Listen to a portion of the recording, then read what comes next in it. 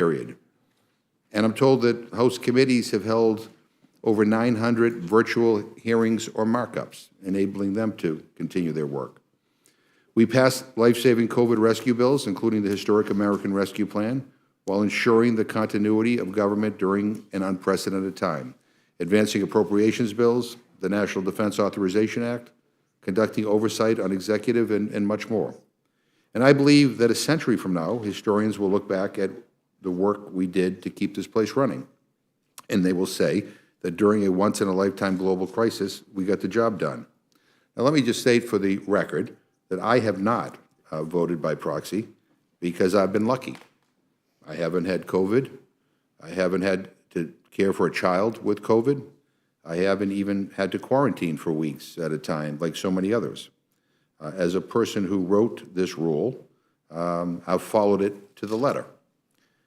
But at the end of the day, I'm proud that this option is available for both Democrats and Republicans, and I'm proud of the fact that even most Republicans have voted by proxy.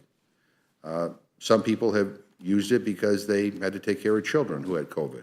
Some people have used it to protect vulnerable family members. I mean, this rule, I believe, has saved lives. That's why I look forward to today's conversation. For example, we have a member on this committee who currently has COVID and will only be able to participate because of the rule we passed. I think there's value to that. We've been able to hear from witnesses from around the world in all of our committees, broadening our perspective and improving our work here. I think there's value to that too. America has changed and Congress met the moment. We didn't get everything perfect. There are certainly things I wish we would have done differently in this role.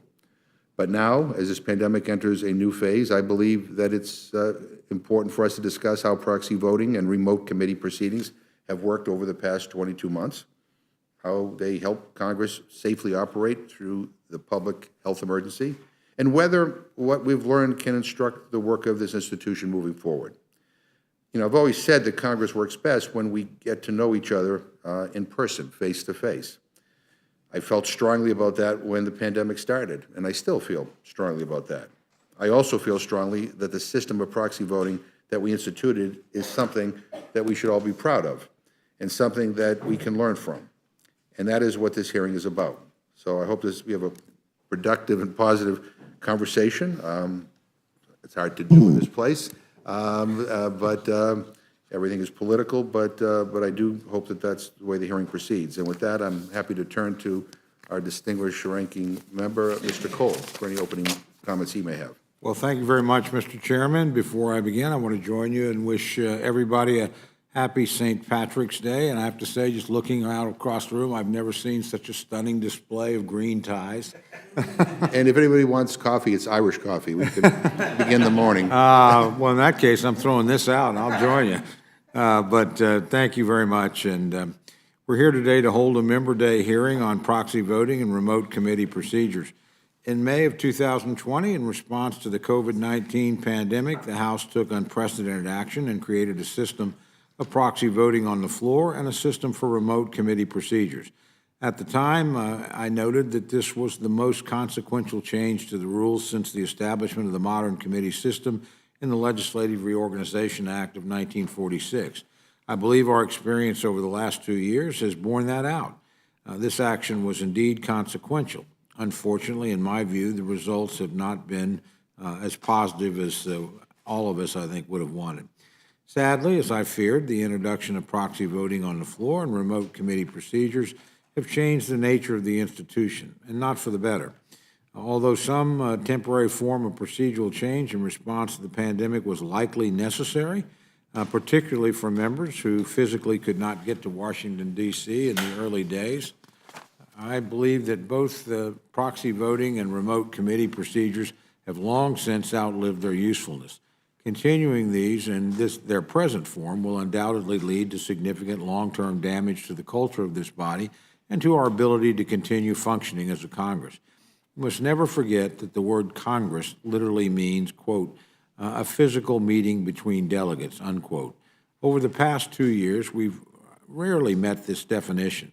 Instead, 2 years on, members often use proxy voting and remote committee procedures to avoid traveling to Washington and consequently never spend time in the same room as their colleagues. I just note that magically proxy voting doubles on Fridays.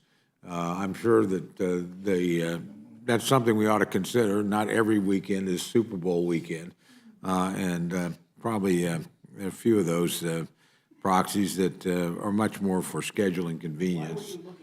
I actually, just because of that attractive green tie, it's eye-catching. I certainly would never accuse my friend of anything untoward. But 2 years on, again, as I said, members often use proxy voting and remote committee procedures to avoid traveling to Washington and consequently never spend time in the same room. The failure to congregate in person has had serious consequences for the culture of this institution. Over the past 2 years, I personally have observed a decline in civility. I think this can be directly linked to the inability of members to get to know one another face-to-face, which is in turn a direct consequence of these emergency remote procedures. The author Margaret Wheatley once noted that, quote, "You can't hate someone whose story you know. In failing to routinely come together in person, we're losing our ability to learn each other's stories. That has helped contribute to rising animosity on both sides of the aisle. Relationships, both between members and with staff, are important, and it's important to have all members physically present in Washington to ensure that these relationships are both created and maintained. In addition, continuing to utilize proxy voting and remote committee procedures has negative consequences for legislating. When members are not present in Washington, that lessens the ability of the institution to achieve consensus.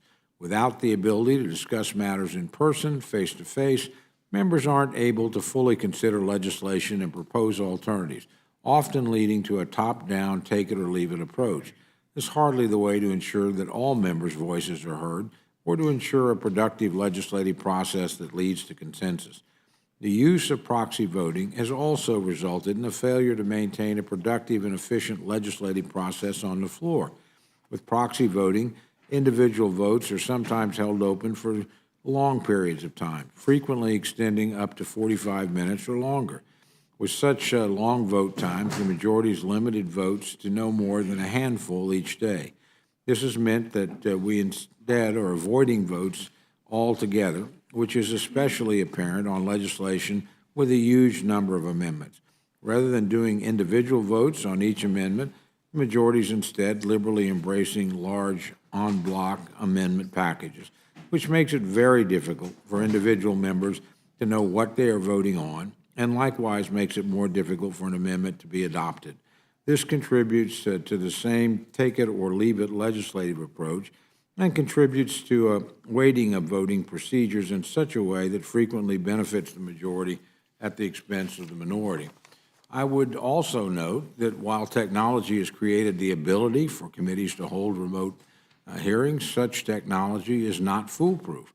We've seen a myriad of problems emerge from these technologies over the past 2 years, ranging from members unable to enter virtual hearing rooms due to technical glitches and low bandwidth preventing members from speaking or appearing on camera. None of these problems exist with in-person committee hearings.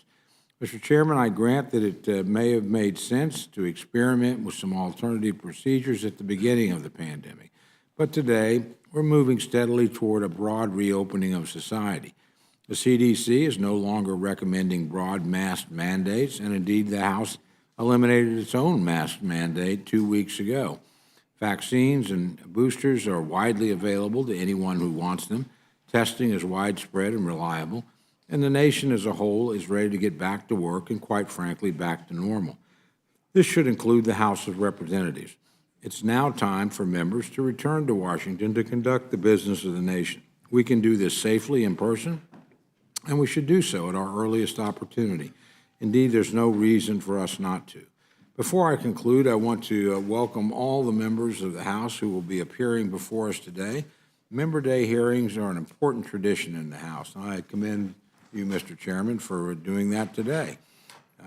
Member Day traditions are, it gives us all a chance to hear perspectives from members who do not sit on a particular committee, and it allows us to hear and incorporate new ideas. I've often found these hearings to be invaluable, and I'm delighted to be hearing from my friends and colleagues today, particularly on a topic that's so important to the future of the House as an institution.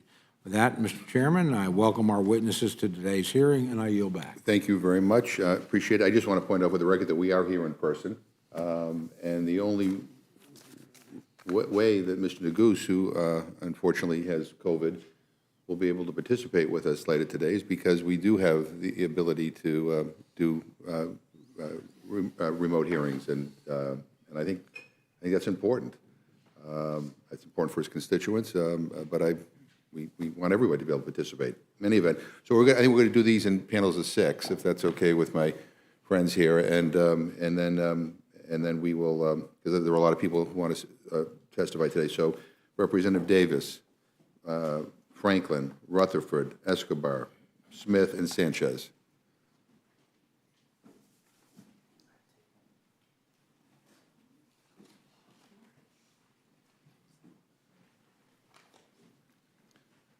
And so we'll go in the order I just. Yeah.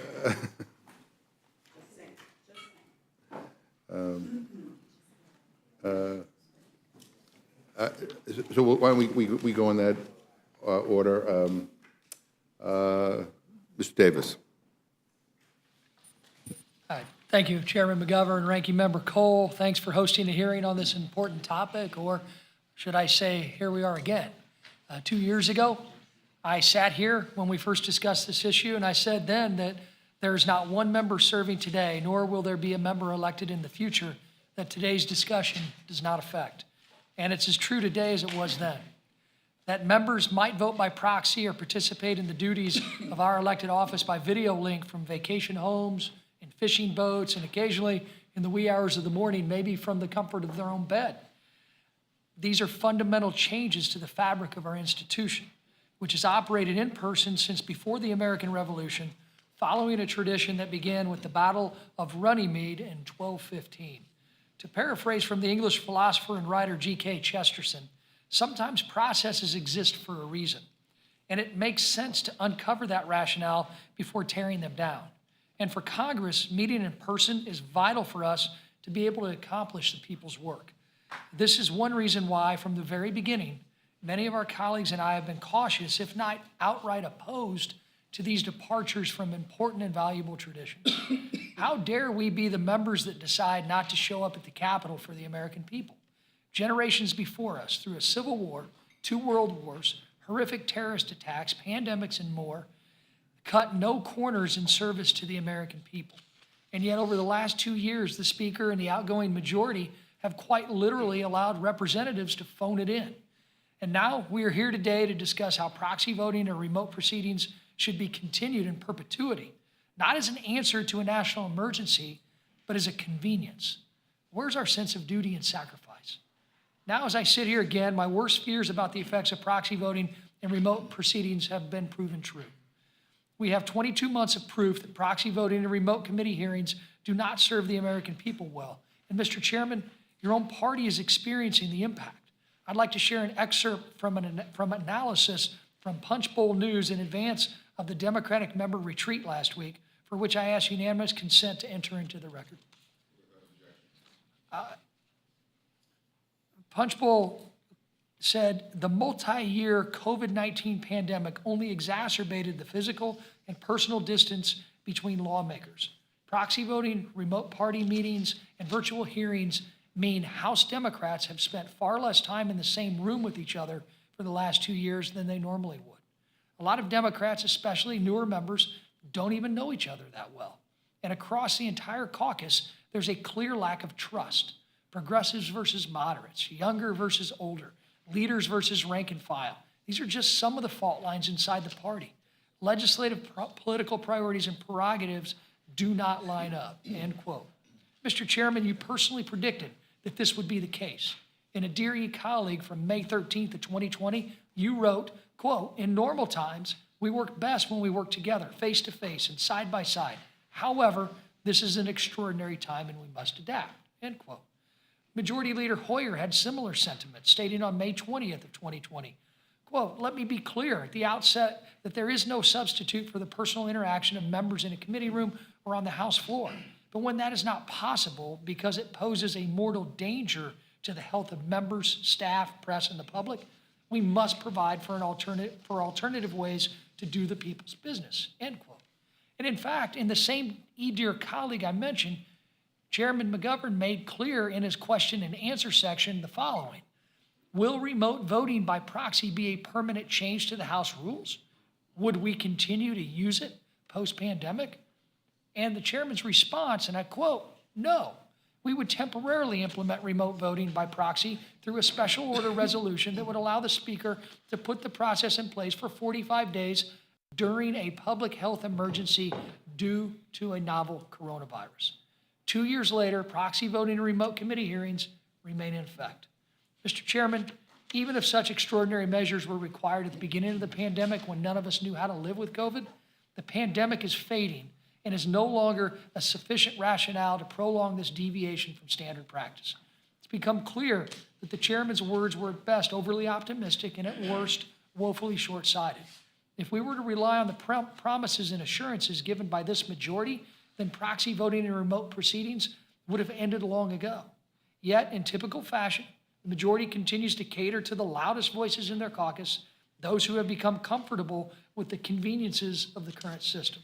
And to be frank, it's clear that this has nothing more to do with the outgoing majority's weak margins in the House than anyone's health or safety. So, President Biden declared earlier this month in his State of the Union address that thanks to the progress we have made this year, COVID-19 need no longer control our lives. I say it's time that COVID-19 stops controlling Congress as well. The state of Congress is not better today than it was 2 years ago. That is undeniable. Governing is built on trust and relationships. Proxy voting and remote proceedings haven't only broken down the communication between Democrats and Republicans, they have done so within the parties, within state delegations, and within committees as well. The halls of the House office buildings used to be corridors of open doors, fostering the exchange of ideas and common ground. Today, the doors are shut, the halls are empty, and the public is locked outside. We are no longer in extraordinary times. We've learned to live with COVID, and threats to the continuity of Congress have subsided. It is time to show up and get to work for the American people, period. If that is not the direction this majority adopts, it can only be assumed that permanent proxy voting and remote committee hearings were the plan from the beginning. If that is the case, I hope you at least will pay the American people the courtesy of telling them the truth, because I assure you, Republicans are here to work. Mr. Chairman, it's time to get back on the job in person, and I yield back. Thank you, Mr. Representative Franklin. Good morning, Chairman McGovern and Ranking Member Cole. Thank you for allowing me to address the Rules Committee on this important topic. I'd like to express my disappointment at the outset that we would even consider making proxy voting permanent. The proxy vote was only instituted in response to the global pandemic, but that pandemic is now shifting to an endemic. The House is moving back to normal operations, thankfully, so the requirement to vote in person must be reinstated. I'm a freshman who's never voted by proxy, and frankly, I took a lot of flack for missing votes last year when I flew home to Florida to make an official event appearance with my governor at his request. Other than those missed votes, I've been present for every other vote. Missing votes will always happen, it always has. Allowing members to skip voting in person, a critical part of our duties, is wrong. Many of my colleagues have abused the proxy vote. We all know it, we do. Some members have missed 31 days of floor votes, the equivalent of 7 full weeks of voting. The American people sent us to Congress to debate legislation, advocate for our constituents, and be present to vote on their behalf. In the 117th Congress, the House has been in session for 124 days. That means some members have been absent for a full quarter of the days that we voted. I don't know a single job in America, outside of government perhaps, where you could skip work 25% of the time and still be allowed to have your job and remain employed. While much of America shifted to telework during the pandemic, many of my colleagues have chosen to hand over their proxy vote to another member for a variety of non-COVID reasons. Colleagues who vote by proxy sign a legal affidavit stating that they are physically unable to attend proceedings in the House chamber due to the ongoing public health emergency. I'm not a lawyer, but it's worth noting that an affidavit is, quote, "a written statement confirmed by oath or affirmation for use as evidence in court." I've seen colleagues attend virtual hearings in their cars while en route to events in their districts, stand outside the Capitol holding press conferences while others voted their proxy inside the building, or even post on social media about their exotic vacations taken during vote days. But they submitted affidavits swearing they were physically unable to attend proceedings in the House chamber due to the ongoing public health emergency. And we wonder why the American public has such a low opinion of Congress. The truth is, many of my colleagues on both sides of the aisle, and it is truly both, like the convenience of proxy voting, but that's not good enough reason to shirk our duty to the American people. It's disgraceful and it needs to stop. The success of this institution relies on personal relationships and our ability to make the case for priorities that our constituents need. We need to build coalitions to get our bills across the finish line. We cannot advocate, build coalitions, or effectively serve the American public over Zoom or voting by proxy. As you debate this important issue, I would ask you to drill down to the heart of the matter and ask yourselves this question. Would permanent proxy voting make us a better functioning institution? And would it better serve the American public? Based on the abuses I've witnessed, I am certain that answer is no, and I think you know that answer too. I thank you, Mr. Chairman. I yield back. Thank you. Mr. Rutherford. Thank you, Mr. Chairman and Ranking Member and committee members. First, let me say that I have never proxy voted. I also refuse to participate and assist other members who wanted a proxy vote. And that's because I believe it's a fundamental role of every member of Congress to be here in D.C., to be present, to cast a vote, and to do their committee business. Thank you. That's what taxpayers pay us to do. Unfortunately, proxy voting started out as a solution to pandemic challenges, as the chairman eloquently said earlier, but it has now devolved into a method of convenience for some members to avoid their responsibilities. In our changing world, it's easy for folks to, and it's understandable that they would compare proxy voting to working from home, but they are not the same. You see, here's the thing about proxy voting that many folks don't understand. Members don't need to be physically present at their computer to cast a vote. And so they simply have another member submit a vote on their behalf. It's not the same as working from home. When a proxy vote is placed, as was mentioned earlier, a member of Congress must submit a signed document that explains the absences due to the ongoing public health emergency. Now, this made much more sense when COVID-19, at the beginning of the COVID-19 pandemic, back before we had vaccines and therapeutics. There's no excuse anymore, Mr. Chairman. It's being used for convenience, not fear of illness. You don't have to use hypotheticals to see how this situation is ripe for abuse. Instead of being present for a vote, my colleagues have gone to political fundraisers, campaign events, space shuttle launches, and many, many other non-work related get-togethers. In a notable instance, one person even called into a committee hearing from his boat. In fact, there are a few members who have only been up to DC a handful of times since the proxy voting began. That's unconscionable. They've only been to Washington, DC a handful of times since proxy voting began. In fact, I know one who's been here, I think, one time. And the only reason he came then was because you couldn't proxy vote for the speaker. So it's obviously being greatly abused. It's no longer about the pandemic, and this committee must end this practice. We cannot create a scenario where the main function of a representative, which is voting on legislation, can be done while a representative both physically and virtually absent. In the most recent Gallup poll, 75% of Americans said they did not approve of the way Congress is handling its job, 75%.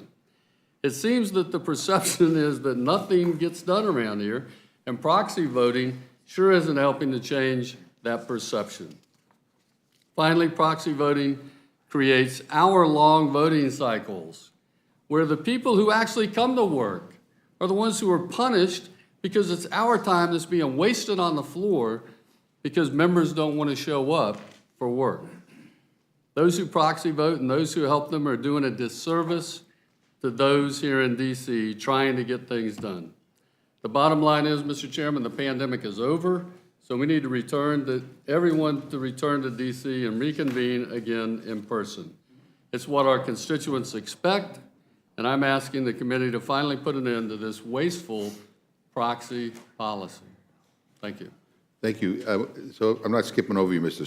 Smith. I'm going to order Ms. Escobar. Thank you so much, Mr. Chairman. It's good to be back in the coziness of the Rules Committee, and I want to apologize to the members behind me for giving them my back. This is a great conversation, and I think it's really important that we all listen respectfully to one another to really, truly try to come up with a productive and good path forward. I had the incredible privilege of serving as the El Paso County Judge for many years, and in Texas, the county judge is effectively the head of county government. And when I came in, we had no continuity of operations plan. And that was one of the first things that I knew I had to do, because if we had a flood, or if we had some kind of storm, or if we could not get into the building, we had to have a plan. And as I began engaging with other organizations about their approach, it really became very clear to me that every major organization needs to have a continuity of operations plan. And Congress did not have one when the pandemic hit, and I am proud that we came up with a plan. Could it be more efficient? I think we could be more efficient. Should we have boundless proxy or remote voting or virtual meetings? I don't think we should. I think and I don't think it needs to be an either-or proposition at all. I think, and Mr. Cole, I agree with you. I think the human contact and interaction is so important when we're talking about policy, when we're trying to come together, when we're trying to find ways to solve some of our great challenges. And yes, it's true, Congress is so divided. I personally blame extreme gerrymandering for that, where, folks are able to pick their own districts, and we're getting further and further and further apart. That's something I hope we do solve at some point, because we've got to do a better job of working together, and we've got to come together to do that. But I think that we're in a moment where, and it's not just Congress, but I think all of America should learn from the past 2 years, and every organization should learn from the past 2 years. And that means looking at what worked and what didn't work. That means looking at best practices, and it means looking at where we might have failed, so that when the next pandemic hits or when the next emergency hits, we are ready, we are prepared, and we're approaching all of this thoughtfully. But when it comes to bringing Congress into the 21st century, as I mentioned, does not have to be an either-or proposition. What I would like every member on this committee to think about is every time you've had to make a decision between being with your loved one for the birth of a child or a grandchild, or attending your child's graduation. I remember when my son graduated from college, I remember praying when I texted him and asked him, when is your graduation? I really, really hope that that's an in-district work week so that I don't have to make that decision. Thankfully, that momentous occasion landed during an in-district work week, and I was able to change my schedule around, and I could attend my son's college graduation. How many of us have had to make the decision between showing up for work sick or missing votes? Again, it doesn't have to be either or. I think we can be not just grown-ups about this and trust one another, but I think we can approach this in a practical way. So if we create rules around this prospect, let's say every member gets 20 proxy day votes, and so that every member gets a certain number of days where they can proxy vote. If they want to spend those 20 days attending, in-district events or attending, saving it for sick days or saving it for special occasions that they know are coming up that year. That should be the members' prerogative. We should treat members like adults. And outside of a COVID pandemic, outside of an emergency where we need this continuity of operations plan, then we should allow Congress to operate in the same way that most other organizations operate. And that way we preserve the integrity of the institution. We maintain the advantageous nature of being in close proximity with one another that helps us chart out a path for policy and for relationships. But we also allow members the ability to be there for a birth, to be there for a funeral, to be there for an important event in their lives, or to stay home when they're sick and to not have to make the decision between casting a vote on behalf of their constituents and these important life events or in-district events. So my hope is that we can be reasonable and that we can look at Congress in a way that where we acknowledge the fact that we are all human, the fact that we all want to do the right thing by our constituents. I hope this conversation does not devolve into pettiness or finger pointing.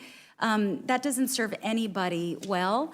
And again, as my Republican colleagues have noted, on both sides of the aisle, we have seen abuses, but we have also seen people recognize the challenge that we faced for 2 years as we tried to keep one another safe and ourselves safe and our families safe. So with that, Mr. Chairman, Ranking Member, members of the Rules Committee, thank you for this really important conversation, and thank you for the opportunity that you've given me to share my own views. Thank you very much. Mr. Smith. Thank you, Chairman McGovern, Ranking Member Cole, members of the committee. It's always a great opportunity to participate in a hearing in the Rules Committee. The American people have a lot of reasons to be upset with the direction of our country. Inflation just hit nearly a 40-year high last week at 7.9%. We have the highest gas prices in 13 years, and we've seen more than 2 million illegals cross the southern border in the last year. These are the kind of national problems the American people want Congress to solve.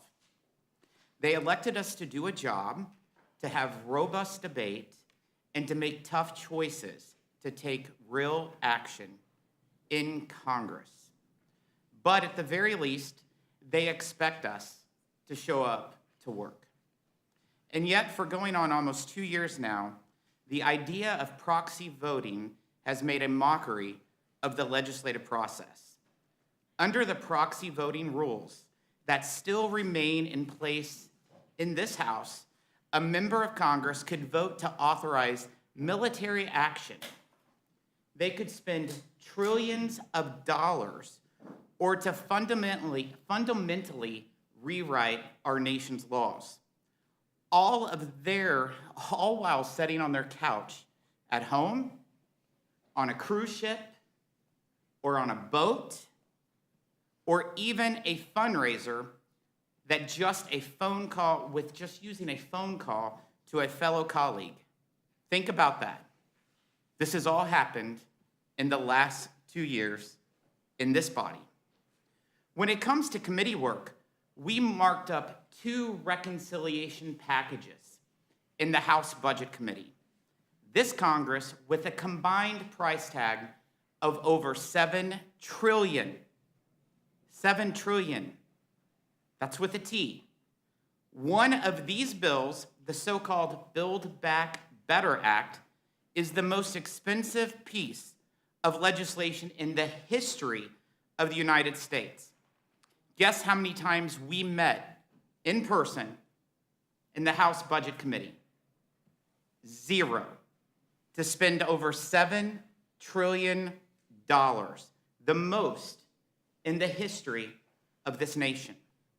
The American people have had their lives turned upside down for the last 2 years. In some cases, their lives have been destroyed completely and entirely. The very least Congress can do is we can show up for work. Like many bad policies in history, proxy voting starting out as a limited measure. Back in May of 2020, it was authorized for 45 days. 70 House members proxy voted then.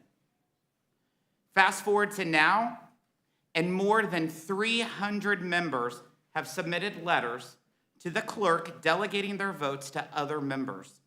Speaker Pelosi has extended proxy voting not once, not twice, but more than 10 consecutive times.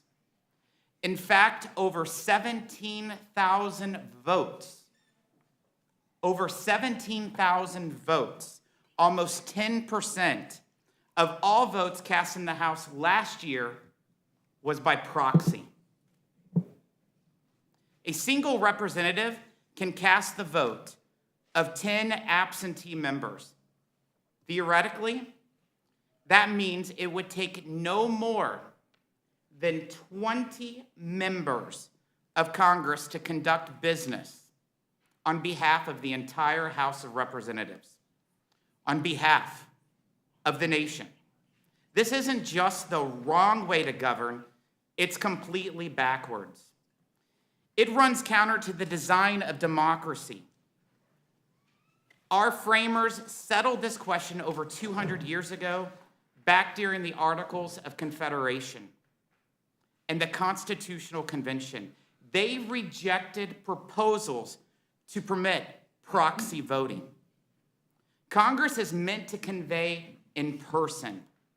For over 230 years, we've operated with in-person quorum calls and voting during pandemics and world wars. In 1814, when the British set fire to this building, Congress convened in a hotel until the Capitol was rebuilt the next year. During the Civil War, troops were trained on Capitol grounds, and they were even quartered in the House and Senate chambers for a brief time. Despite all that, Congress, guess what? They still convened in person. In 1918, during the Spanish flu, considered one of the deadliest pandemics in world history, Congress still voted in person. The job is not meant to be easy. We all knew that when we signed up to represent all of our constituents. Nor should we make it easy by phoning it in. We are each responsible for representing hundreds of thousands of hardworking, good Americans that should be able to depend on us to show up for work, just as so many of them have done, especially during this time of crisis. With that, I'm thrilled to take any questions. Well, thank you. And just as a personal favor, we want to have a productive conversation here. And so I would, some of us take offense when you refer to people as illegals. And I would hope that we can stay away from that kind of rhetoric so we could actually have a conversation about the topic here. But I find that, to quite frankly, be offensive. But Ms. Sanchez. Thank you, Mr. Chairman. I would agree with that comment. I want to thank you and Ranking Member Cole for the opportunity to testify about proxy voting and how we can adapt the rules of the House of Representatives to the realities that face working parents and, in particular, working moms. It's ironic that one of the biggest leaps forward that this institution has taken to being more family-friendly was actually caused by a global pandemic. When I gave birth to my son in 2009, I was only the 8th member of the U.S. Member in U.S. history to give birth while serving in office. Nearly 13 years later, I'm still one of only 11 members of the House who have given birth while in office. In an institution that has always been dominated by men, There are all kinds of issues that disproportionately impact our small club of moms in Congress. And we have to face many of those rules that were created back when only men, quite frankly, served in this institution. Some are easily solvable, like, hey, installing a women's bathroom near the House floor, which we didn't even have until 2011. That was 13 years after I was first elected. But there is one obstacle to raising children as a member of Congress that has never been easy to solve, and that is the schedule. We all understand the obligation to serve the constituents of our district, which means day or night, rain or shine, and we show up to do the people's business. But too often that obligation means we, as parents, have to choose between taking care of our children when they are sick or hurt, or making sure that our constituents' voices are heard. I want to put a little context into some of the challenges that working moms in Congress face. I come from the state of California. I represent a district there. Washington, D.C. is approximately 3,000 miles away from my home. All of my family lives in California. When I chose to give birth, I chose to do it in Washington, D.C., knowing that I would need to go back to work pretty quickly after the birth of my son. I had intended to take 4 weeks of maternity leave to heal from the cesarean section that I had to undergo in order to give birth to him. I had to actually get up out of bed 2 weeks after my cesarean section to come and vote in the House of Representatives on an important vote. I wonder how many of you, after a major surgery in which you have stitches and are told by your doctor that bed rest for 2 to 3 weeks is recommended, would drag yourself out of bed to come to work and cast an important vote. But I did it, and I understood the sacrifice, and I'm proud that I showed up for work to do that. But that does not mean that we cannot build in flexibility for those types of situations. I'll never forget when we were facing a government shutdown, and my son was a toddler, asleep in his bed at night. We got called in to vote at 11:30 p.m. at night on a Saturday. What person here knows the specific challenge of having to find childcare for your child when all of your family is 3,000 miles away and you are here by yourself and you have to go in to vote? It's a question of either waking up your son and taking him to the floor with you, which I have had to do, or knocking on a neighbor's door and begging them to stay in your home with your son asleep until you can return from votes. Those are the realities that moms in Congress face. We shouldn't have to make that difficult choice to choose between our families and our obligations to our constituents. I have been here in Congress when I've gotten a call that my son was injured at school and I had to take him to the emergency room. And I had to miss votes. And then you get criticized for not doing your job or being there when you are supposed to be there. It's a special kind of situation that women encounter. Some men as well. I don't mean to, to overgeneralize, but more particularly, the burden falls on women who are still the primary caregivers for young children. When you are forced to choose between your family and your responsibility to vote, it makes you feel like you are letting one or the other side down. And that is a hard thing to live with. But if proxy voting had existed back then, I wouldn't have had to make those choices. Congress wasn't built for working mothers, and it really shows. And for those who are arguing the historical rules and our founding fathers and the rules they made, remember that when those rules were created, women were not at the table helping craft those rules. Women were not even allowed to vote. In fact, in those times, women were actually property. Make no mistake, with health care and the salary that I earn, I'm more fortunate than many women, than many working moms. But if we want the United States Congress to look like the people that we serve, we have to be more flexible for parents. Preserving the option to proxy vote will help us do so. And I agree with Veronica that with proper safeguards, we can reduce the abuses. I can honestly say I've never proxy voted from a boat. I've never proxy voted from my couch. I come into work and I do my work as best as I can, but there are emergencies that come up in which proxy voting makes life just a little bit easier for me. I want to thank the chairman for this opportunity to give a perspective that is not often heard here in the hallowed halls of Congress, and I yield back. Thank you very much. Let me thank all of you for your testimony. Just a couple of things. I just want to clarify for the record. It was mentioned the 1918 epidemic was mentioned. Let me again remind my colleagues that the House back then was unable to function without unanimous consent agreements because many members couldn't attend in person because of the pandemic. They even needed unanimous consent to pass an urgently needed bill to get doctors to rural areas after days and days of negotiating. So let's be honest, does anyone here think we could get a UC for something like that today? I mean, we can't even get a UC to fix a typo in a bill. So, I mean, let's be realistic about what the reality is in this Congress. Proxy voting and remote committee procedures have allowed us to continue our work as normal, unlike in 1918. So I don't look at 1918 as, oh boy, that's our model. If you think it's our model, then I would again urge you to go back and read your history. Secondly, the notion that people are not working if they're not in this building. Maybe you know people in your conference who that was the case for, but I don't know anybody. Most of the people I know who have been operating remotely during the pandemic, we're working pretty hard. I mean, we did remote hearings. Sometimes they went really long. I mean, I wasn't sitting on my couch watching TV. We were engaged in trying to move legislation forward.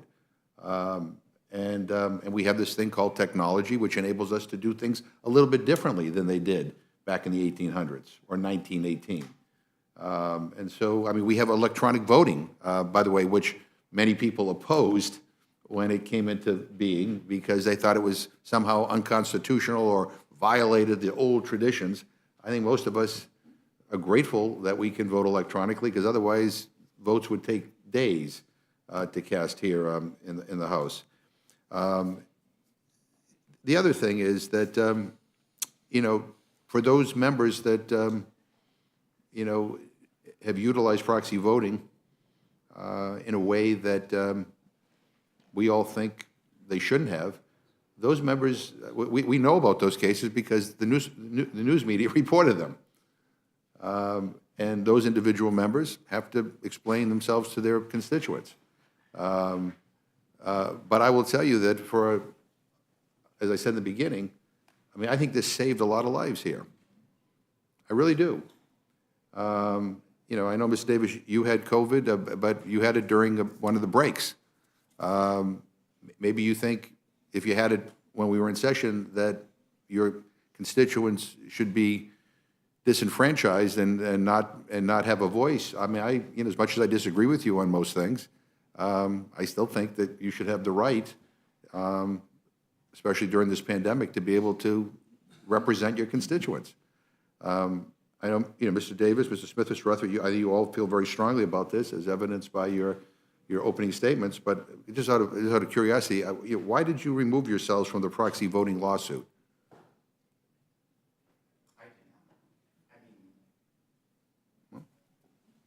Yeah, you did. I mean, we're told your names are.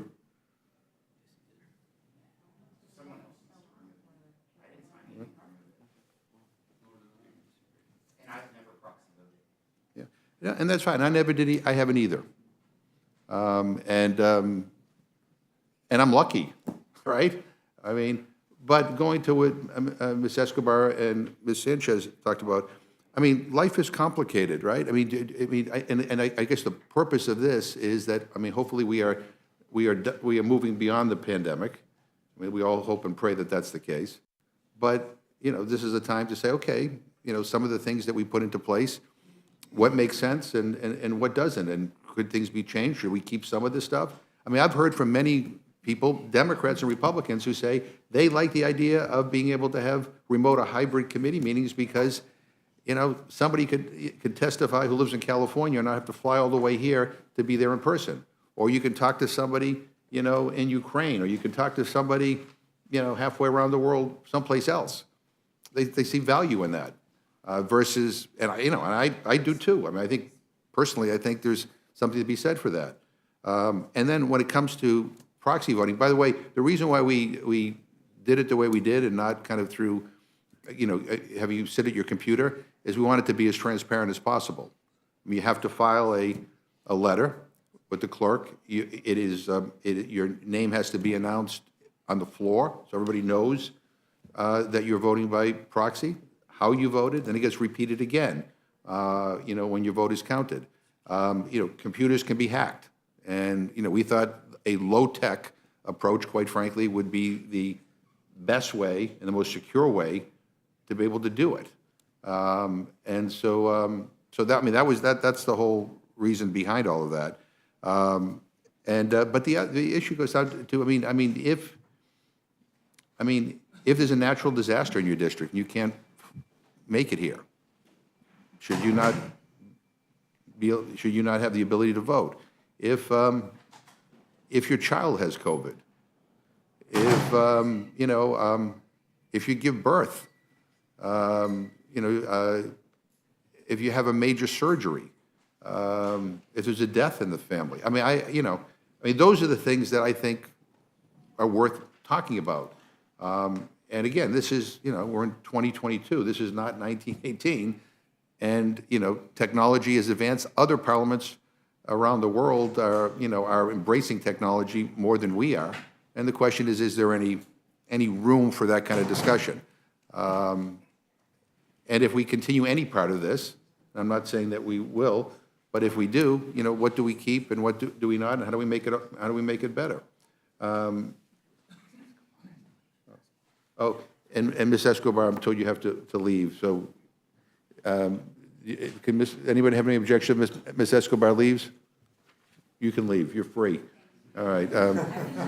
You have in the room. But thank you very much for your testimony. I appreciate it. I just think this deserves a more serious conversation than just the usual political, everything's perfect or everything's bad. This is a lot more. This requires a lot more thought than that. And again, the idea that this is the cause of the polarization in Congress. Give me a break. All right. I have thoughts on why Congress is so polarized, and a lot of it has to do with the aftermath of January 6th, among other things. But we won't go there. But to say that this is why things are the way they are. We spend an inordinate amount of time here together, even during the pandemic. So I don't think that that's the reason. But anyway, I'll yield to Mr. Cole. Well, first, if I may, Mr. Chairman, I think Mr. Franklin probably needs to leave as well, so we'd ask unanimous consent that he be allowed to leave. You're free. You're liberated. Thank you very much. And Ms. Sanchez has to leave too. And I just say one thing? I just want to clarify for the record here. At the Supreme Court petition from September 2021, and it clearly says the only remaining parties were Minority Leader McCarthy and Representative Roy on the suit. So I don't know. You got cut. So anyway, I yield to the gentleman. Thank you very much, Mr. Chairman. Before I begin, I'd ask unanimous consent to insert for the record the statement of Republican Leader McCarthy. Without objection. Thank you very much, Mr. Chairman. Leader McCarthy was unable to be with us in person today, but I hope I took the time to actually read it. Yeah. I think that probably would contradict his position, but again, he's got things to do. It's not unusual for us to submit statements for the record. I think my friend's done that for his colleagues on many occasions. We happily accept it. Thank you very much, and I hope you have a chance to read it. It's actually, I read it this morning. It's actually quite good. And like you, Mr. Chairman, Leader McCarthy's never proxied, and that he feels very strongly about that and what this does long-term to the institution. But that's why we're having the discussion today. Let me begin, Mr. Davis, with you, because I consider you actually one of the great institutionalists of the House. You worked as a staff member for a lot of years, I think 17 years, if I recall right, before you became a member of Congress. So you know the institution very well. You've looked at it from a variety of perspectives. And I've had a number of colleagues make the point that, private sector has adapted to the pandemic through expansive work from home, leading to, good results for them. In your view, how is Congress different? And what would you say to those who say Congress should adapt to 21st century, set of conditions or rules and maintain, as opposed to maintaining the procedures that have existed before, modern technology? Look, there is modern technology, and we have adapted, which is why we're having this discussion. But in the end, I think our jobs are much different than many in the private sector. Our job depends upon interaction. Our job depends upon being able to work together. And I can't tell you, countless times I've had conversations with my colleagues over my tenure in Congress on the floor, an idea that I say, take to your leadership, and I'll take it to my leadership. And you know what? And sometimes those ideas become law. But it takes being able to be on the floor, be together. That, to me, is what the American people want us to do. We have been required to come vote in person until this proxy voting was allowed. And it was, even, Mr. Chairman, you must have changed your mind considerably over what you stated when these proxy rules were put in place, that they would only be temporary, that you agreed that we didn't need to make this something that was permanent. If that changes, that's okay, but I have not changed my opinion on this, and I think it has torn the fabric of this institution by tearing us away from being able to be with each other. Let alone it's turned votes into days. At some point, we've got to get back to the 15 minutes, 5 minutes, maybe even, I know it's probably folklore, but we used to actually have 2-minute votes around this institution. That cannot happen under this proxy system. But if you look at many jobs in the private sector, Mr. Cole, have been able to take advantage of technology. But a vast, overwhelming amount of jobs in this country are requiring people to get back into the office. And let's not forget those individuals who kept coming to work every day during this pandemic. And we should learn from them being able to operate in a normal economy, in a normal situation. I mean, we saw grocery store workers on the job every day. Now, was there a higher prevalence of grocery store workers passing away from coronavirus infections? No. We can work together. We can be around each other. We can make this place work again. We can harass each other like Ed and I do on a regular basis. But we can't do it when Ed's proxy voting, because I won't. He hasn't been on our remote hearings. Ed Perlmutter gets harassed all the time. He may well be the most harassed member of Congress, but he's earned that right, and he gives as good as he gets, Mr. Chairman. Let me ask you to elaborate on something. You mentioned this in passing, but I just add this as an observation myself. It's really unique, even on our own staffs. What works face-to-face and what doesn't. I've found my caseworkers are able to do a pretty good job remotely. Obviously, my field representatives, not so much. So I take my friend's point that, it might be different for different occupations or even for different positions within the same occupation. But I think we are different, and I do think, for the institution to work well, and again, I'm not saying this to be critical of anything that was done during the pandemic. We're not under the same conditions that we were 2 years ago. So I would hope we don't maintain the same regimen that we did 2 years ago. And we've learned some things in that 2 years as well. And I want to commend this Chairman for having this discussion. I think it's a good discussion.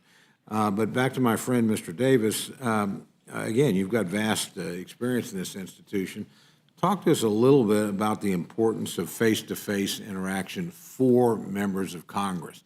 Might be a lot different for somebody else in a different profession. But again, you've seen this animal from about every direction. Why is that, in your view, important for us to maintain and get back to as much as we can? Well, as I mentioned earlier, I have countless examples of me working in a bipartisan way with my colleagues who I've gotten to know because we've been able to interact with each other personally, and we've turned ideas into law that benefit all of our constituents. But that wouldn't have happened if I didn't have the chance to actually socialize, get to know them in an in-person setting. And when you look at where the institution is, I agree with probably everybody in this room. This place has never been more polarized in my career. It is as high of political temperature as I've ever seen it. And I think the only way that we can bring that temperature back down again and begin to see us all work together is to focus on getting together in person, focus on that face-to-face, focus on in-person committee hearings. I used to work in the district office. When my former boss would come home, he was in the district doing district work, meetings, one-on-ones, open office hours. We have seen this majority hijack the days that should and could be used for district work period with remote hearings because it's convenient, rather than doing those hearings in person. And those hearing rooms in person are a great way, and as you know, it's a great way to look around this room. You guys spend a lot of time together in rules, but you get to know each other. And you get to discuss, debate, and disagree, and then you go have a beer together. Then you go crack a joke together because you realize it's more about personal relationships. That is what is not happening with remote proceedings. That is not what is happening with proxy voting. We are getting away from what our forefathers envisioned. And I know there are plenty of times that many members of Congress throughout history had to make the tough decision to miss some votes. I had to do it to go back for my wife to get a colonoscopy checkup. It was during a probe season. My percentage of voting went down substantially. But you know what? If I'm criticized for that, I'm very happy to remind whomever's criticizing me of the reason I missed those votes. It should not be an excuse to give people an excuse not to come to work. Well, I couldn't agree more. I have to tell you, though, as much wonderful time as we spend together up here and as good friends we are, it's still 9-4, pretty much every vote. So, and I say that to make the point, each committee is really different. And I just want to add this before I get to my last question to my friend. I want to single out a committee chairman that I think has done this extraordinarily well, and that's Chairman DeLora of the Probes Committee. We certainly had remote hearings and whatever, but every markup we did was in person. We'd go to the Ways and Means meeting, we'd socially distance, we'd put on our mask.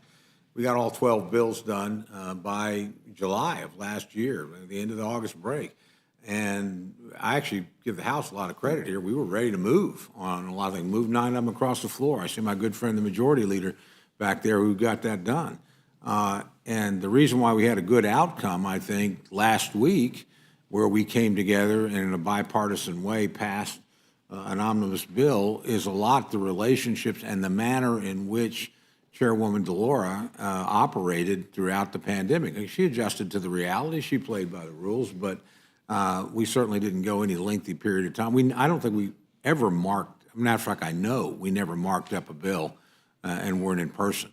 And that makes a huge difference in terms of the amendment process and everything else. So again, I think there are a lot of lessons to be learned there, and she did it the right way. And I think that made it possible for a lot of Republicans who had not supported any of those bills last year, but once the bargaining was done, and hey, this is my concern here or whatever.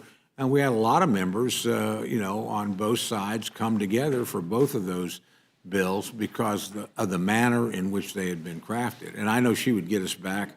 No, I don't presume to speak for her, but everything she did would suggest to me that she likes the traditional give and take in committee hearings. She conducts it very fairly and very openly. We don't win a lot of votes because we're not the majority, but we have our opportunities. And again, it just built a lot of good relationships and helped us a lot last week when I think we really needed to come together and get something done for the country.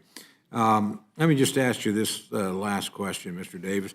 You've mentioned that 22 months, in your view, has provided a lot of proof that proxy voting and remote proceedings do not serve the American people well.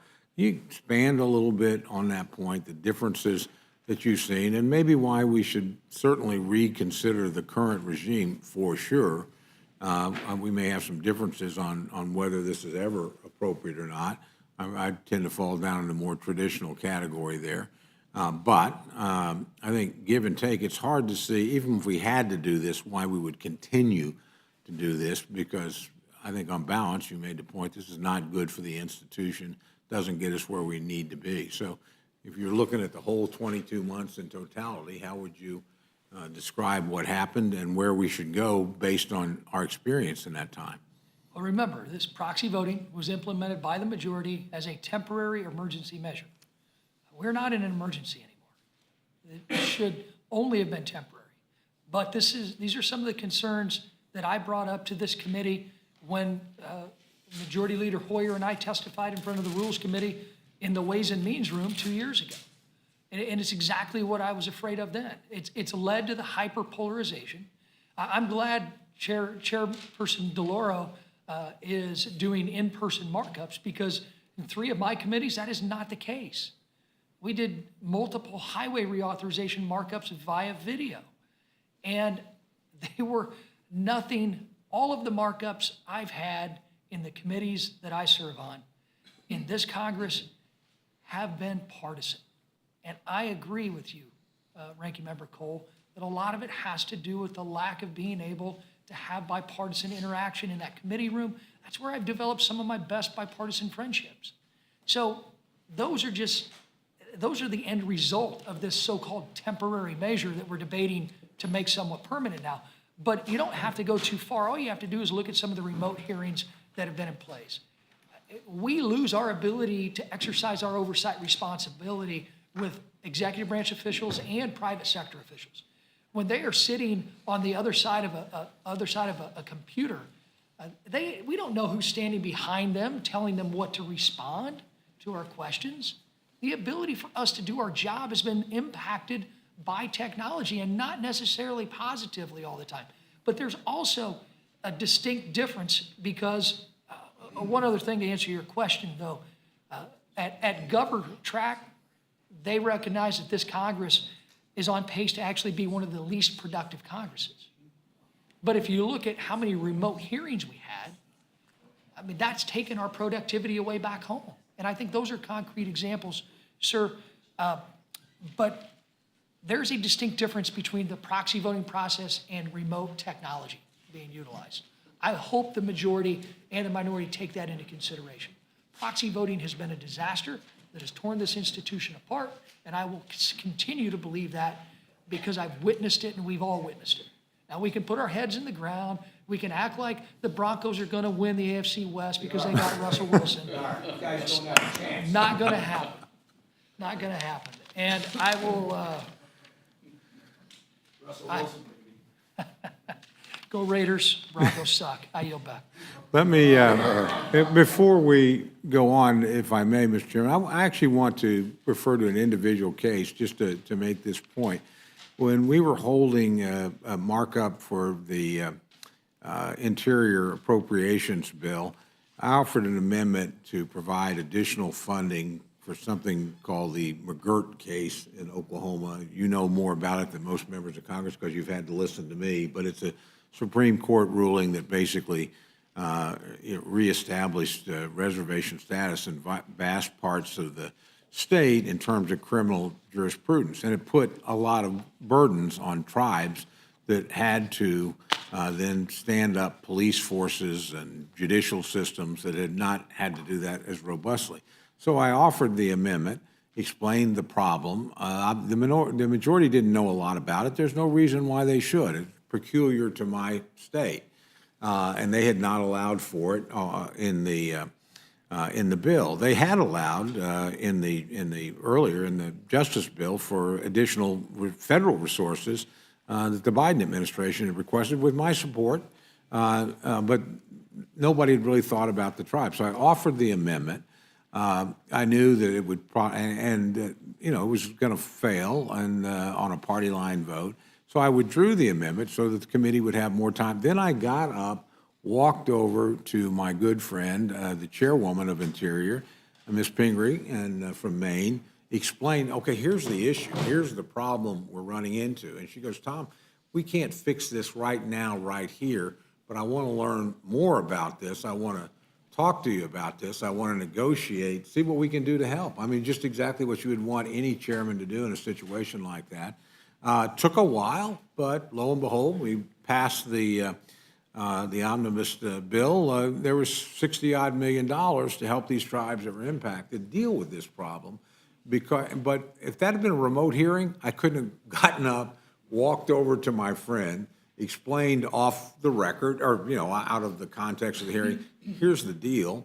We've worked together on a lot of things. She's a terrific appropriator and very sympathetic on tribal issues, very knowledgeable about them because there's certainly tribes in Maine. But the point is, the more of that kind of action we have, the more a lot of problems can be taken care of. And it certainly made it much easier for me to vote for that bill when it happened, and much easier for us to address the problem.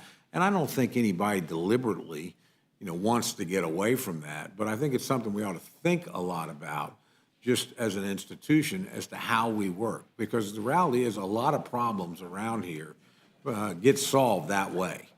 They get solved not even in the hearing, but because we're all together in the hearing, you can get up, walk over, here's the deal, here's why I'm offering this. Last thing I want to do is put you in an embarrassing spot. I'm going to withdraw the amendment because I don't want to get you down as a no right now until you know more about it. If you're still no, that's fair enough. But, again, we lose that kind of thing. So, again, I want to commend you, Mr. Chairman, for having, again, this hearing so we can have this kind of discussion about where we want to go and how we want to operate in the future. And so Mr. thank you Cole? very much. Mr. Cole, Yes, can I- certainly yield, my friend. One last thing I hope the committee considers. If, and I think when, the majority changes, I mean, many of these policies may change in the rules package. So consider this now. We're talking about a matter of months that you may want to try to implement technology and processes that could be changed by new leadership in this Congress. So want to make sure that the committee considers that as you're moving forward. Well, thank you. And again, Chairman, thank you very much, and I'll yield back. Yeah, thank you. And let me, again, remind people why we're doing this hearing, right? I mean, we don't have a bill to do anything right now. We thought this would be an appropriate time to hear what people thought about what has been in place. Some want to keep things as they are. Some want to get rid of everything. You heard Ms. Escobar come up with a kind of a creative way to approach this. Others have different opinions. So this notion that somehow, here we are, continuing this forever. I think that's what we're trying to get information from people about what worked and what didn't work. I would just say I really have to take issue with the fact that somehow this is the least productive Congress. I mean, a historic infrastructure package that many of you guys voted against but are taking credit for in your districts, the American Rescue Package, incredible legislation to combat the COVID pandemic. I mean, I go on and on and on. You may not like all the things that we produce, but to somehow say that this has been the least productive Congress, I think just defies reality. Mr. Perlmutter.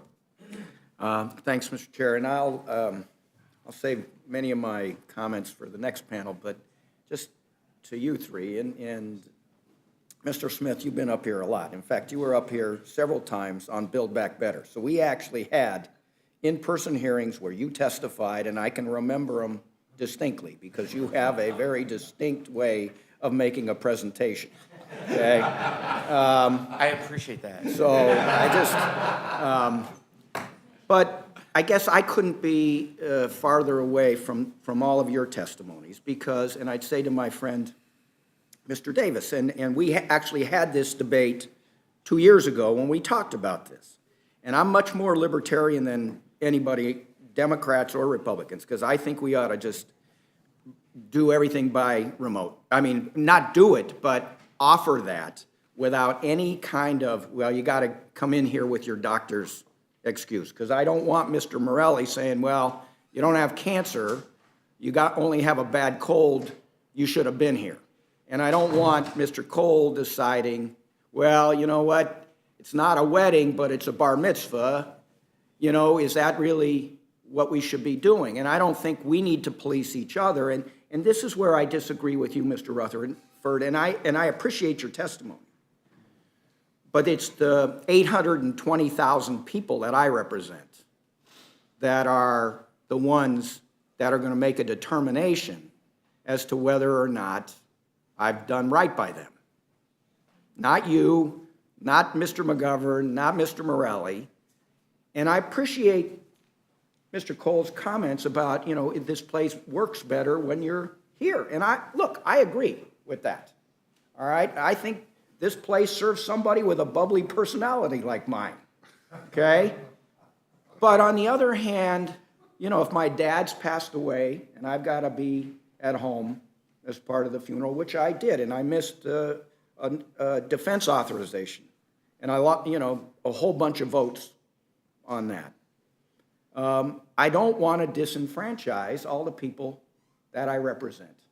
And I could have been able to at least participate in that and not miss those particular votes. So, I personally think that this thing has worked out well. One of my best friends now is, and he'll probably deny it, is William Timmons. And the reason we became close is we were on a Zoom where you're facing everybody, actually, as opposed to the way, and you and I are supposed to be in another hearing right now as to how we set up the committee rooms, instead of, either looking at the back of somebody's head or in opposition, which leads to conflict. It doesn't lead to collaboration. This one's a little more, we're closer, we can see each other's face, but in most committees, you can't. And we had some downtime. We started talking. I brought up something, he responded, everybody kicked in, and all of a sudden, we had a conversation on Zoom like we rarely have in a committee room. And it became, one of my best buddies here. So it's what you take advantage of. How do you use the technology? And we have the technology. We gotta be in this century. Can't just deny where we've come. I mean, Sanchez's testimony is about as compelling as anything I've ever heard. It really does. A young family you got to give them a break so that they can represent the people that sent them here. So I'll yield back. I was curious, Mr. Davis, who wrote that Punch Bowl News thing that you read? Did you? It must have been one of their crack reporters, Ed. Okay, all You'll right. have to ask them. No, I mean, this place, you've got to, you said, and I think you almost proved the opposite of the case. You say, on the one hand, let's really speed up votes on the floor so we can get out of here and not waste people's time. But at the same time, you said, let's all be together because then we really, get along and we come up with new ideas. But you're not together when you have a conga line of proxy votes, because everyone who's casting that proxy vote is not there. But I hear you on that, but on the other hand, what I'm saying is if we're before or after, if we're here and we take time, let's say we make everything 15-minute votes, whether we have proxy voting or not. You think that's going to make the place better because now you and I can visit a little more? Maybe it will. I mean, that's your testimony. There have been plenty of times that I probably think we've had better conversations walking back from votes in the hallway. True, or playing catch. Or playing catch. But those are the things that the institution has not been positively impacted by proxy voting. Would the gentleman yield I just certainly. for a quick question, a quick point to my friend? And this isn't meant in any sense other than just an observation. I will tell you one of the things that has bothered me the most about what we've done is the extensive use of en bloc deals. And the reason why is simply we're all confronted with this deals where there's maybe one you agree with and 10 votes. And you put them in these things, and we all know who the Republican ones are, the Democrats ones, the bipartisan ones. And so a lot of amendments that might otherwise have passed or gotten serious consideration just simply don't. That's nobody's fault. I'm not being critical of anybody. But that's something I would like to see us get away from and back to the 2-minute vote, because it's an individual vote. then I can vote for something that one of my friends offers on the other side without voting for the 9 things I disagree with when I really want to. And it does push us into partisan things. Now, again, I don't blame that on anybody, but that to me is something I would really like us to get rid of. and go Reclaiming my back. time, I agree Certainly with go you. back. I agree with you 100%. I'm just trying to say if what we're looking for is that we all be together all the time on the floor, because then we'll come up with better ideas and more collaboration, okay. But then on the other hand, you say, well, let's speed it up and get out of here. I mean, you can't have it both ways.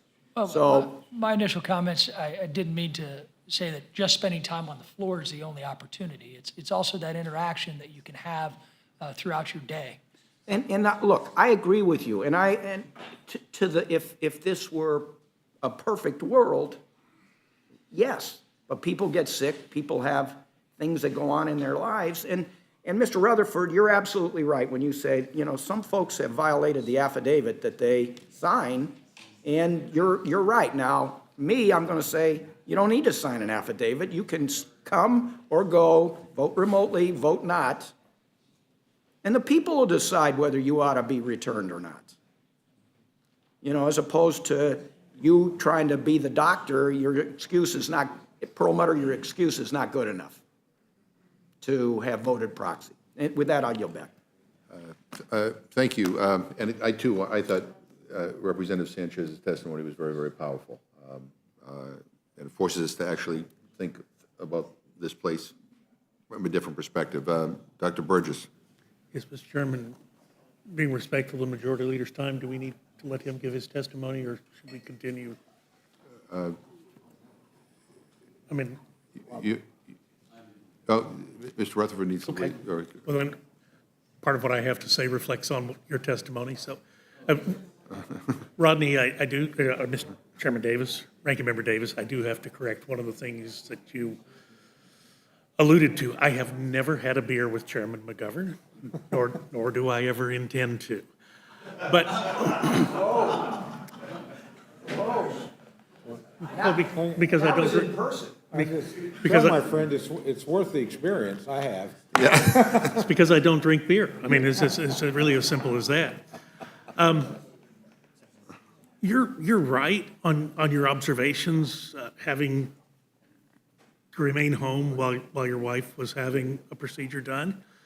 One of the problems that's been encountered with the length of time that we've been in this proxy voting situation is that we've got a 5-vote difference between Republicans and Democrats. There are times when I would have missed a vote in the past and been able to justify it to constituents back home.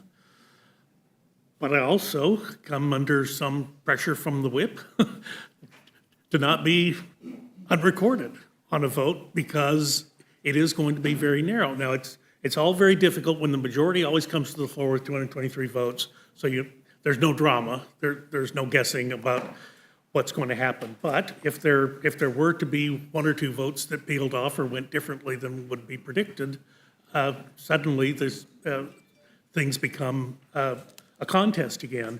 And the unilateral disarmament that was required of our side really was untenable with the fact that this has gone on so long and doesn't really seem to be any prospect of ending. So I just want to make that statement in defense of people who felt it necessary to be at home for a very important and good reason, and at the same time didn't want to disadvantage their conference by not being there to have their vote recorded. And Mr. Rutherford, and I think Mr. Franklin also brought it up, you are right, the disrespect, the amount of time, the disrespect to members because of the amount of time that is required to be on the floor for a vote. I long for the day we can get back to 2-minute votes. I wish we could get Doug Collins back in the chair because, man, those 2-minute votes, they were 2-minute votes. And if you blinked, you might miss one. But that is, it just allows so much more input from us rank and file members, particularly on things like appropriations, NDAA, some of these transportation bills, some of these big things we consider, to have our amendments considered individually and not in an en bloc and then defeated en bloc and it's like you never existed. But it's also, I mean, it is an imposition for us to have to sit on the floor for every vote being a 15-minute vote. And you can never curtail that because of the length of time it takes to proxy vote. So I hope we are on the precipice of being done with this. I do think it's time. Mr. Davis, to your observation that the polarization, yeah, it's a problem. It's not new. It's been there for a while. Columnist George Will, back in the Clinton administration, I remember, said the country is evenly divided, but it's not sharply divided. Well, guess what? We've become sharply divided. And that's why Congress is sharply divided, because we represent the people that send us here. Our division is a reflection on the status of the country, and what we can do to perhaps try to improve that is certainly something we should spend our time doing. I'm grateful we're having this. I think a Members' Day is extremely important. We don't do that nearly enough in any of our committees, and having this in person to be able to see each other eye to eye, I think is important. Mr. Smith, my first term on the Budget Committee, yesterday was the first time I've sat at the dais in the Budget Committee for an in-person hearing and discovered that you have the longest dais in any of the committee rooms that I've ever been in. You can barely see the people at the other end. They're in another zip code. But it's important, and it's important that you're right, we spent so much money on those reconciliation bills, and the markups were perfunctory. We really couldn't add or delete items. It was really just almost a pro forma type session, and that's not the way it should be. Least productive Congress, I would agree with you. Most expensive Congress, without question. Thank you, Mr. Chairman. I'll yield back.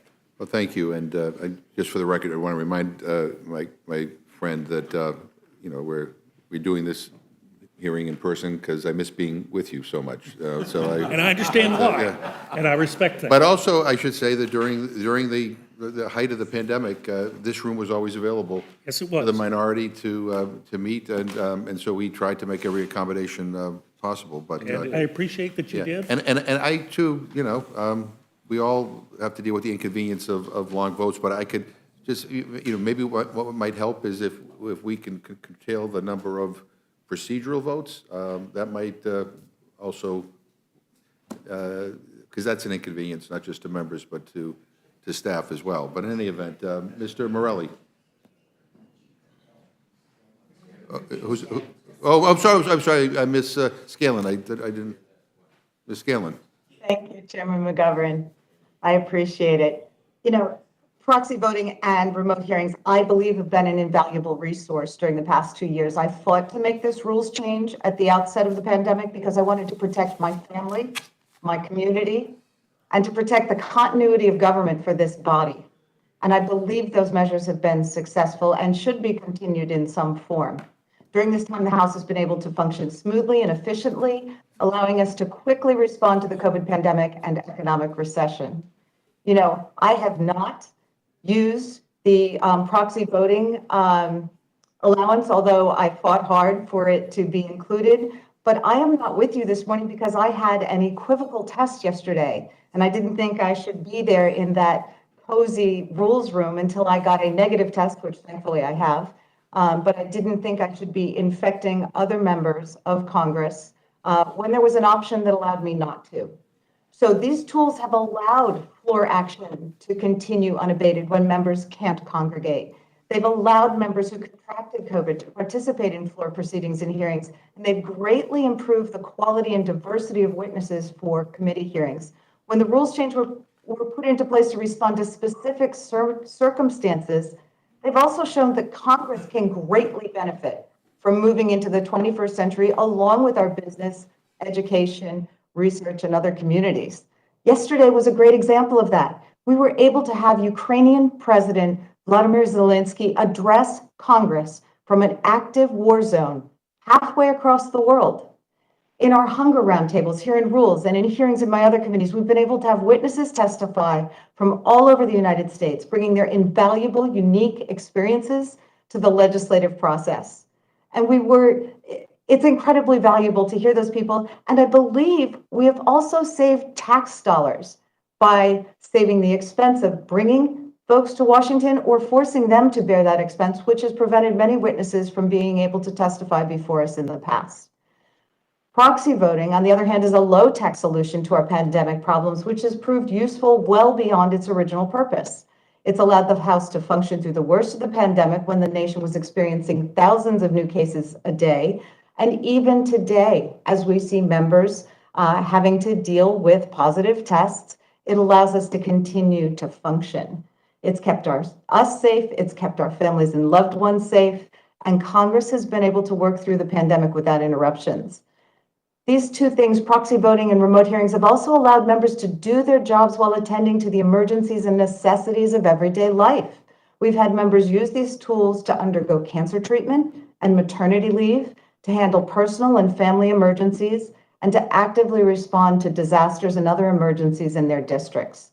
Moving forward, I believe we should keep proxy voting and remote hearings, but I do agree we should make some changes to promote transparency and accountability. I'm glad the committee is having this hearing today so we can look at what some of those changes should be, but we need to acknowledge that we need to maintain these rules for some time until we truly get past the pandemic, because the pandemic is not through with us yet. And while we've made so much progress in beating back COVID, cases obviously persist. We know a new variant is spreading and will soon likely be in the US as well. So I'm looking forward to hearing everyone's perspective on this and having a serious discussion about these rules. So with that, I would yield back. You, Mr. Reschenthaler. Thanks, Mr. Chairman, and thanks for having this hearing on this topic. There's been some charges about in-block. I just want to start by saying there's been some charges about in-block amendments and certain people, in certain caucuses making procedural votes. But I'd say that to disfavor a certain caucus, for example, or certain personalities deprives everybody of the tools necessary to use, especially when there are some members that have been just unilaterally taken off committees. They have absolutely no other recourse other than to make procedural votes. But I want to explore that topic with Chairman Biggs and Mr. Roy on the next panel. But with that, you might be one of those members that people don't like, Mr. Roy. I'm kidding, but I like you. I mean that. I mean that's Mr. Davis, would you like to talk about the en-bloc amendments and the procedural implications? I don't know why you don't like Mr. Roy. I do. The gentleman, you just for 1 second. Mr. Smith has to leave. Are you okay? Okay? Yeah. Any objection? No. And Mr. I object. He has to stay. Well, you can require them to stay if you want, because that's the. You should require him to stay. I withdraw my objection. Jason has to stay. Chair Brotherford.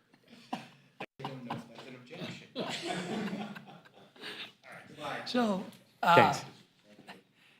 the en-bloc issue, the vote time issue, it's a problem. And I think it goes beyond the discussion we're having today, Mr. Reschenthaler. I think this is a majority process to keep a very small majority they have voting for the bills that should be more bipartisan. I mean, I know Dr. Burgess talked about how, there have been times members of both parties had to make the decision to proxy. They're getting a lot of pressure from our whip team or their leadership or what have you. But let me just say, can you imagine what a discussion on an infrastructure package or Build Back Better might have been if the majority was even closer? Maybe the bills would have been more bipartisan. Maybe we would have gotten back to what vote margins that I used to see when I got here, when this place was somewhat less polarized. The length of time with voting, I do believe en blocs are put in place because of the long vote times that are required because of proxy voting right now. I think that is a cause and an effect, and I'm glad you, Ranking Member Cole, brought that up. And we do have a lot of members of Congress that have been sworn in over the last two Congresses that don't know what it was like to have 2-minute votes. They don't know what it's like to have this campus open and have meetings being brought to you in the Rayburn Room. And it's going to be a shock when that happens, unless we can gradually get them back to that by getting rid of proxy voting, by making sure that we don't rely upon remote technology. And I appreciate the comments Ms. Scanlon had, but there's absolutely no comparison of what President Zelensky had to do from a war zone to us having a hearing in the United States Congress. We can use technology to our advantage, but we can't continue to allow technology to take advantage of us. And Mr. Chair, if it helps, I will sit by you every 15-minute vote if it gets us back to quicker votes. It won't help. Ranking Member Davis, that the juxtaposition of people remoting into these hearings when you had President Zelensky remote in from a war zone is an amazing juxtaposition. It's also an amazing juxtaposition that the Ukrainians are literally being bombed right now, and they're still meeting in person. There's no proxy voting in Ukraine, so it's clearly astonishing. There is some talk, I've heard some testimony about folks that have proxy voted somehow forfeiting the right to object to proxy voting. And I've proxy voted, but I'm against proxy voting. But I think the argument needs to be made, and maybe you can explore this, that we may disagree with this rule, but we're not going to play by rules that have been changed to favor the majority. And I'd be willing to bet that if we didn't proxy vote, even though we disagree with it, you would artificially inflate the majority's vote count. Would you like to talk about that? Yeah, we're not in a majority. We don't set the rules. Being a Raider fan, we've seen how rules have impacted games at very inappropriate times in the playoffs, numerous examples of that. Then the rules change. We're no different than the NFL when it comes to once the rules are set, you have to operate within that system. And that's exactly why I don't begrudge our members who are adamantly opposed to proxy and for utilizing a process that's now in place. But that doesn't mean that it justifies keeping it. It doesn't mean that it's helped the institution. And I go back to my original comments that I said 2 years ago that this is a process that was about more control. And we think back, we used to have proxy voting only in committees. And there are some members who served back then, some in Democratic leadership. And when the Republicans took over in 1995, we got rid of that process. It was because it became a power grab and a source of power for the committee's chairs. You always knew you had enough votes to get what you want passed, and it hurt the institution. We got rid of it because it was bad. And I believe the proxy voting process on the floor has similar negative consequences for the long-term viability and the ability for us to govern in a bipartisan way.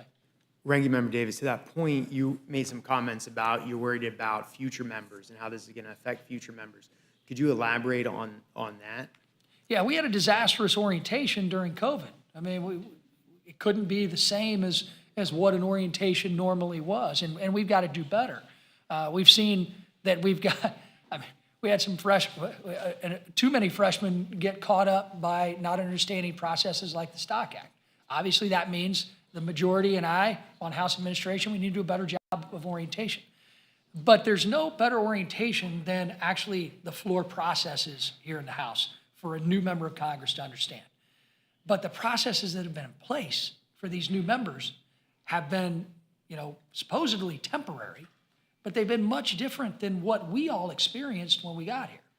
And I'm afraid when we've got not just one freshman class, the most recent one, but even the class before they at least had a year. But as we go into this new remap class, which are traditionally larger, we're going to have to retrain when it comes to floor procedures some of the existing colleagues that we have because they haven't been used to it. And really, a lot of time that we spent on the floor during this pandemic has been members not wanting to talk to other members because they've been afraid of getting COVID. So the sooner we get out of these temporary measures like proxy voting, the sooner you have members of Congress who might have been more fearful of the virus than others that may feel comfortable enough to actually build that relationship. Yeah, you've been talking a lot about Congress as the whole, but obviously you're the ranking member on House Admin. Could you testify as to how this has impacted House Admin, the committee itself? Well, I enjoyed Mr. Cole's comments on the Appropriations Committee being very bipartisan. I used to see that on House administration. That's not been the case over the last two Congresses. It's been unfortunate. It's been much more partisan.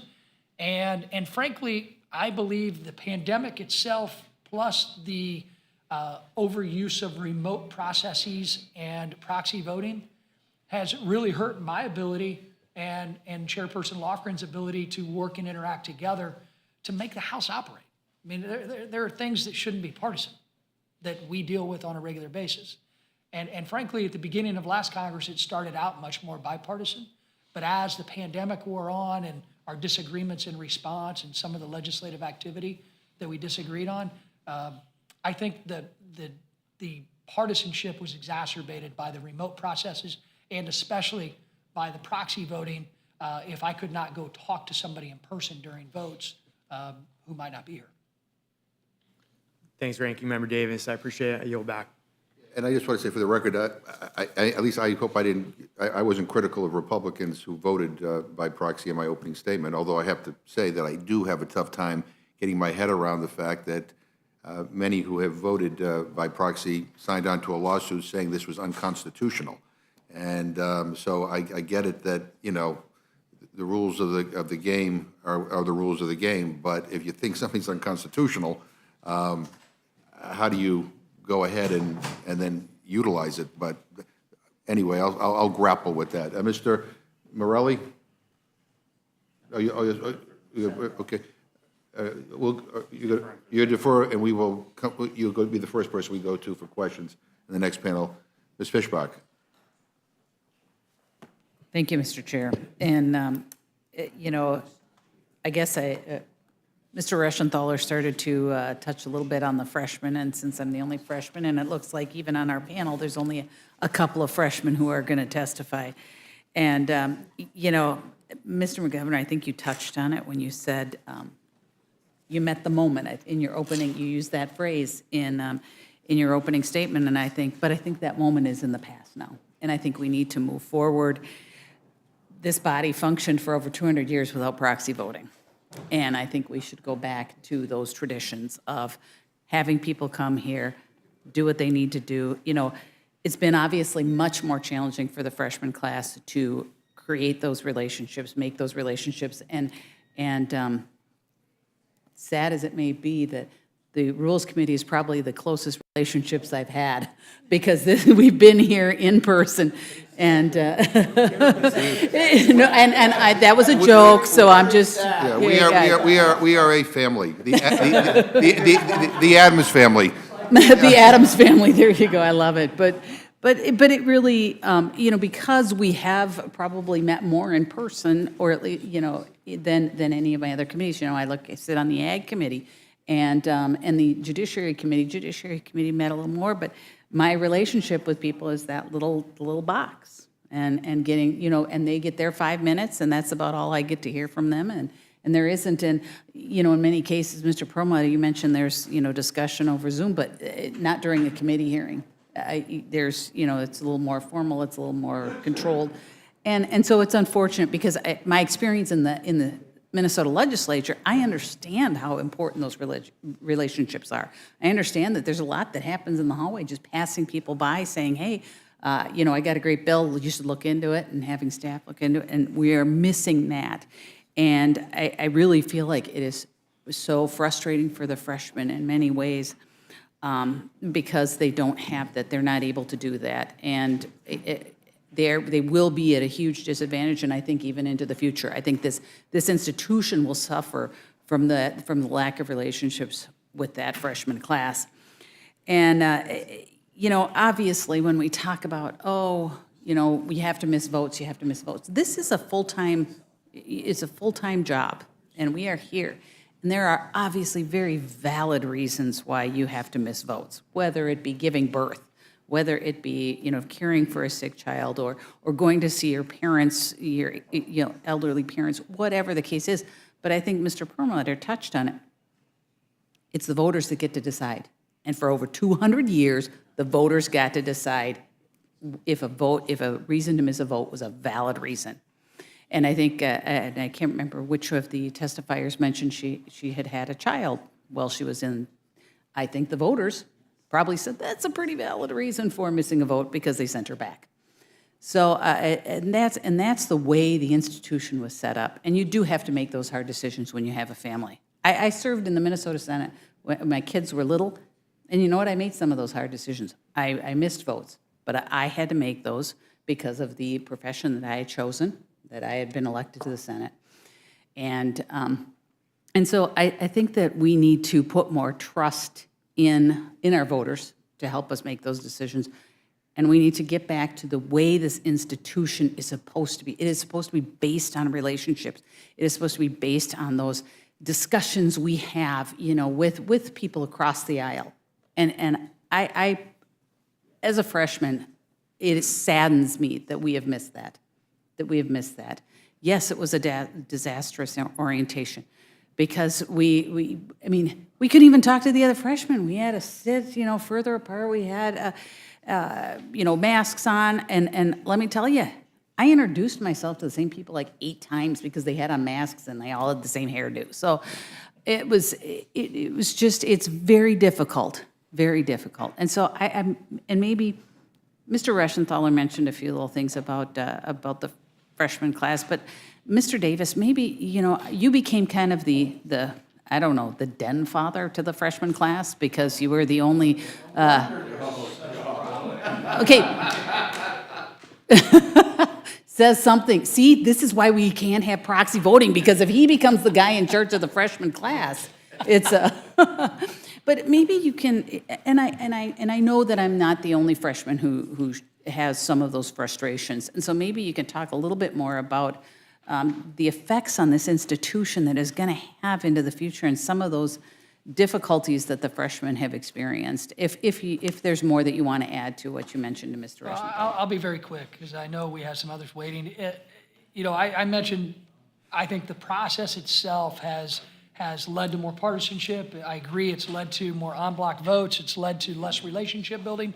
But really, I think it goes down to the individuals not being able to serve their constituents as well when the normal processes return, because it's going to be such a surprise. It's one of the things I tried to reiterate during orientation, but there's so many things coming at the freshmen at the time.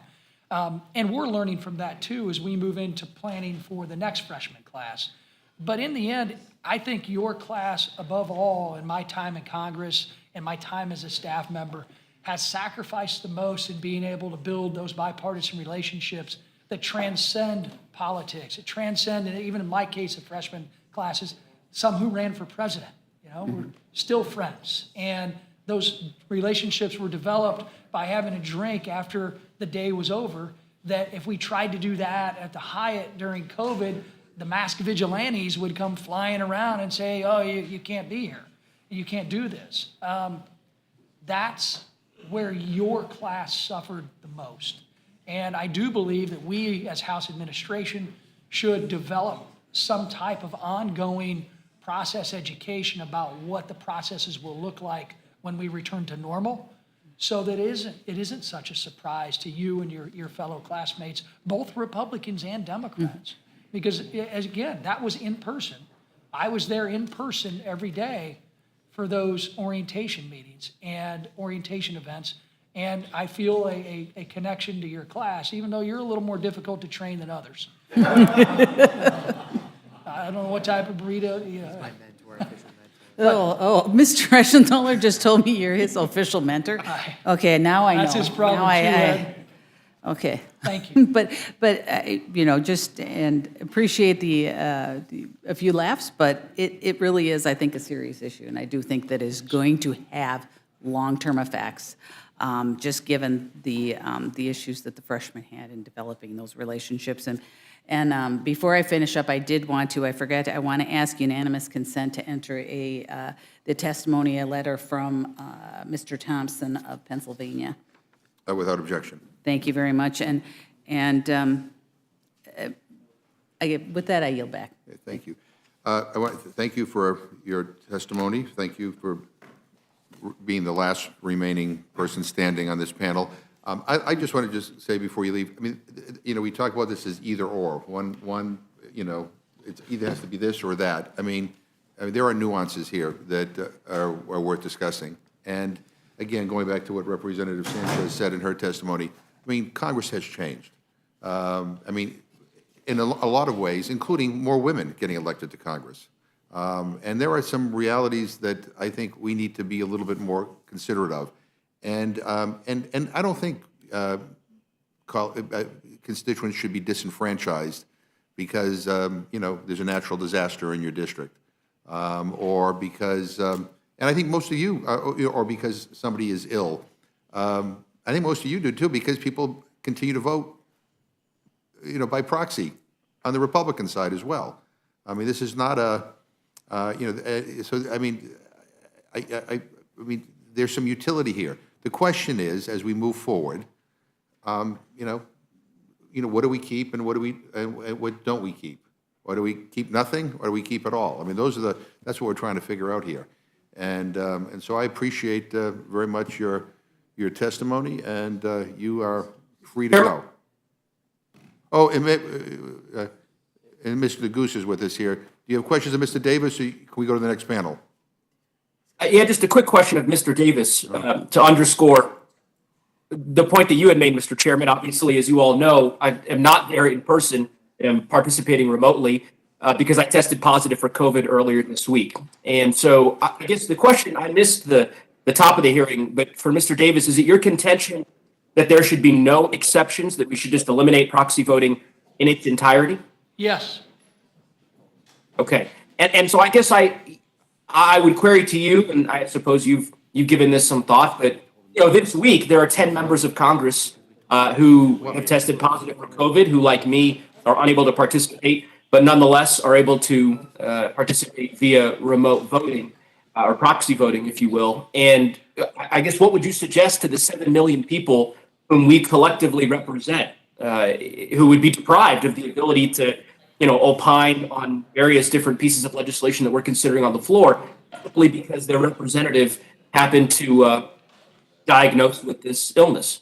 Well, as I stated in my testimony, I would provide 200 years of precedent before this pandemic began and before this majority decided to implement proxy voting for the first time ever in American history. So we've got 200 years of evidence. I mean, there are hard decisions that have to be made, but we also have to look at COVID as a risk management issue now.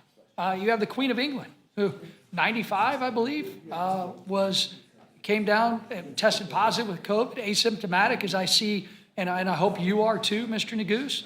But there comes a time where the Queen of England was able to still conduct business while being infected. We've got to get to a point where we look at this virus and learn how to deal with it as a risk management issue, because it's never going to be a zero tolerance issue. And proxy voting was established when there was a zero tolerance mentality in dealing with COVID. And we have learned so much more. And what we have learned about proxy voting, Mr. Neguse, is that it's destroyed the fabric of the institution. It stopped a lot of bipartisan activity. It stopped a lot of interaction that I think is crucial and what our forefathers envisioned when they created the House of Representatives. So that's Well, look, my thoughts. I respect your opinion, obviously, and enjoy working with you, Mr. Davis. I think the notion that it has destroyed the institution is a bit much. There's certainly a lot of bipartisan agreement still happening in a variety of the committees of jurisdiction, and bipartisan agreements that we've been able to push through the floor. Obviously, I understand that you'd like to see this practice eliminated, that others would like to see the practice reformed. I think I'd land in the latter category. But fundamentally, I think that's a bridge too far to suggest that it somehow has sort of destroyed the entire institution. I also would say I don't disagree with you regarding the risk tolerance question, but I think that's a different line of inquiry. From my perspective, simply because the precedent suggests that we haven't had remote voting or proxy voting in the past, that's not a reason alone to not have proxy voting today. And I, for one, would be devastated to deprive the minority of my star performance during the Rules Committee proceeding earlier this week, simply because I was diagnosed with COVID. So I appreciate the opportunity to participate. I'll yield back to the chairman. Got to be a Broncos fan.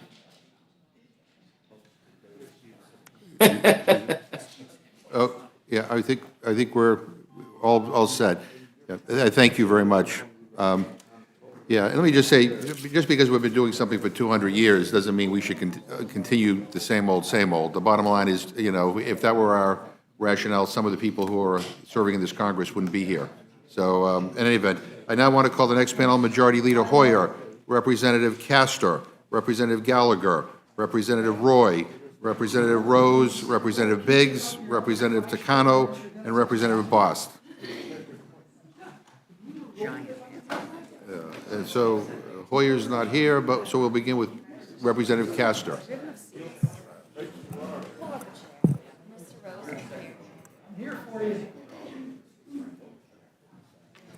Well, good morning, members, Chairman McGovern and Ranking Member Cole and committee members. Thank you very much for the opportunity to testify today. I want to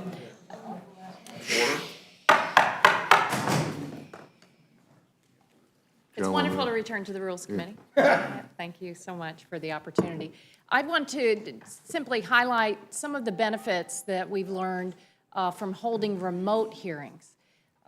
We were forced to go to many of virtual and hybrid hearings out of necessity due to this global pandemic. But as we come out of the pandemic and move to the next phase, there is a lot that we have learned that we can now incorporate into the operations of the House of Representatives. And I want to highlight 3 benefits in particular.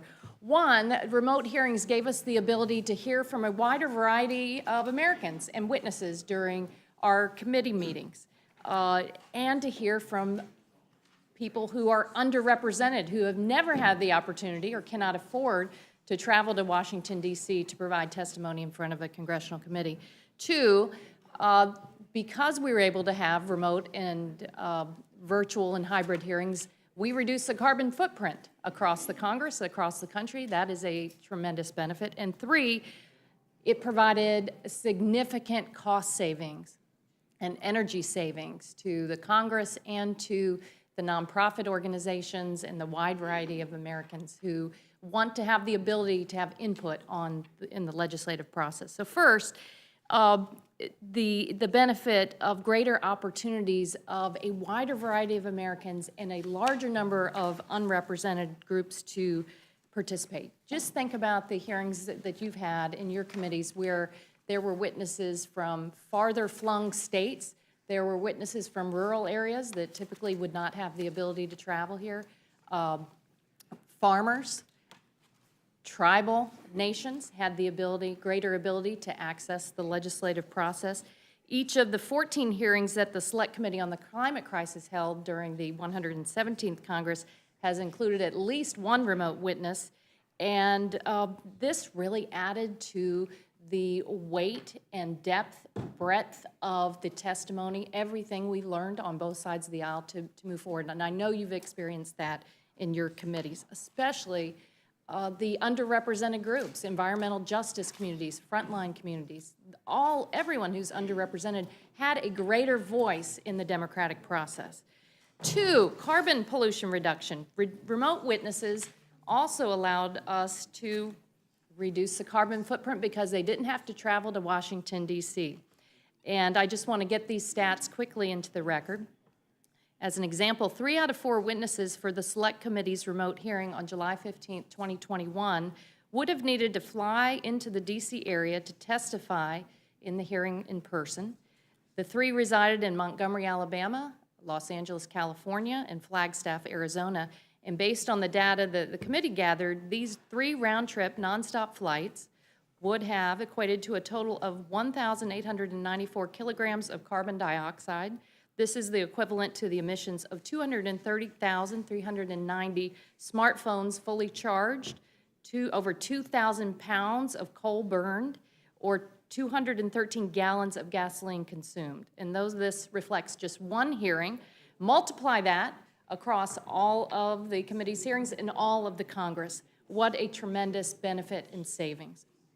Third, remote hearings allowed us and the witnesses, this broad cross-section of Americans, to reduce their travel cost and to reduce their energy cost. Not just avoiding carbon pollution, but it saves people money. And isn't that critical at a time that we're dealing with, coming out of this global pandemic, dealing with the global challenges of supply and demand, the higher cost that Putin's war of aggression now is exacerbating? We know that we can reduce demand for energy by allowing witnesses to Zoom in or WebEx in to our committee hearings. Again, a lot of expertise all across America. So in closing, remote and hybrid hearings have really helped reduce the economic, time, and geographic barriers for witnesses. We've benefited from it. We have a wider cross-section of experts and everyday Americans that we've been able to hear from. And committee members, America is the leader in technology and innovation. Times have changed, things have modernized, and the Congress shouldn't be left out. The American people shouldn't be left out. We can all benefit from it. Thank you very much. Thank you very and I much. give back my time. I'm going to call our Majority Leader, Distinguished Majority Leader, Steny Hoyer, to testify. Welcome.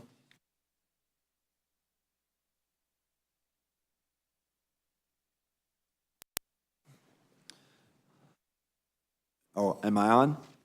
Can you hear me? As I listened to the previous panel, I thought to myself that we probably all remember Ben Franklin turning to James Madison and arguing about whether we ought to Zoom or not. The world has changed. Technology is extraordinary. And every business in America, every enterprise in America is utilizing technology to its benefit. I think that's what this is really about. But I do want to say at the outset, I'm sorry that the ranking member of the House Administration has left. This is one of the more productive Congresses in which I've served, and this is my 20th Congress. And I'm going to make a better case for that at some point in time. But this representation that somehow proxy voting has made this a less productive Congress, I think is demonstrably untrue. And I will make that case, but not today. I know all of you are happy about that. A lot of talk about proxy voting.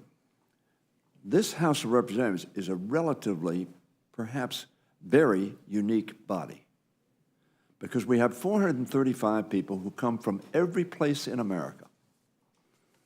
High risk, low risk, and every risk in between. And we gather together in a relatively small room for 435 people.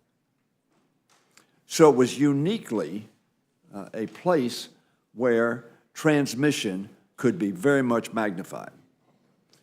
Doctor, I'm not a medical doctor, but I think that is self-explanatory. And so, in answer to an extraordinarily once-a-century pandemic, we responded. And we responded in trying to make sure that we could keep members, staff, press, visitors as safe as possible.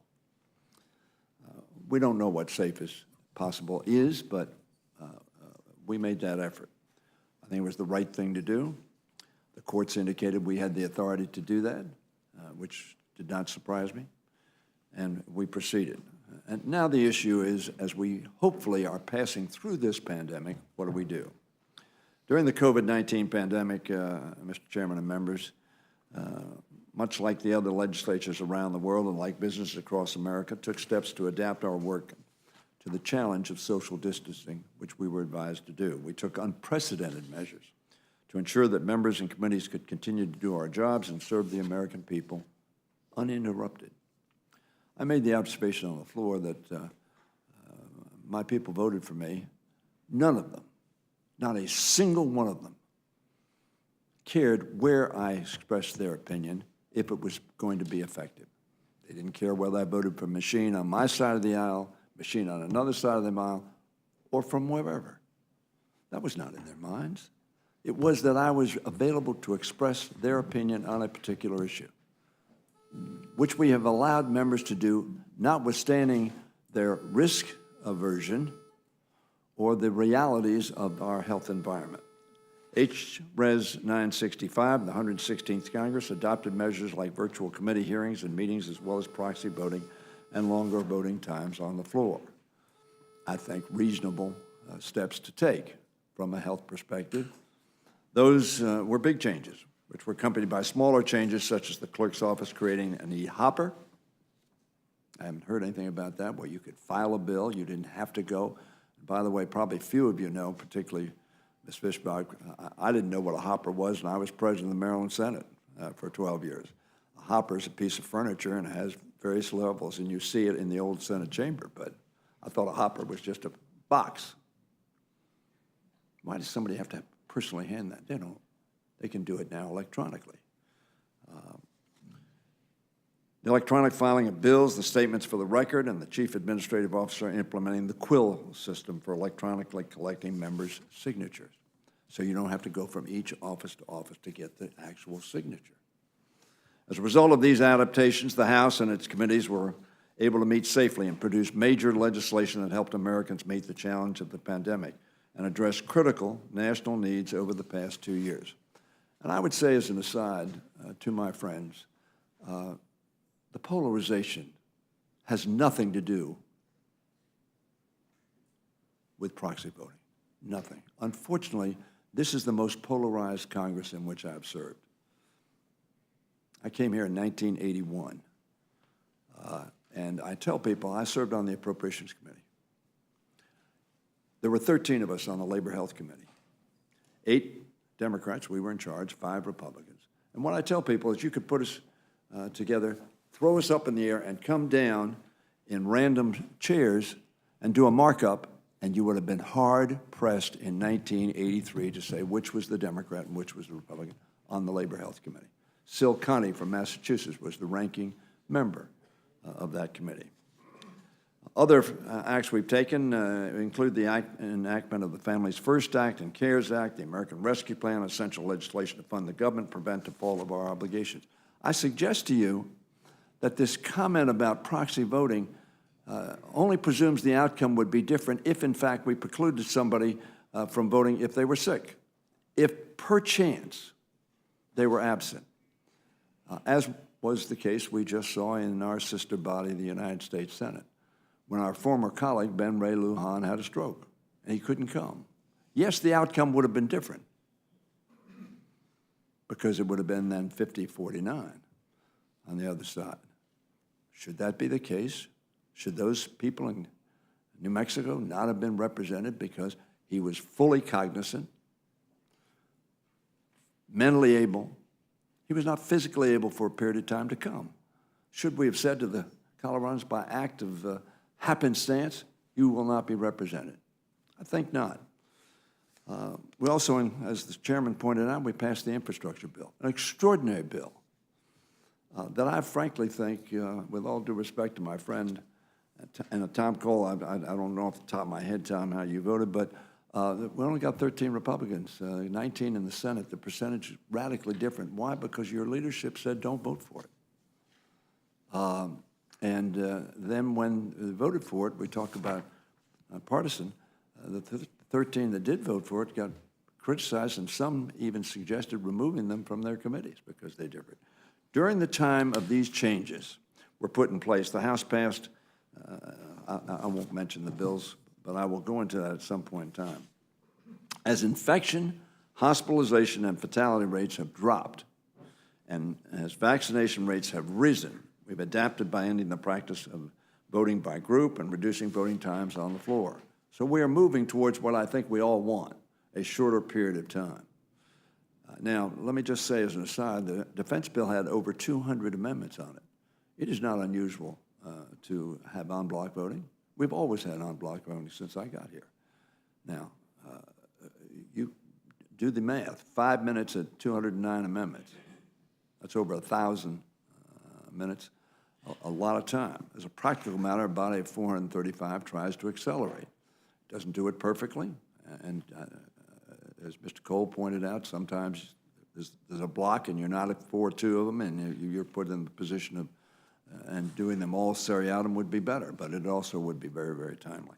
Other measures, such as the greater adoption of remote working tools, ought to remain in place, in my opinion, Mr. Chairman, because we've seen how they help make the House more accountable, transparent, and efficient. While nothing can truly replace in-person work, and I want to emphasize that, the Speaker, myself, at the time we adopted proxy voting, and Mr. McCarthy all indicated in-person is better. I agree with that premise for the reasons Mr. Cole pointed out, and Mr. Perlman, I think, mentioned it. But given the technology that we have available to us in this extraordinary age in which we live, we can accommodate not being in person, even though that is the preferable, and we ought to promote that happening, including, as the appropriation does, and as you've done, Mr. Chairman, meetings in person. Virtual committee hearings have made it possible, however, to hear from a more diverse group of witnesses and experts, including those with disabilities who find it difficult to travel to Washington in person. As the sponsor of the Americans with Disabilities Act, that's called a reasonable accommodation. As well as those who can't make it here because of work obligations or because they cannot afford to travel, which means you can get to experts from Europe, from Asia, from Australia, from other places to testify. Tools like the e-hopper and Quill, which I mentioned earlier, certainly ought to continue in use, Mr. Chairman, in my opinion. They're just a use of technology to do what we otherwise had to do by walking from office to office. They've been proven valuable to members and staff. With regard to proxy voting, I see a number of cases in which it may be appropriate to continue having it as an option, not as a preference, not as a practice, but as an option, such as when members may be ill, have to care for a sick loved one, or welcome a new child. There may also be future cases where national emergencies. We talked about Ukraine. I don't know that they don't vote by proxy. Maybe you do, or by electronic device. But if your parliament is being bombed, it's probably a good thing to do if you want to create a consensus, not to make sure that people have to go to some place that's being bombed and make them very vulnerable to being killed by a criminal thug called Putin. So I hope the committee will explore how proxy voting, now shown to be effective and constitutional, can be incorporated into the House's work so that no district's constituents are left out of the full representation they deserve. I would reiterate, no constituent of mine in 41 years has ever asked me, where did you vote from? Did you vote from this machine, that machine, the other machine? Now you will say, well, you're all in the same room. They don't care. What they care is Steny Hoyer stands up and expresses their views. That's what democracy is about. It's not about place where you vote. It's about voting.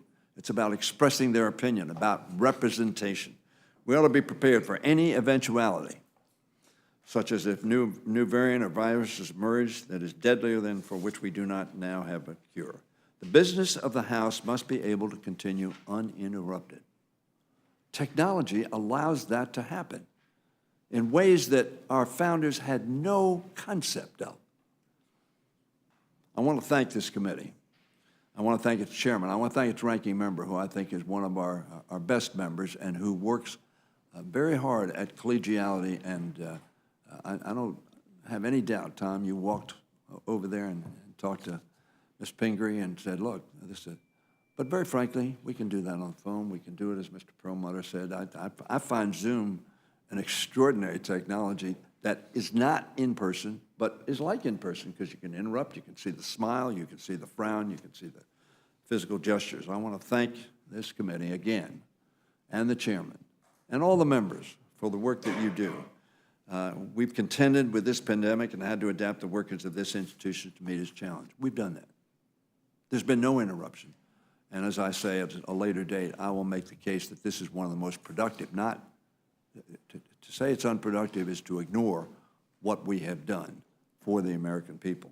I particularly want to thank Chairman McGovern for his leadership, as well as Staff Director Don Sisson, with whom I've had the pleasure to work. It's been an honor working closely with you in this effort, and I hope we can continue to find ways to ensure that the People's House represents the people, whatever the circumstances may be. and that their voice can be heard. And it's been heard on every vote, whether Republicans voted proxy. Yes, they may not have been there, but the voice of the people they represented was heard. When somebody said, by proxy, I vote aye or nay, the voices of that district were heard. How much better that is than by happenstance the people of New Mexico's voice not being heard on an important issue because their member had a stroke. Not disabled, his mental acuity never lost. That was good for our democracy, it was good for our country, and it was good for the Senate and the House. Thank you very much, Mr. Chairman. Thank you very much, and I know that you need to meet with the Taoiseach. I do. And I hope that I get to as well. I understood the Taoiseach had been positive. Oh, so we won't be meeting with the Taoiseach then? No, but the president may be here. Okay. I know the gentleman has to leave, but I just want to make one. And I quick- thank you for giving me the opportunity to leave, because I know that's not your practice, and I appreciate it. Absolutely, of course. I just know it was an omission that you didn't mention Kelly Dixon with Don Sisson at the same time. Well, I love Kelly. I don't know whether that embarrasses She's her watching on a television in a or room gets right her now. in trouble, but as She's zooming in. Yeah, I just wanted to give you As the the floor- opportunity to go on record. I am so thankful you gave me that, because let me tell you, Kelly and I, because she was working.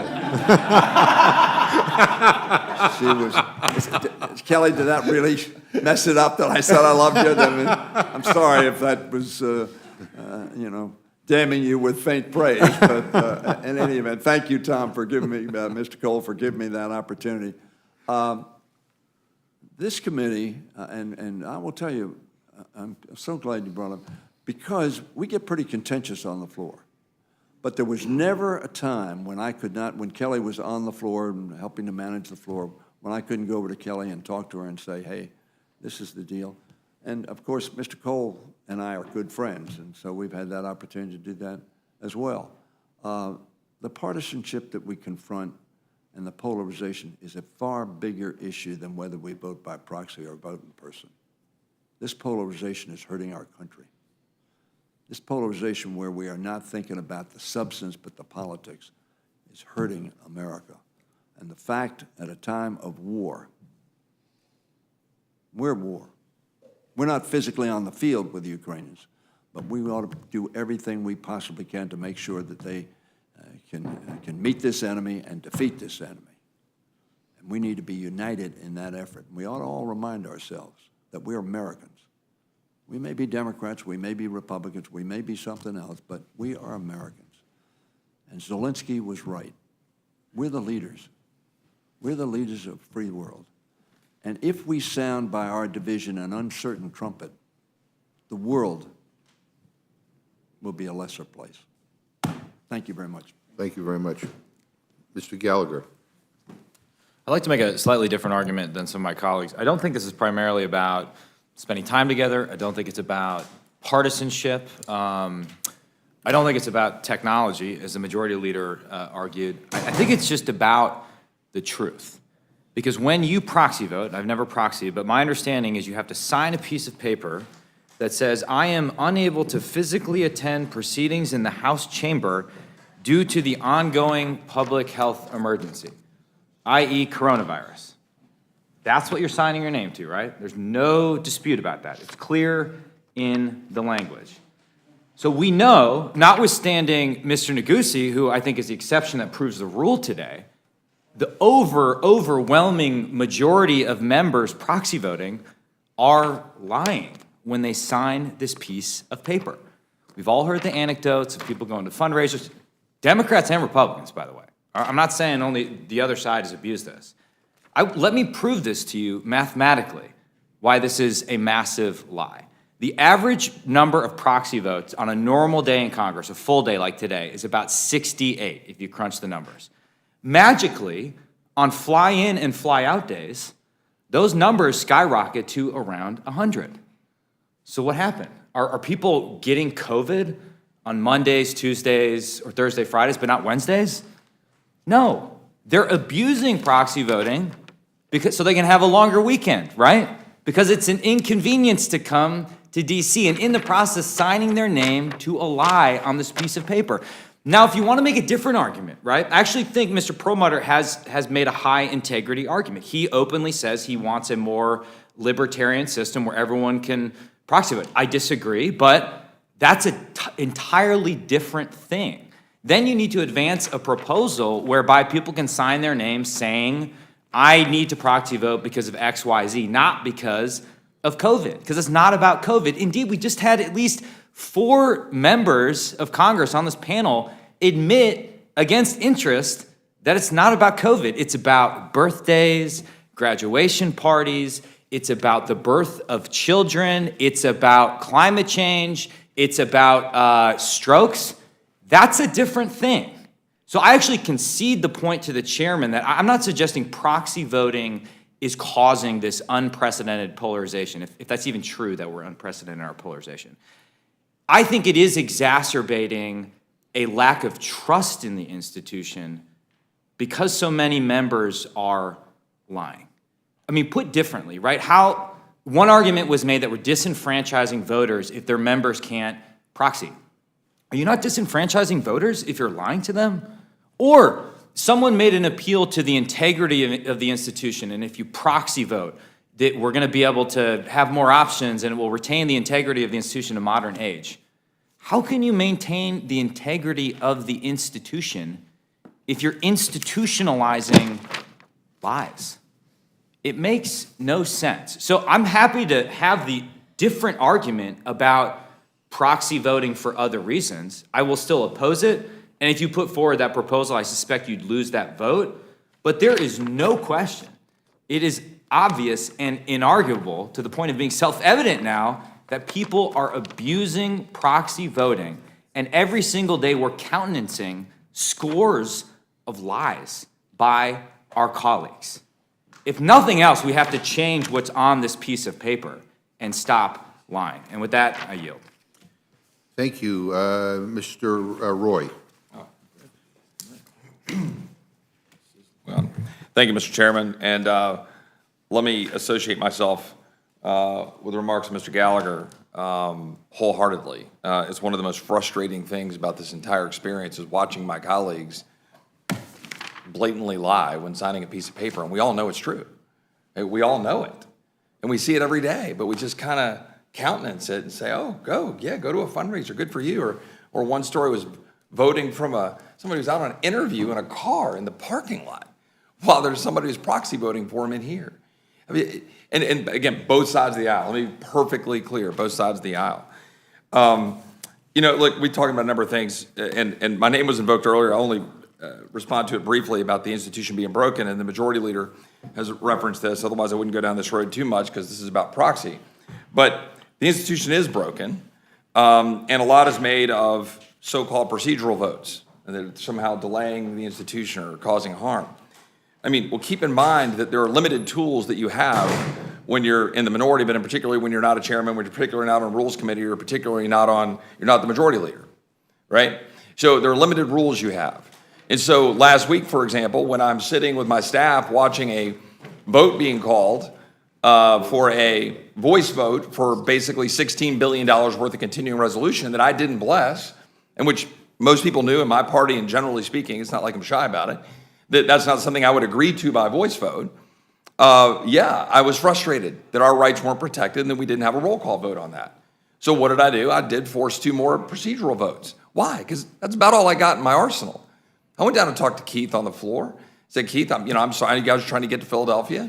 I ended up withdrawing the last one out of some sort of deference, but we have limited tools in our arsenal to say, protect our rights. We're talking about the institution. We're talking about disenfranchising our voters. What is the ultimate disenfranchisement of voters? The lack of any power of any one member of Congress, because it's all been handed over to a handful of people in the majority and the minority in the leadership offices and or in the Rules Committee to make decisions about what we vote on. We get a 2,700-page bill at 2 o'clock in the morning and then vote on the rule the next morning? 2,700 pages with 5,000 earmarks and $10 billion? $100 billion of increased spending? Massive, complex pieces of language and 2,700 bills my staff is pouring over in the middle of the night, just try to figure out what we're even looking at, right? That's no way to do business. So if we're going to talk about the institution being broken, let's start there. And I heard the majority leader said, we're at war. Now, he kind of tweaked that a little bit after he said we're at war about standing with the people in Ukraine and so forth. We haven't declared war. That's a constitutional requirement. We have not declared war. One of the best conversations I've had in this building was a building downstairs, 2 floors down, 2 years ago, with 3 Democrats, 3 Republicans, and I might as well say Justin, because I was going to say an independent, because he was the only independent, talking about the authorizations of the use of military force. 20 years in to authorizations of the use of military force. And that conversation over a beer in person resulted in a joint op-ed among the 7 of us, raising questions about 20-year authorizations of the use of military force. But I think that's a really important thing we just saw here, talking about this body. We're at war. That's a very big statement. That's a debatable statement, one we ought to be debating. We talk about being productive, and there's some debate about the productivity. I would argue productivity for leadership and the Rules Committee, and I do want to appreciate the chairman having this ability for us to come speak. It's important, and I genuinely thank you for it. But productivity by whom? Productivity by a handful is not the people's house. And here we sit and we talk about whether this proxy policy is further breaking the institution. Now, I heard we're extremely polarized. Well, I mean, when the Secretary of Treasury and the Vice President duel, maybe we'll be as polarized as sometimes in our past. Yes, we're polarized. We've had a lot of differences over our history. But in this point here with Mr. Gallagher about the fraudulent certification, I do agree that is disenfranchising and that it is causing distrust in the institution.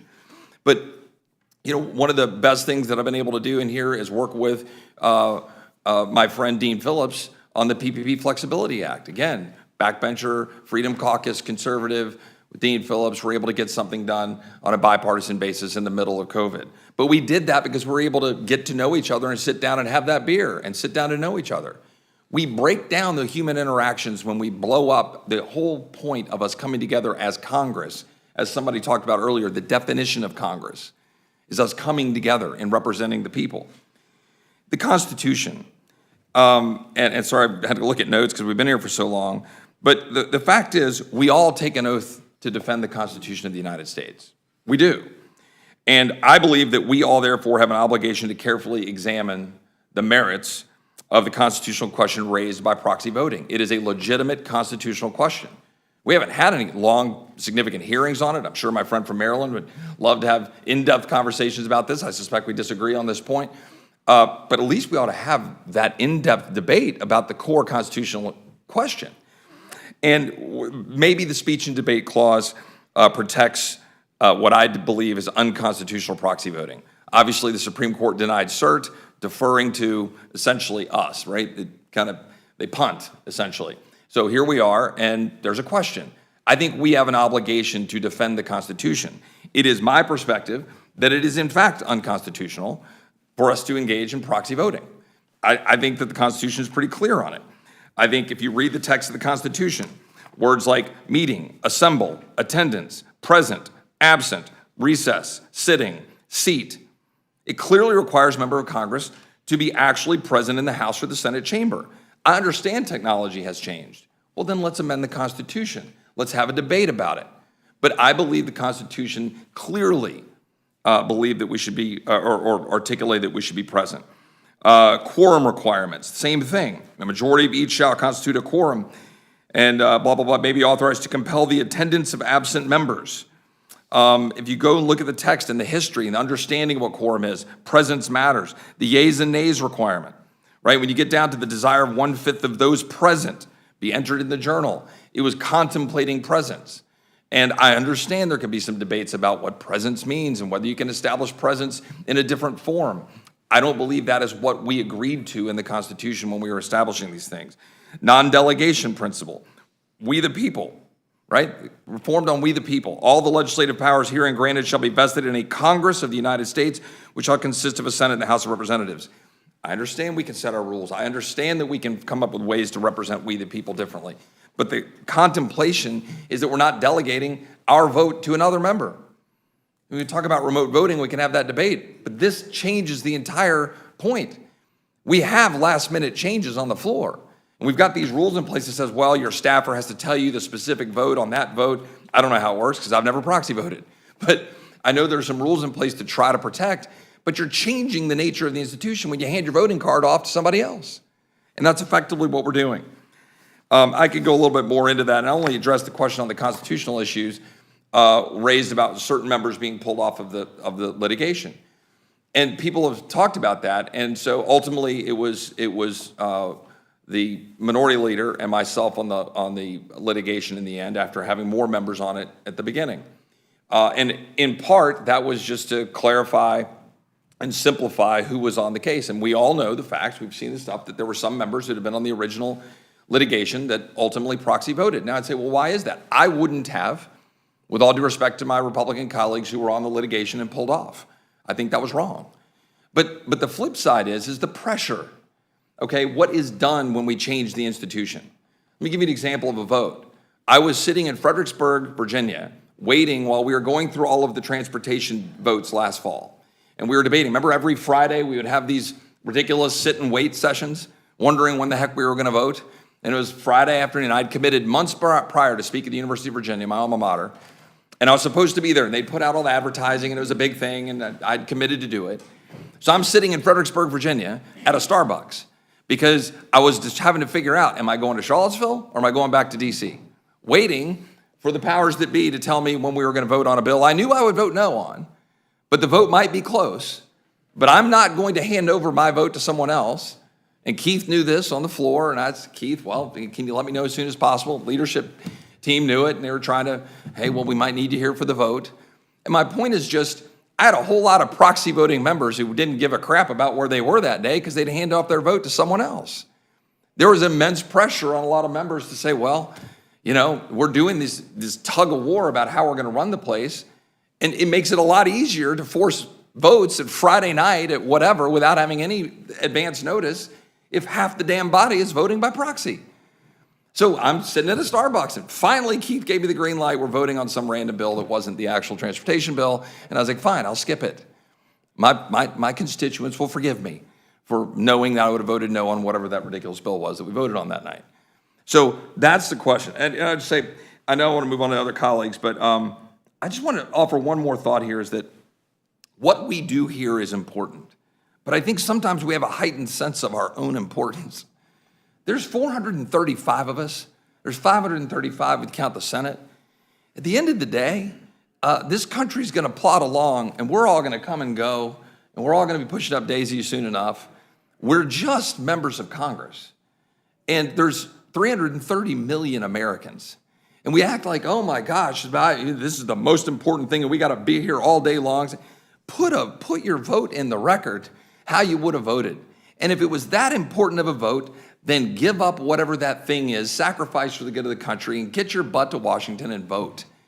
I mean, Ron Wright traveled across the country in the last weeks of his life, ravages of cancer, because he knew he couldn't get on the airplane, and it was brutal for him.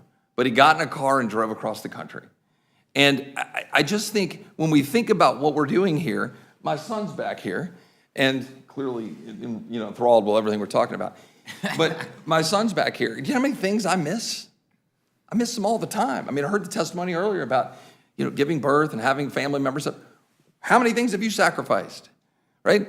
But I do it for him. So when I miss the baseball game, when I miss school, when I miss the event, I'm doing it for him. I'm doing it for my daughter. I'm doing it for my wife. When my wife is sitting at home dealing with the stuff she's dealing with, when the freezer is freezing and the freeze come in Texas, and the hot water heater's not working, and I'm here, right? Those things are all hard. But it's our job. It's our obligation. And if you can't do it, think about not running again. Think about resigning. Thinking about giving it to someone else. There are 750,000 people in Texas 21. I ain't that important. I'm just not.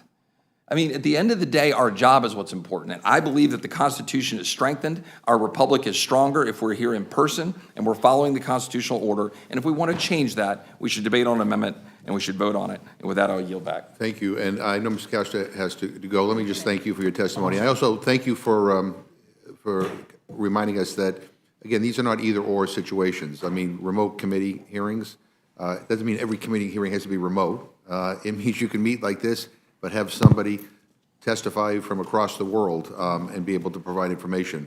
And I think most people have thought that, I've heard from Republicans and Democrats have thought that was a useful thing. But thank you so much for your testimony. I am now going to go to Mr. Representative Biggs. Thank you, Chairman. Thanks for holding this hearing. I appreciate it. I think it is an important topic. I noticed that the ranking member Cole mentioned more than once the culture of this body and the impact of proxy voting on the culture of this body. I agree with him. The culture has been impacted. And you know, before I speak further, I just got to say this. I'm reminded of Mo Udall, who was a longtime congressman from town I grew up in.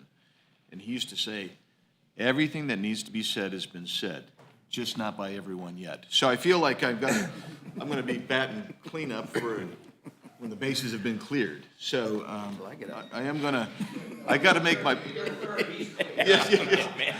Well, boss, didn't even see you there, pal. Anyway, I just want to cover a number of these items quickly. They may be repetitive to you, but they're important to get out. I mean, I think what Mr. Roy just mentioned actually gets to a point I was going to make, that there's a distinction, quite frankly, between the quorum and the proxy vote. And the deal is, we have decided we're going to count whoever proxies as part of our quorum. And the constitutional requirement seems to be very, very clear that physicality is necessary to constitute a quorum in order to conduct business. And I'm reminded of the very first Congress when it came together. They waited 30 days before they could get an actual physical group of a majority into Congress to actually conduct business. And I was also reminded when the majority leader was talking about he's kind of making a snarko about, Zoom. Franklin talking to Madison about zooming in. That was kind of interesting, kind of funny. But the reality is it actually painted the picture exactly the opposite of the point he was trying to make, and that is this. If there was a time that proxy voting should have been authorized, it would have been when people literally had to travel for 2 and 3 weeks to get there and stay there and miss item after item of their home lives for months. Why didn't they allow proxy voting then? Because it was so important to get together as a Congress, as someone defined Congress earlier today, where you actually meet, you actually have dialogue, you have conversation, you move together. I'll give you an example, just give you a couple of anecdotes here. When I was first in, I won't get into the fact that the leadership took my bill away from me. It was my bill that passed. But what happened is I negotiated it with the Democrats.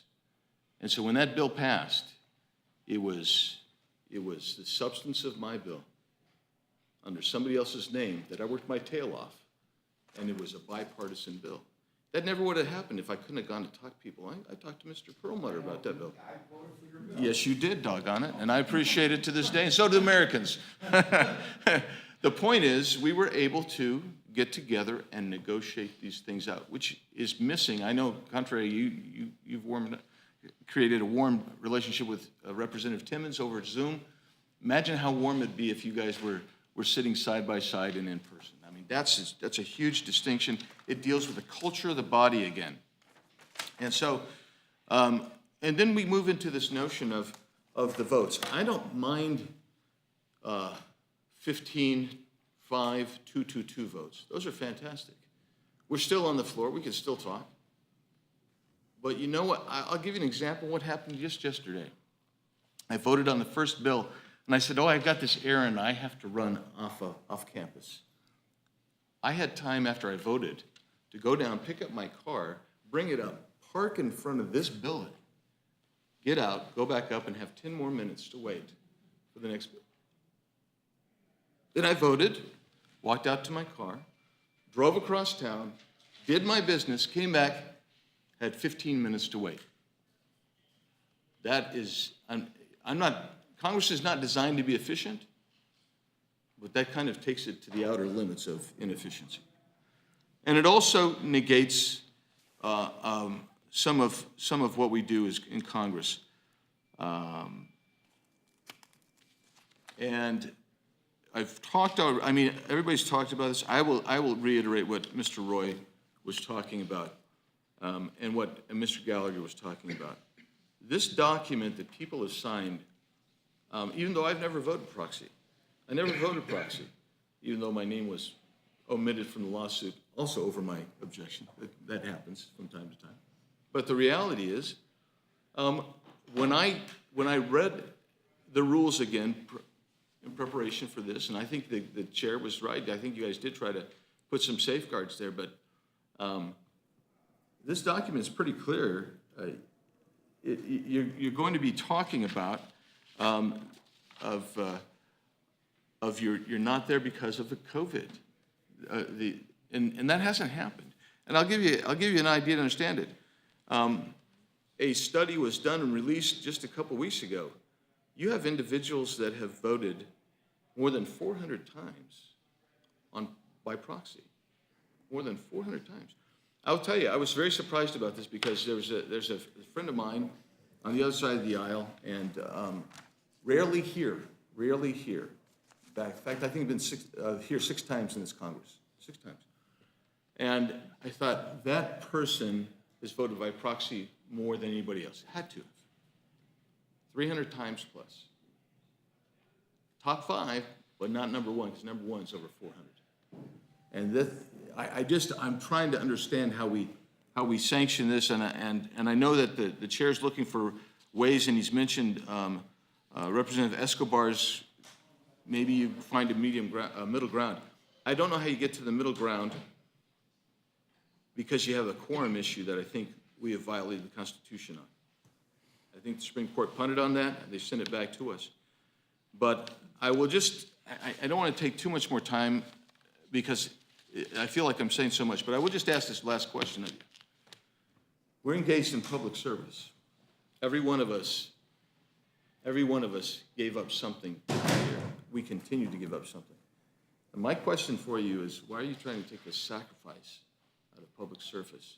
And this, when the majority leader talks about it, his rationale was it is easier. Technology is easier. And so we should implement it now. I would just suggest to you that's not the sound rationale necessary to eradicate 230 years of practice. And so with that, I'll yield back. Mr. Bost. Thank you, Mr. Chairman.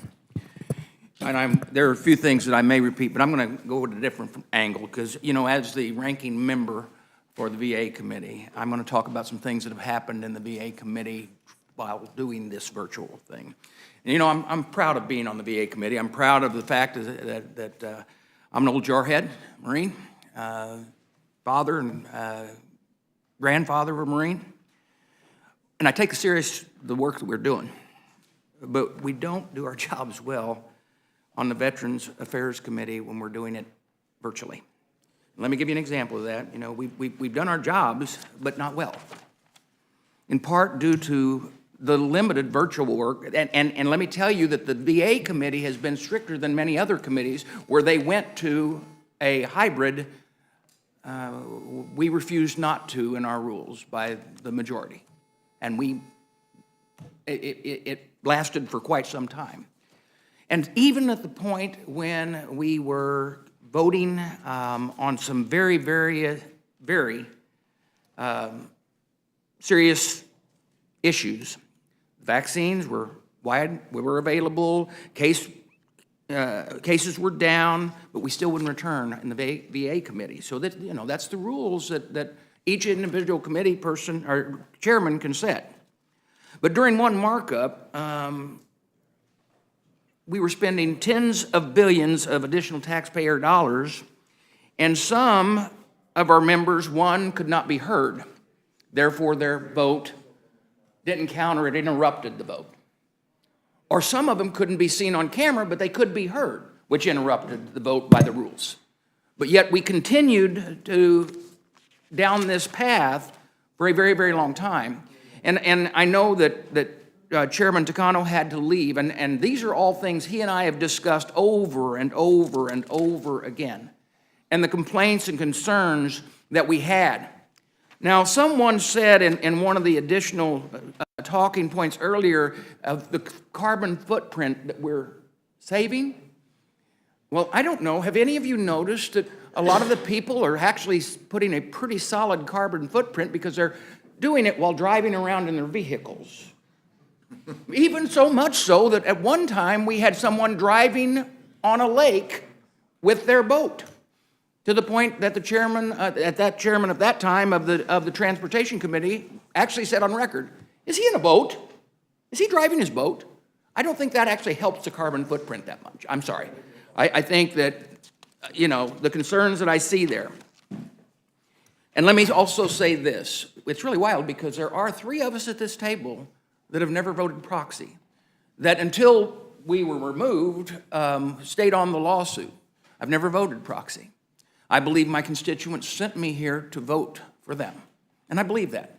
Now, you may disagree, but I believe that. I believe it's our job to be here. I spent 20 years in the state legislature, 20 years. After I got here, I actually had a staffer from the state legislature that called me, and he goes, hey, Mike, we were looking something over. Do you realize how many votes you missed in 20 years? Now, understand, I had children born, I had grandchildren born, I said, no, how many? He said, none. I said, that's amazing, because I sure didn't know it. But I have missed votes while I'm here, since I've been here. Matter of fact, I had one opponent that actually brought up the fact that I'd missed several votes, and I couldn't figure out why. And the opponent felt pretty bad because I looked back and it was actually the week that we buried my mother. So, there are those times that you can't be here. But I do agree with the fact that I don't think it's constitutional for us to cast these votes. We can have that debate, and we should have that debate if we want to change it. But this being present, and then when we did the vote, first off, to just be present, how is it that we can vote present by proxy? Isn't that kind of go wrong on the definition in the Webster Dictionary? I think it kind of clashes. And there's some real problems with that. And I know we've all talked about it here, and I don't want to belabor it, but it is time that we're to a point that we should go back to operating this House. I know there's new technology. That's fine. I've lived through the fact that, when the state legislature, good heavens, I can remember we went supposedly paperless, and that's when we got laptops. And, of course, we still burn through just as much paper. But there's a time that the Constitution and truly the history of this institution should be held up in the fact that this is what we've done. I know that it's a pandemic. I understand. And I know that technology wasn't around during the last pandemic, and they actually missed several months of not being able to get a quorum. I understand that. But we do have a tradition of being here, even when our Capitol is under attack. It was done when the Capitol was burning, they met down the street. I think it's vitally important that we get back to really operating this House in a way that is traditional. And I believe that there's been a lot of problems that have been caused by doing this. And I appreciate the people who have had it. Remember, I was out 2 weeks ago, and I did what I could do, but I didn't vote. I didn't. Chairman, I appreciate the opportunity to have the witness before you today, and I yield back. Appreciate you being here. Let me again, say for the record, I've never voted by proxy either. I mean, I wrote the rule, but I've been lucky, right? I didn't get COVID. If I had COVID, I would have voted by proxy, because that's what it was there for. You know, I think if one of my kids had COVID, I think that, and I don't know, and again, I'm going to the issue that Mr. Gallagher raised. Look, I don't police every member of Congress to find out, you know, are they really telling the truth or are they not? Those who have not been, we know about them in large part because the press have recorded it. They have to deal with their constituents as to whether or not it was an appropriate use of that.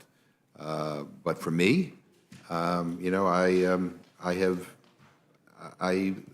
followed the letter, every word of that. I mean, and I have missed votes because I had to go to an event at the White House, or I had to go to some other event, and I missed the vote because I thought that I had a special obligation, because this thing came out of this committee, to say that, you know, that we're interpreting this, you know, the way it was intended. So, I mean, the issue obviously is, do we, for those who want to keep some form of it, I mean, do you, you know, do you find better ways of, you know, of making sure that people cannot misuse it? You know, are there more checks and balances in place? Do you limit it to only certain things? I mean, that's a question that ought to be talked about. In terms of the constitutionality, I'm not a constitutional scholar. You are, so you can talk about that.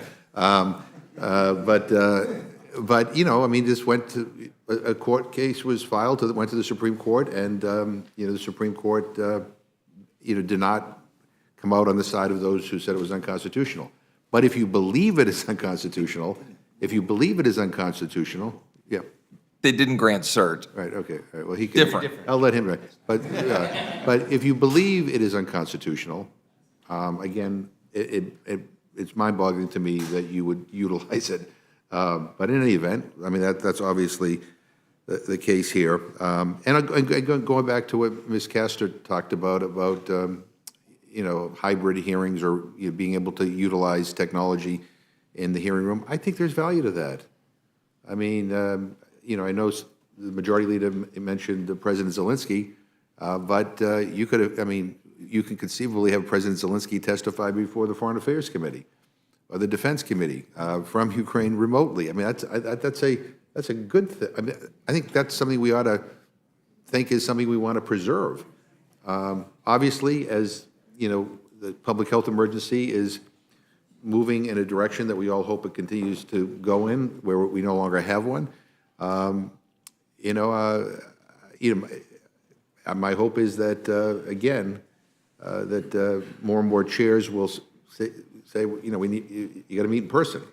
I mean, and so, but I will say, I continue to believe that what we did at a very challenging time saved lives here, and it enabled us to operate and be able to move things that needed to be moved. And as I said before, in 1918, they had to get everything done by unanimous consent. And let me say this, let me preface this by saying I love everybody here, right? But getting unanimous consent is almost impossible. Getting unanimous consent to have a glass of water is almost impossible here. That's just the reality. I'm not passing judgment, I'm just saying it's the reality. And so for us to be able to have responded to this pandemic the way we did, I think this was necessary. And so I continue to feel that this was the right thing to do. And I think the point of this hearing is to hear from people, and we've heard from everybody from Mr. Perlmutter to, you know, those who want this totally done away with, you know, and everything in between. And what we need to do is figure out, you know, how do we proceed forward? Yeah, Mr. Roy. Mr. Chairman, may I address the 1918 point real quick on the unanimous consent? The other point to remember, and I feel the need to speak on behalf of my friend from Kentucky, Thomas Massey, who stood on the floor of the House, not pleased that we were going to proceed by using voice vote to move a $2 trillion bill. And we can debate that and understand the timing of it, but the Constitution requires 1/5, right, in order to be able to have the numbers there to force the roll call vote. So there is a mechanism by which the overwhelming majority can say, you know what, we'll do this by voice. There is a mechanism to do that without consent. So you don't have to do it by consent. You can do it by voice, and you could say, look, unless you got a fifth of the body saying, no, no, no, no, we dang well better be present, there is a mechanism for doing that. I just wanted to make sure the record reflected that. Be there, Right. and everybody had to stand up at that point. 'cause there was a A division. a fifth would have had to be present in order to do that. My point is just, you can do that with a body. Otherwise, you can do it with voice if you don't have the fifth. I mean, you can do it by voice. Yeah, I think, I think it is not unreasonable, based on where we are and what we have seen, to believe that it would be very difficult for us to proceed without what we put in place. And I think that's just the reality. And I think, I'm glad we were able to proceed. I'm glad we were able to get some stuff done. But let me yield to my friend, Mr. Cole. Thank you very much. I'm going to have to leave. I'm already late, but I want to make a few quick remarks. You're not going to the St. Patrick's Day thing, are you? No. Oh, good, I was. I'm going to one later tonight, though. It'll be much more fun. You can have my meal. Anything in the middle of the, you'd rather be at a St. Patrick event in the evening, promise you. You can leave your proxy with me. But first, I want to begin, Mr. Chairman, by thanking you for the hearing. I think it's very important for the institution to have the hearing. I want to thank all our witnesses for, I know you waited a long time in many cases to have an opportunity. I want to congratulate my friend, Mr. Roy, on his son, because that's a pretty well-behaved young man to sit there that much time and listen to adults drone away. So, good job, Dad. I do want to respond. I want to do this very respectfully to the majority leader. He did not have a chance to be here. So this is, I don't usually like talking or replying to somebody when they're not here, but there are a couple of things, several things he said that I want to just have a different perspective on. Perhaps he doesn't, just make sure it gets in the record. One, he talked about en blocs, and they're common around here, and they are, but pre-COVID, the way it was done was always by consent. In other words, we all agreed pretty much, we know these are going to pass, so we're going to group them all together. And if the individual member wanted to pull one out and have a vote on that, that member could do that. That's not what we're doing now. So the en bloc is not how it's been. We can debate the wisdom of it, but come on, we all know they're packed. This group's going to lose. This group's going to win. And if you like one in the group that's going to lose, you're not going to have a chance to maybe pull that across the line. So I think that is a big loss and something we ought to think about going forward. Second, he brought up, not particularly relevant to our deal, the infrastructure bill, and made the point that all of us that voted against it did so because our party leaders told us to. That's just not true. Number one, and this is really important for everybody in America to understand, that bill that the Senate wrote never came through committee over here. I mean, the own committee chairman of the Transportation Infrastructure Bill never had a chance to offer an amendment or shape the most important bill probably of his career. That was true for every single member in the body, majority or minority, had zero chance to impact that bill. So that is one reason to be against it. And number two, I will tell you, even in the Senate, it did not go through the Public Works Committee. So the people on that committee had nothing to do with it. It was all done by people, honestly, all of whom were not on the Public Works Committee. So, I seldom vote against bills because of what happens in the Senate. But, process alone, I will tell you, the quote-unquote bipartisan infrastructure bill was the biggest surrender of institutional authority by this body that I've ever seen in 20 years. We just said, we don't have anything to do with it. We're taking whatever the Senate wants to do. Won't go through our committee. Our members, Democrat or Republican, majority or minority, they're not going to have anything to say about it. That's a pretty damn good reason to be against any bill, no matter what. Second, my friends chose, the President of the United States, to link it with Build Back Better. Nobody on my side was for Build Back Better. And when you put them together and said, we're not moving this one until you move this one, and with all due respect to my friends, a considerable number of your members were in that position too, saying, I won't vote for this unless you vote for this, even if you're against it. That's what muddied the water and partisanized the bill even more. And in terms of holding it up, let's be real, your members held it up. We didn't hold it up. I mean, we don't have the ability to hold it up. Your members squabbled for months on end over this process, and that's why we ended up without having what is normally a very bipartisan process. You know, normally infrastructure bills are bipartisan, but you guys made it partisan, and you got the kind of vote, honestly, that I think the bill deserved. I mean, even some of your own, you know, you had to have the Republican votes to pass it because your own members, there was enough of your own members. You wouldn't have been able to pass otherwise. And I have no quarrel with members that voted for it, my side or your side. Zero quarrel. If that's what you thought you needed to do, fine by me, you got to vote. And I would separate myself from anybody that called to remove any member from a committee. That very many people did, quite frankly. And those members, for the record, are all still on the same committees that they were on. So this mock outrage, my gosh, we're so afraid of what was going to happen to these 13 people. They're all there. Don't worry about it. And that was never going to happen on our side. Finally, or two more quick points. I want to associate myself with something you said, Mr. Chairman. I agree with you. There's a big difference between witnesses testifying by Zoom and members participating by Zoom. As my friend Mr. Boss said, I have zero problem. I think that has opened up a new area for us, offers us the ability to bring people in to testify. I think that is something that's really worth thinking about and probably has enriched the body, and that's one where, you know, maybe technology does make a good difference. Last point I want to make is just about proxies.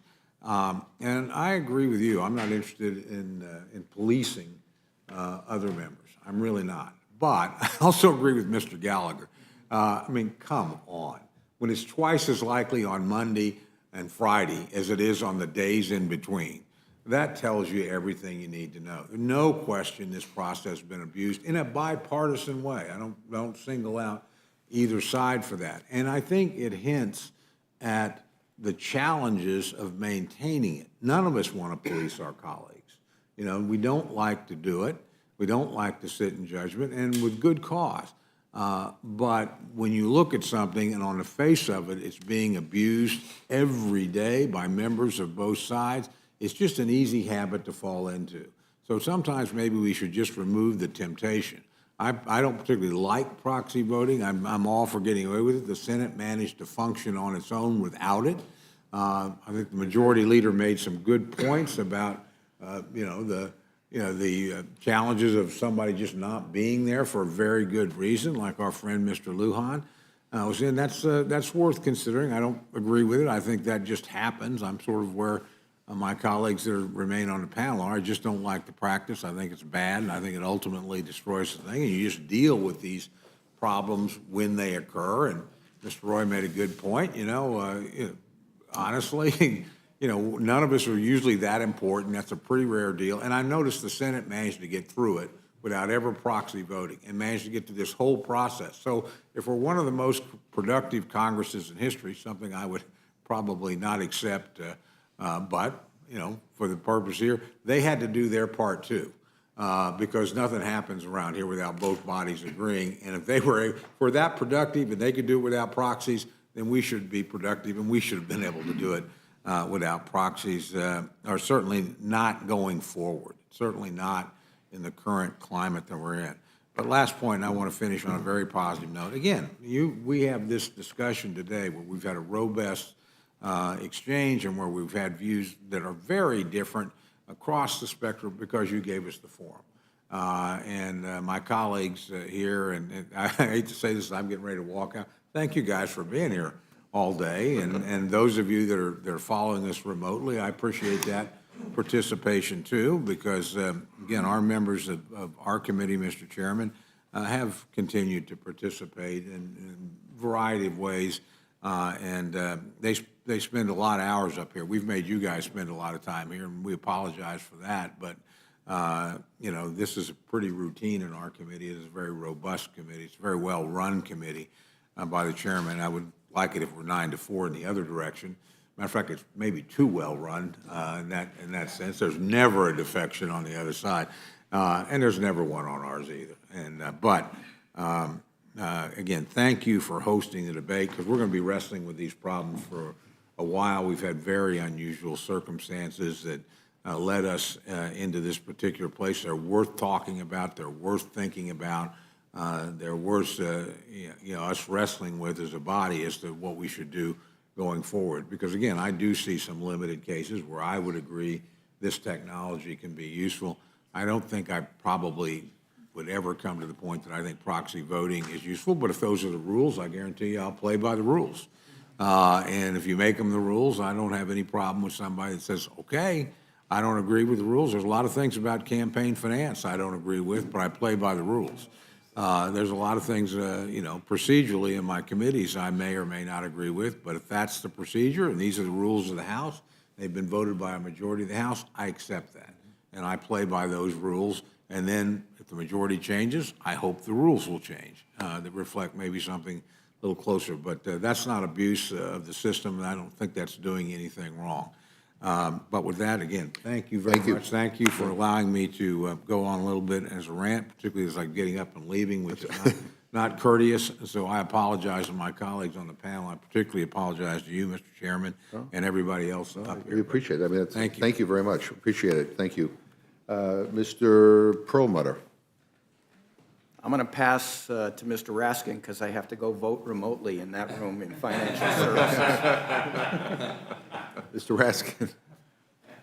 Mr. Chairman, thank you. I wanted to first start by saying hello to Mr. Roy Sun, who's demonstrated that the use of technology is perfectly consistent with the legislative process today, and we're delighted you're here.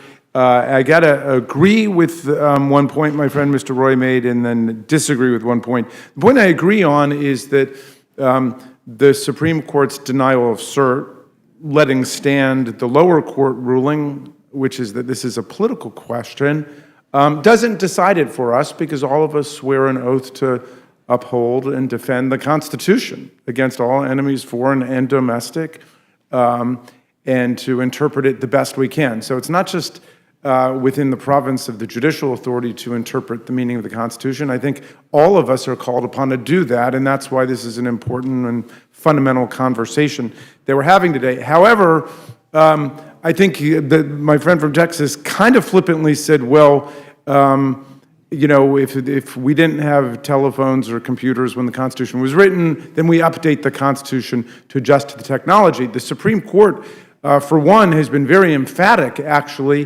that the values and the principles of the Constitution must be applied by us through the prism of new and existing technology. And one Supreme Court decision that leaps to mind on that front is Katz versus United States in 1967 on the interpretation of the Fourth Amendment. I see it got the attention of one of my former law students here, who's a distinguished staff member on the Republican side of the aisle. But you'll remember that Katz versus United States was about whether the placement of telephone bugging devices by the government on a phone booth violated the Fourth Amendment, violated the Fourth Amendment. And the argument made by the government was, well, it couldn't violate the Fourth Amendment because telephones didn't exist when the Constitution was written, and neither did telephone bugs, and therefore, how could it violate the Fourth Amendment? And the Supreme Court said it's the principle embodied in the Fourth Amendment that we must translate to the application of new technologies. And the principle there, the court said in a 7-1 decision, I think it was Justice Stewart who wrote it, was that there's a reasonable expectation of privacy embodied in the Fourth Amendment, and we can determine what the reasonable expectation of privacy means in the context of the development of new technology. So, how does that apply to the question of legislative voting in Congress? Well, when the development of computerized voting took place in Congress, all kinds of cries were heard by people saying this violates the Constitution because it didn't exist when the first Congress met. James Madison used his voice. The ayes and the nays, it was said, requires a voice vote and not pushing a green button or a red button. And one can see kind of the simplistic appeal of that argument. That's the way it was always done. But what really was the underlying constitutional value? It was the vindication of the voice of the members representing the will of the people. And so even though it's true the first Congress didn't look up at the board to see green and red, and even though it did alter the political dynamics, because in those days you had to hear, well, how does Mr. Roy vote? Or before that, how does Mr. Big vote in alphabetical order? But you know what? There was nothing in the Constitution compelling the use of alphabetical order.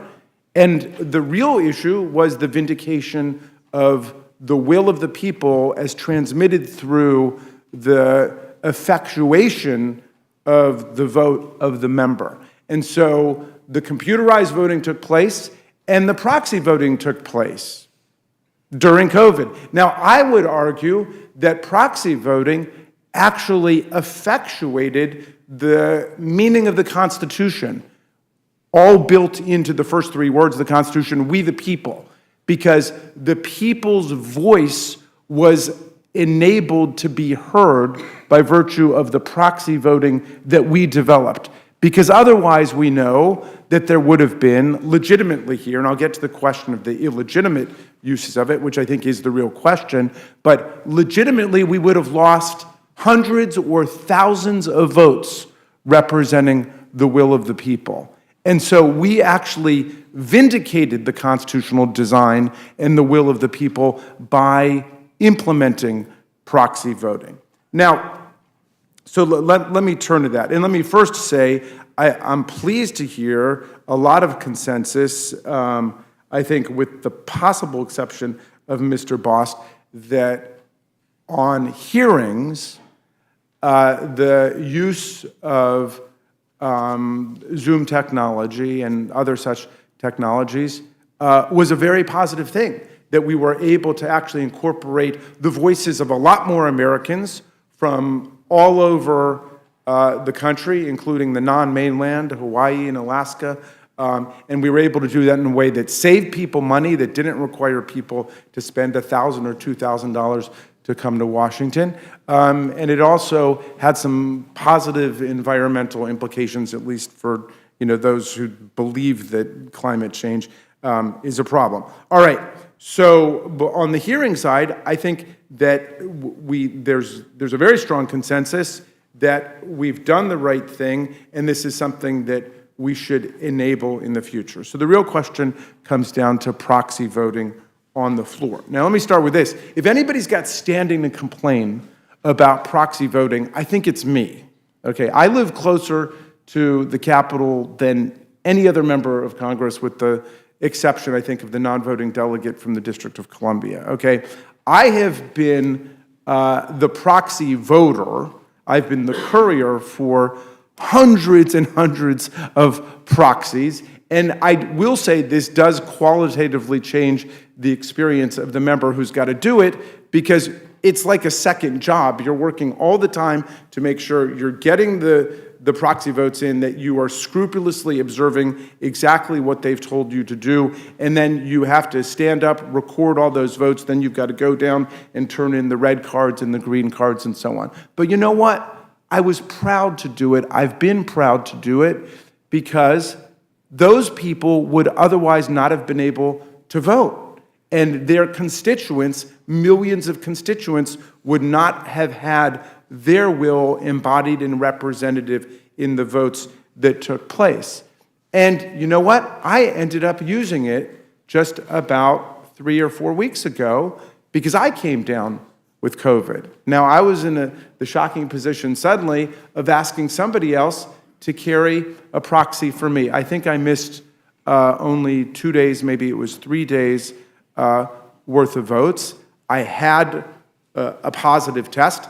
I didn't want to go in and infect anybody else, but I wanted my constituents to be heard, and I wanted to be heard on the things that were being done. So I think the system worked. I think that Mr. Gallagher has put his finger on the question we need to deal with, which is, have there been abuses of this system? And we're not an investigative committee. We don't need to go into all of this, but I think some people sense that there's been some slipperiness at the beginning of the week, at the end of the week, although I will say 4 out of the 7 days of the week are the weekend or Mondays or Fridays, so you would expect that there would be more use of it during that majority of the week when, more of the time would be lost. But setting that aside, let's say, I think we need to define very carefully what the principle is that we need to embody in our rule. And for me, and I appreciate the honest discussion about this, what I would say is that members should be able to avail themselves of proxy voting if they have a compelling medical reason to do so, or I would say a compelling family reason to do so. And on that point, I'll just say, as you guys know, my family experienced a catastrophe with the loss of my son. And I would say, at the very least, for dealing with a death or a very serious illness in the family, members should be able to meet their constitutional duties of representing their constituents and also meet their family needs. I think that is a reasonable, legitimate, and compelling exercise of our power under Article 1, Section 5, to set the rules of our own proceedings. That's why the Supreme Court turned it over to us. That's why the courts stand back, because they say, under Article 1, we have the power to define these rules. So we are going through right now, this moment, precisely the exercise, I think, that the Constitution contemplates for us. Where do we draw these lines? And for me, I would want to say that people should have to attest that they are using the proxy procedure for a compelling personal, medical, or family reason. And then at that point, it's between that member and their constituents. And if they're lying about it, if they're out doing a fundraiser, if they're at a golf tournament, or even if they are at a meeting at the White House, I'm sorry, if you have to miss your legislative duties because of a meeting at the White House, you should be able to explain to your constituents why you were advancing the legislative agenda you were elected to come and serve. Or you can explain it to the president. You got to go vote. I think the president will understand. So to my mind, it's just a question, Mr. Chairman, of how do we develop a system that implements a principle, which is that members should be able to avail themselves of a proxy if they have a compelling medical reason or a compelling family reason. And I think that not only will all the members of Congress understand that because of our common humanity and our common citizenship, but I think all of our constituents will be able to understand that. Let's develop a system that would make that work. And that's my basic sense of it. Mr. Roy, I've invoked your name a couple times. I don't know if you have any response to my thoughts on it. I have a couple of observations, and I appreciate you giving me the opportunity. Number one, with respect to the search and seizure comparison, I would argue that that's the point. I mean, we can disagree on what presence means, and we can have a long discussion about that. But search and seizure is search and seizure. I mean, the fact that, and I understand there was a debate there, and there was an opinion, but search. They said it was physical. That's what was so interesting. They said it's got to be physical. Fair, but at the end of the day, it's a question. But the principle was search and seizure. The principle was your ability to not have your conversations or your privacy, et cetera. But in this case, the principle is presence. And for me, if you go look, the quorum, right, where they're saying attendance is compelled, right? Now, that's quorum. It's not specifically to the vote, but the Constitution is littered with presence, with seat, with being here. And so we can debate whether it's a good thing or a bad thing. We debate the use of technology. We can debate whether we should be able to vote from Austin, Texas, and I go push a button there in a secure mechanism, whatever. Let's put aside the security question, which raises a whole other issue. But let's say you could do that by Zoom or otherwise. I think it would be a terrible idea. But I still think that violates presence. And that would be a debatable proposition, right? But I think when you make that kind of a change, that is a trajectory shift, in my opinion, when you're changing that in that kind of a direction. The second thing I would point out, and I want to say this very carefully and with extraordinary admiration. You were here last January, and I admired you immensely for it. even there were heightened disagreements on the political realities of the impeachment debate, and we had numerous conversations about all of that. I admired you enormously for your fortitude of being present in this building in January of last year. And I think that was a testament to the strength of what this body is supposed to mean by our doing our jobs and being physically present. I say that carefully and with enormous respect. Sure, Mr. Big, did you want to add something? And thank you, Mr. Roy, for that. Well, it's a personal conversation. I'm not sure about the implications for that in all cases, but I appreciate your saying. Yeah, Mr. Biggs. Thanks, Mr. Raskin, for giving me just a moment. I think that, for me, part of the problem is you focused on proxy voting.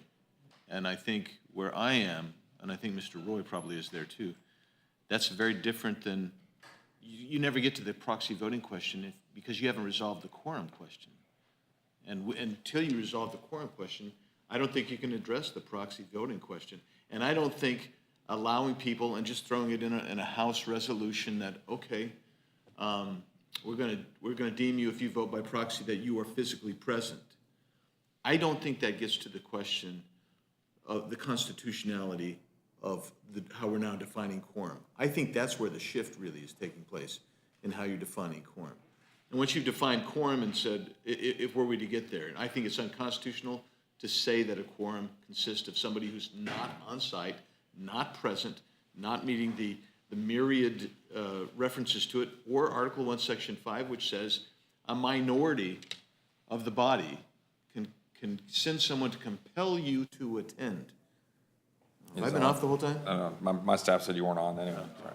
Okay, let me start back over. No, I'm just saying. Thanks. So you see what my point is you've moved into the secondary question before you resolved the Article 1, Section 5 presence and quorum question, and I don't think that you can satisfy that by saying if you're not here and somebody else deems you to be here. I don't think that is constitutional, and I think that is a different question.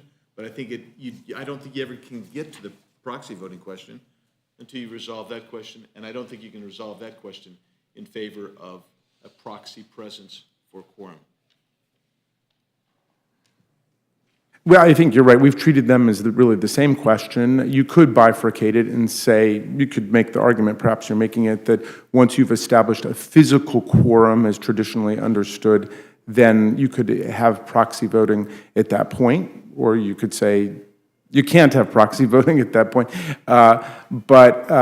You know, there is a history to this that predates COVID-19, which relates to what if there's a violent attack on the Capitol. We've seen one as recently as perhaps right now, I don't know, or January 6th, you know, last year. You know, are there alternative quorum rules? And there have been some that, you know, have been adopted, you know. Yeah. Yeah, thanks. I want to respond to that. A professor of law, David Fort, he's taken where you're going. I thought you might end up there. But his position would be you still have a major problem because of the parameters of the Constitution as it's set forth. If you want to change it, you would need to do something akin to the 25th Amendment or something like that, where you lay out a succession, emergency succession. Gotcha. And for me, it all comes back to Article 1, Section 5, that the framers did endow Congress, each House of Congress itself, with the power to write the rules, unless it violates some extrinsic constitutional boundary. And that's like Powell versus McCormick in 1969, where the court said, we're not going to admit a particular member, and the court said, well, you can't do that because the constitutional qualifications are set forth specifically. But I don't think we've got some kind of explicit constitutional boundary that you know that restrains us in that way. But I understand that's an honest disagreement. We can continue this debate. Thank you. And I yield back, Mr. Chairman. Mr. Reschnithaler. Thank you, Mr. Chairman, and I was actually enjoying that debate. So I know we were talking about constitutional issues. I want to talk about more practical implications. But before I do that, I want to, Mr. Chairman, ask for unanimous consent to enter in the record an article written by my good friend Matt Gates. Without objection. Unanimous consent to enter that into the Yeah, record. Thanks, I appreciate it. Yeah, whatever you want. And I'll reference that. Yeah. Can I object to that? Because I think Matt disagrees with me on this point, but anyway. Mr. Roy, we're going to talk about this, Yeah. so I'll get to it. But before I do that, I would also, Mr. Chairman, ask unanimous consent to enter the testimony of my other good friend, Mr. William Timmons. He wasn't able to be here, but interesting take on how in-person meeting could actually increase civility. So without objection, I'd like to enter that. Without objection. Thanks. So getting back to the article by Mr. Gates, basically to summarize this, to basically distill it down, he basically says it's not good for legislators to be here in Washington, D.C. Lots of reason for that. The practical implications of proxy voting would lead to what Mr. Gates is advocating for, and that is for us never to come to Washington, D.C. And I remember a few years ago, I'm a big fan. Ben Shapiro said, why do we even send representatives to D.C.? Why don't we just vote from the district?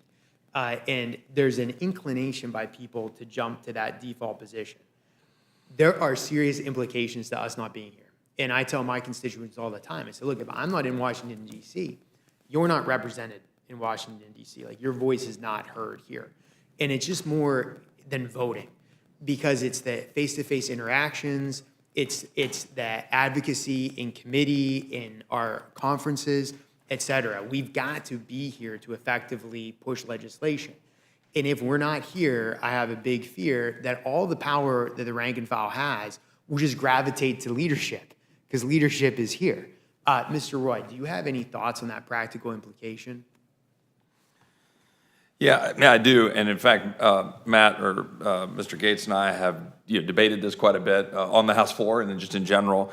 And I appreciate where he's coming from, right? I mean, I'm fairly well known as a limited government conservative. I just assume we meet, once a year for like 2 days and, pass a balanced budget and get out of town and stop messing up America, right? That's my general worldview about these things. And I don't say it flippantly, but I mean, it's just my general philosophical persuasion on it. But I also take very seriously the importance of our being here when we're conducting business. And we conduct more business than I would prefer we do. And we are engaged in a whole lot of things I wish we weren't, but we are. And I would think we need to be here and debate them. And I think we need to look at each other face to face. And I think that it is kind of flippant to say, well, let's just stay back in our districts and vote. And I think it would totally shift power even further to a very small handful. I mean, again, where since I think May of 2016, and I've said this on the floor, I think it's correct, we haven't been able to offer an amendment on the floor in open debate, and that's both leadership and control. And that's, I think, bad. I think that's bad for the institution. I think this is breaking down the ability for 435 representatives to come here and have engagement and debate vote. And one last point on that. I would rather that we come in when the beginning of a Congress and not leave for a while, much like a state legislative session, and sit here and do the core business of passing a budget and appropriations. I prefer to a smaller amount and balanced amount, and then do whatever you're going to do, and then space some time out. Go back home for a while, then come back and do some oversight and offer some bills. But I'd rather just come here 3-4 months and let's do our job. We come in Monday, we have a fly-in vote, we have a couple of random rule votes for a couple of days. I don't even know what they're going to be half the time. And then we fly out Thursday night, and then we rinse and repeat. That's not, in my opinion, a very effective way for us to conduct business. Again, that is a bipartisan critique. Gentlemen, you yield to me? I just want to make clear, I think I speak for all of us on this side. None of us associate ourselves with Mr. Gates's. I find that totally shocking, Mr. Chairman, but noted. Mr. Biggs, you wanted to comment? Yeah, just, I will say that a lot of what you've heard from people who want to be here in person, it allows us to cross the aisle and have bipartisan discussion. And that's true. But it also allows you to have intra-party discussions that are missing, quite frankly. And so once we got back into person, Judiciary, Republicans, we can get together. Same with OGR. Whatever committee you're on, you can get together. You could, and that makes just as much difference as me sitting 5 feet from you, inter-party as anything. So I just think that if we're going to just basically get to Matt's point of view, Gates's point of view, which, by the way, I actually had a constituent tell me when I was first running, he said, I will vote for you if you ever get a chance to never go back to D.C. and just vote out here and never go back to D.C. I said, well, I'll consider that. But the reality is, I think we need to be here because this is a collaborative process. Right, I couldn't agree more. And that frankly, and I have a lot of respect for Mr. Gates, we're friends, but that's the problem with proxy voting, is that it leads to the extreme argument that we should just stay home and vote via proxy. And again, all the power would gravitate toward leadership, and to an even larger extent, the unelected bureaucracy and in the executive branch, because we're not doing oversight at that point if we're not here. But I'm belaboring the point. The other issue that it brings is that within the conference, I know we were talking about bipartisanship, but within the Republican conference and the Democratic caucus, you would have a gravity shift to the larger delegations.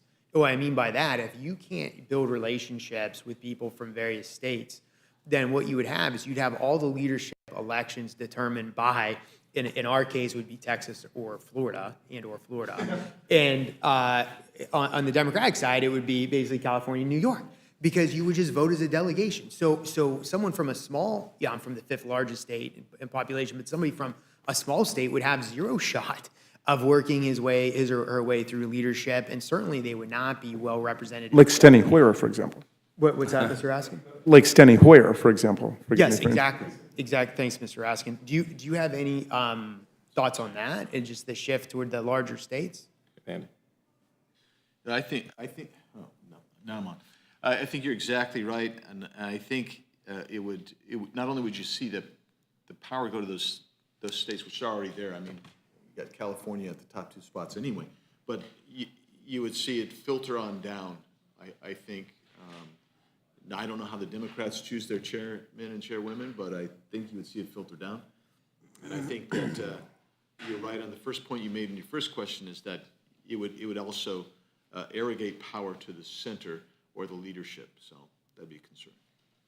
Yeah, I agree. Don't have too much more to add. I mean, I don't think I have a whole lot of likelihood of moving up the leadership ranks, regardless of whether it's through the Texas delegation channel or whether it's through the model you just described. But what I would say is I do think it changes the power balance. Like, I mean, again, getting back to the core question here, physical presence matters. We all get that. I mean, I appreciate, and I haven't opined much on the hearings, but there is a distinction between members being present for hearings and markups versus witnesses being able to avail themselves of technology. I think that's a distinction. I think physical presence matters, not just because I see it through a constitutional lens, but because human interaction matters. Being able to, it's why texting is terrible. It's why social media is largely garbage. It's that you break down that human interaction that I think is necessary for us to try to truly strengthen the republic. And I think this is one of those consequences. Thanks, Mr. Ranking Member Boss. I've not ignored you in that. I've got a whole line of question for you, and I'll be brief with it. Okay. Well, I'm glad you're not offended. Would you, Ranking Member Boss, would you like to talk about how remote proceedings have impacted your committee? Yeah, and you know what, some of the speakers that spoke about the importance of actually giving someone to have the opportunity to give witness, and to your example, the president of Ukraine, great. But when we're going into a voting situation, and technology is what it is, you have a breakdown in the communication, you have a breakdown in the vote, you have rules that have been set forth, but I have to, as my side of the aisle, remind them that the person is not present, there's not a good connection, and then you're interrupting votes, and you're doing all of this, and quite often, it is even worse than the proxy in the fact that you don't have to sign a paper to say, I'm staying home and doing this because. You're just doing it because. And that breaks down that ability. And also, we don't want to take away the power of the chair of each committee to make the decisions on their own, but there needs to be a standard set that decides when it is that we need to meet in person, when we need to have a hybrid, when we need, as things start to slide away from the initial reason why we did it, and that was this pandemic. by moving in the way that we have some committees that do this and some committees that do that, and it is the call of the chair, and because of that, members become frustrated on both sides of the aisle. And I just see a lot of problems, in particular with our committee, with what we've tried to get back. Can I just add one point to Yes, that, Mr. which is how many of us have had the situation where you've got competing hearings? And, especially in the height of all of this when it was happening, we're not forced to make the tough choices of deciding where I'm physically going to be present. And so then you've got people that you got two iPads up, and you're listening to one and you're only kind of half listening, so you can go over and get a vote in on the other, because now that's sort of assumed that you're present for the hearing. Even though the rules say you can't do that. Right, but that's what, but people would do that. They would do that. And you would say, and then the expectation, it goes back to that example of me sitting in Fredericksburg, where I'm trying to figure out what to do, but yet there are members that are gonna vote, they're sitting at home doing whatever, or and I don't mean to impugn any members, but I'm just saying, Riding a boat. it's a lot easier if you're just saying, okay, I'm out, I'm gonna do my thing, but I'll just chime in and vote, as opposed to, I'm going to physically be there and give up X in order to be there and vote. And we're all here by choice, right? You guys can call me in as a witness. I'm here because I think this is an important topic, and I've blown 3 meetings already. I've just blown through, and I'm missing good brisket right now for the Texas lunch. But anyway. I hate to stand in the way between you and brisket, so I just briefly I want to hit on block, because Ranking Member Cole had mentioned it.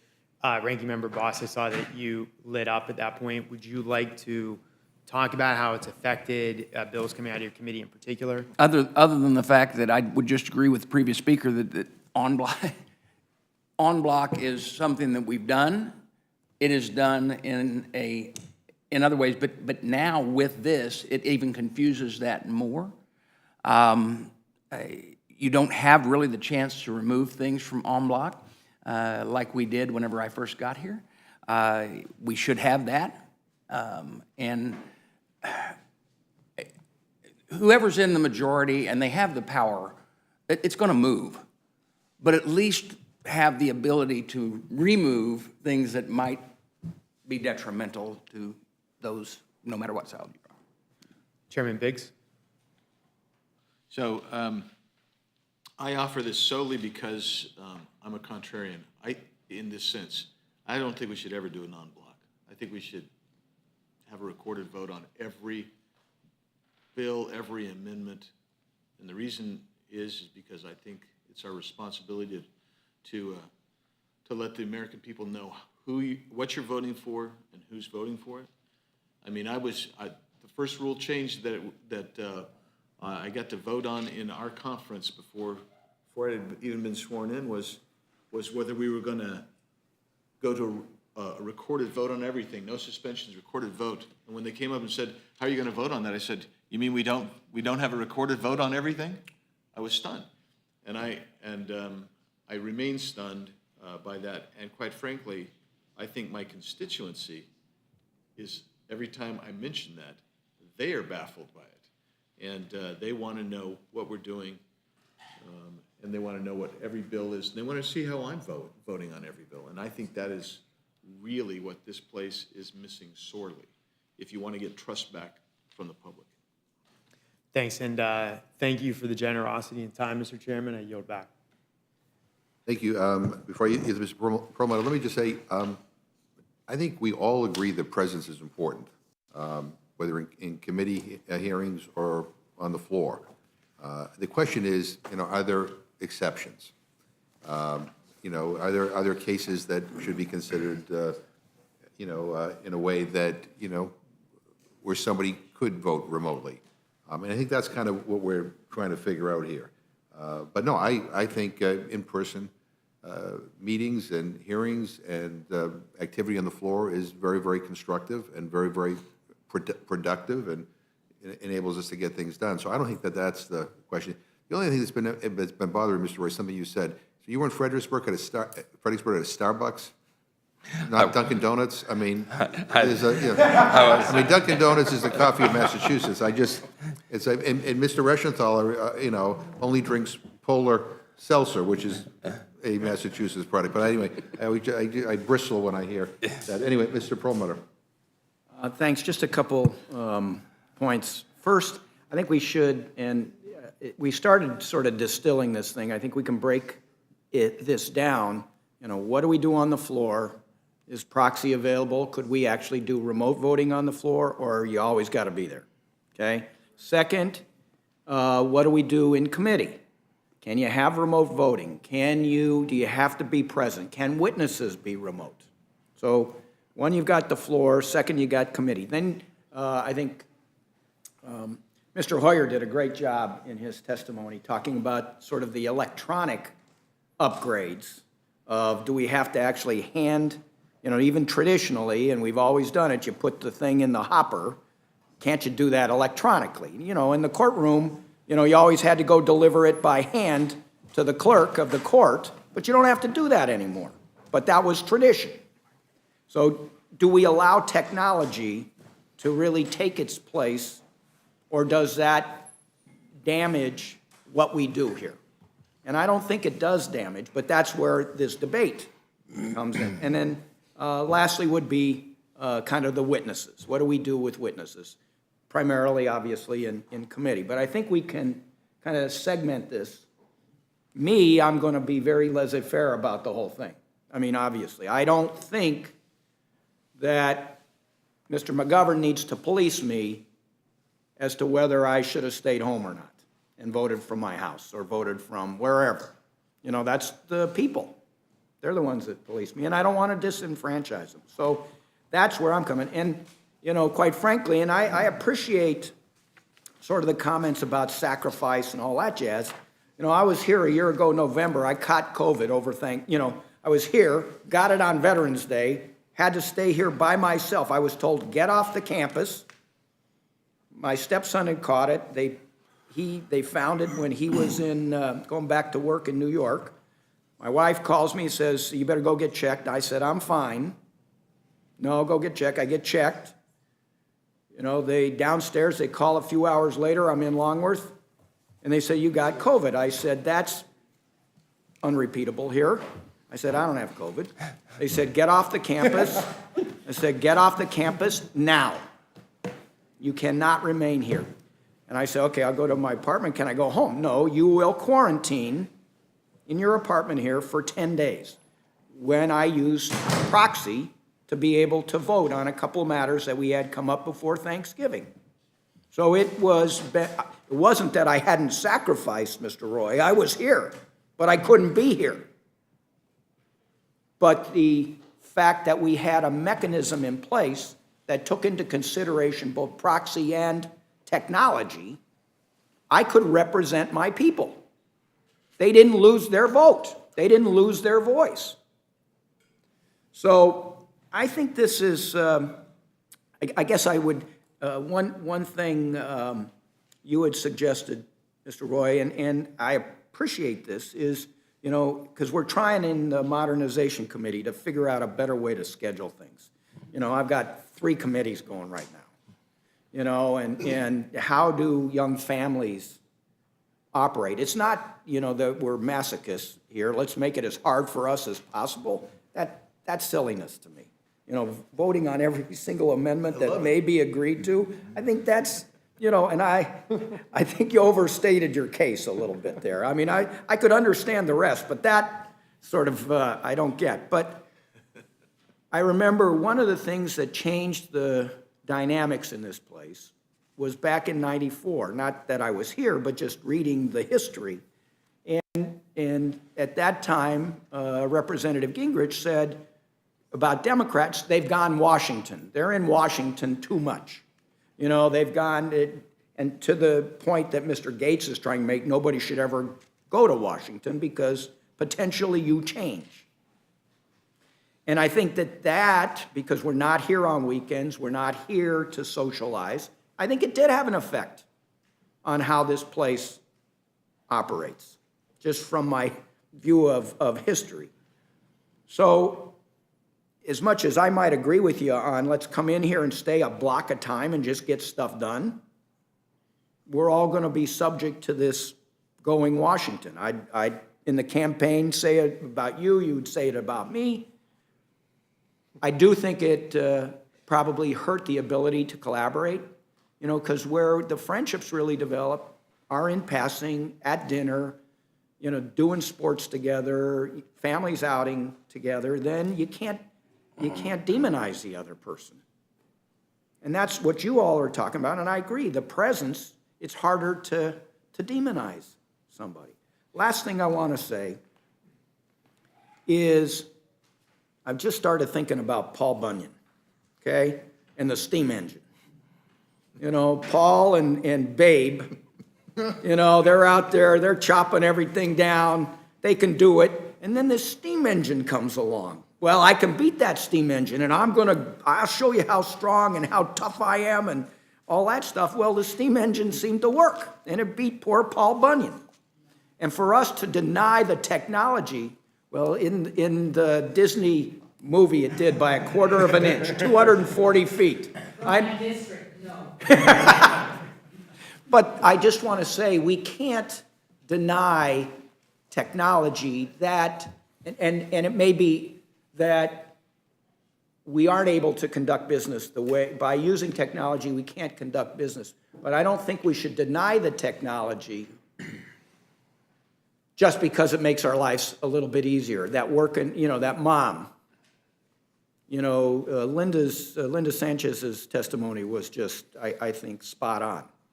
You know, so for me, I would open this up wide, and I wouldn't have any limitations. And the chairman and I have disagreed on this. Mr. Raskin and I, Mr. Reschenthaler and I'm like just totally laissez-faire on this. Either we don't do any of it, or we just open it up and let the people police whether I've been a good representative or not, whether I've been their voice or not. With that, I yield back to the chair. Ms. Fishbach. Thank you, Mr. Chair, and Disney might have had it wrong, I don't know, but, you know, there's a big statue in my district that says Of that- Paul Bunyan. Paul Bunyan and I guess Babe I'm the Blue sorry I Ox. brought him up. No, I'm just teasing you, and you know, I've seen the Disney movie too, so I didn't mean to digress on that, but Mr. Chair, before I start, I wanted to ask unanimous consent to enter into the record a letter from Rick Allen and an additional letter from Mr. McCall. Without objection. Thank you, Mr. Chair. You know, I will have to say that I was very disappointed that Mr. Hoyer couldn't stay. He gave his testimony, and so we were unable to have a discussion and ask him questions. And you know, we've had many of our witnesses today stay a very long time and answer a lot of questions, and so it's disappointing that Mr. Hoyer did not. You could have objected. You know what? I should have. Now that I think of it. Now that, In Mr. Hoyer's defense, he sat here for an hour before he was allowed to testify. and Mr. Chair, I understand that, and many of our other witnesses did too. So, and I do appreciate all the effort. But he did say a couple of things. Mr. Hoyer said a couple of things, and he had said that, you know, that the proxy voting and some of the remote things had nothing to do with the partisanship. And you know what? I maybe, but it certainly didn't help. It does not help when we don't have that person-to-person kind of interaction. And, you know, we're talking about Zooms, we're talking about those, but you know what? You miss that. I can see your eyes. I can tell, you know, I can see the look on your face. There's a lot missing when you don't have that interaction. And this is a collaborative business. This is something, you know, I think Mr. Cole told a story about how, you know, after he had withdrawn an amendment, he walked over and talked to another member about it and explained it a little better. That kind of thing doesn't happen on Zoom. And you know, I have talked a little bit about earlier on about being a freshman, and you know what? As a freshman, you really miss that because you don't have those established relationships. I don't have everybody's cell phone. I don't have someone that, you know, that I can pick up the phone even if you're on a Zoom and call them about something. And so I don't think it helps. I think, and I can't remember was it Mr. Perlmutter who said it's easier to demonize, or Mr. Raskin, I can't remember. It's easier to demonize them when you're not there. And I think that is very obvious. And I think that's I think really, really adds to the partisanship. You're not there. You're not, you know, there with them, and so it's easier, much easier. I do think that Mr. Perlmutter was absolutely right when he talked about being in segments. What are we going to be allowing it in committee? Are we good, because proxy voting, I believe, is probably the most egregious. And then how are you going to deal with, can you accept testimony? So I appreciate that you mentioned that. Someone used the example of the Zelensky presentation, Zoom meeting that we had the other day, and I think that really had nothing to do with it. That's just one of the wonderful things about technology. Yes, we can accept his, his speech by technology. It doesn't have anything to do with proxy voting or how we run a committee. We were able to hear from him remotely, and I think that is just simply an advantage we had from technology. But, I have to just kind of reiterate the fact that, the relationships that I've seen, around the table, I believe it was Mr. Cole, Mr. Hoyer talked about what good friends they were. Those were established because they were here, not because they saw each other on Zoom. They were established because they were able to meet with one another, talk to one another, shake hands in the morning, whatever the case may be. And I think that is what we are getting away from. And we are, technology is a wonderful excuse, but we need to be here.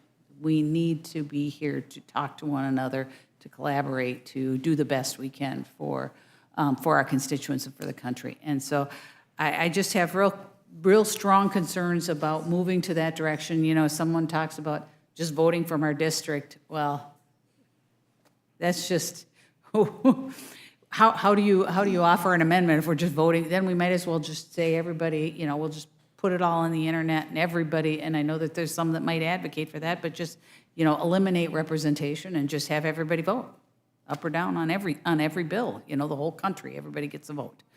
And like I said, some will advocate for that, but it just, I think it becomes more and more difficult to be more bipartisan, to get things done when we are not here. We are not here casting our vote for the people and that we represent. And I would just like to ask either Mr. Biggs or Mr. Roy if they have anything they'd like to add.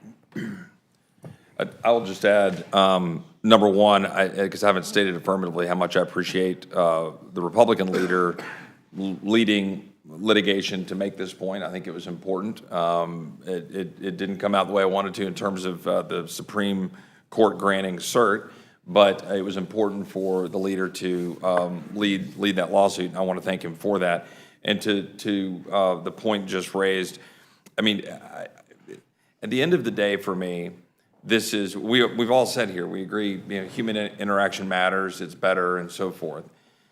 I just think that fundamentally this breaks down the institution if we go down this road. I've already established what I think in terms of the constitutional question, and we've talked ad nauseum about, I think, all of these points, but we want to bring to summation, we are going to undermine the whole idea of a Republican form of government and sending representatives to represent people and engage in the kind of discourse, debate that we're supposed to do, in my opinion, if you start breaking that down. I respect immensely, I think, the intellectual consistency of saying, well, kind of either A or B, and not trying to split the baby on this.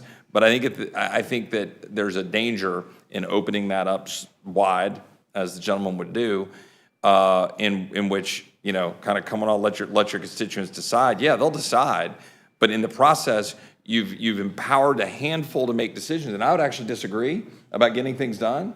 I think lots will get done. I just think it'll get done by a very few powerful group of people with very little engagement by the whole body. And that, I think, would be ultimately the worst outcome if you go down that road. I just want to address what Mr. Perlmutter was talking about, segmentation. I think we get back to the point that I'm trying to make, maybe rather inarticulately, but that you have to deal with the quorum question as a constitutional question first. And then once you've done that, then you can take it in segments if you will, but I just don't see how you can get to proxy voting and have that count as being absentia and also being present for a quorum. And that's what we're doing when we're conflating proxy voting with the quorum, and thus I think that that's why proxy voting, that's one reason that proxy voting just seems incongruous with a constitutional republic that we are today. So thank you. Thanks, Mr. Chair. Thank you, Mr. Chair, and I yield back. Yeah, thank you. And I want to ask unanimous consent to insert in the record statements from Representatives Plaskett, Velasquez, Waters, Johnson, Grijalva, Porter, and Ross, without objection. And before I see if anyone else has any questions here, I just want to make the point. First of all, let's not pretend that COVID never happened. I mean, what brought this about was COVID, or this terrible pandemic where people died. We didn't know how to handle it at the beginning, and we reacted in a way basically to protect members and staff and everybody who works up here, the Capitol Police. You know, and like a lot of things that were put into place in a whole variety of areas as a result of the pandemic, I think it's appropriate to kind of go back and say, okay, you know, is any of this worth continuing? And if so, what? And if not, you know, why not? I mean, that's what this discussion's about. And I just have to say, and again, present company excluded, and I can exclude myself because I've never voted by proxy. But when people start talking about how this has been an egregious, you know, breach, I just want to state for the record that 60% of Republicans have voted by proxy, including members of this committee.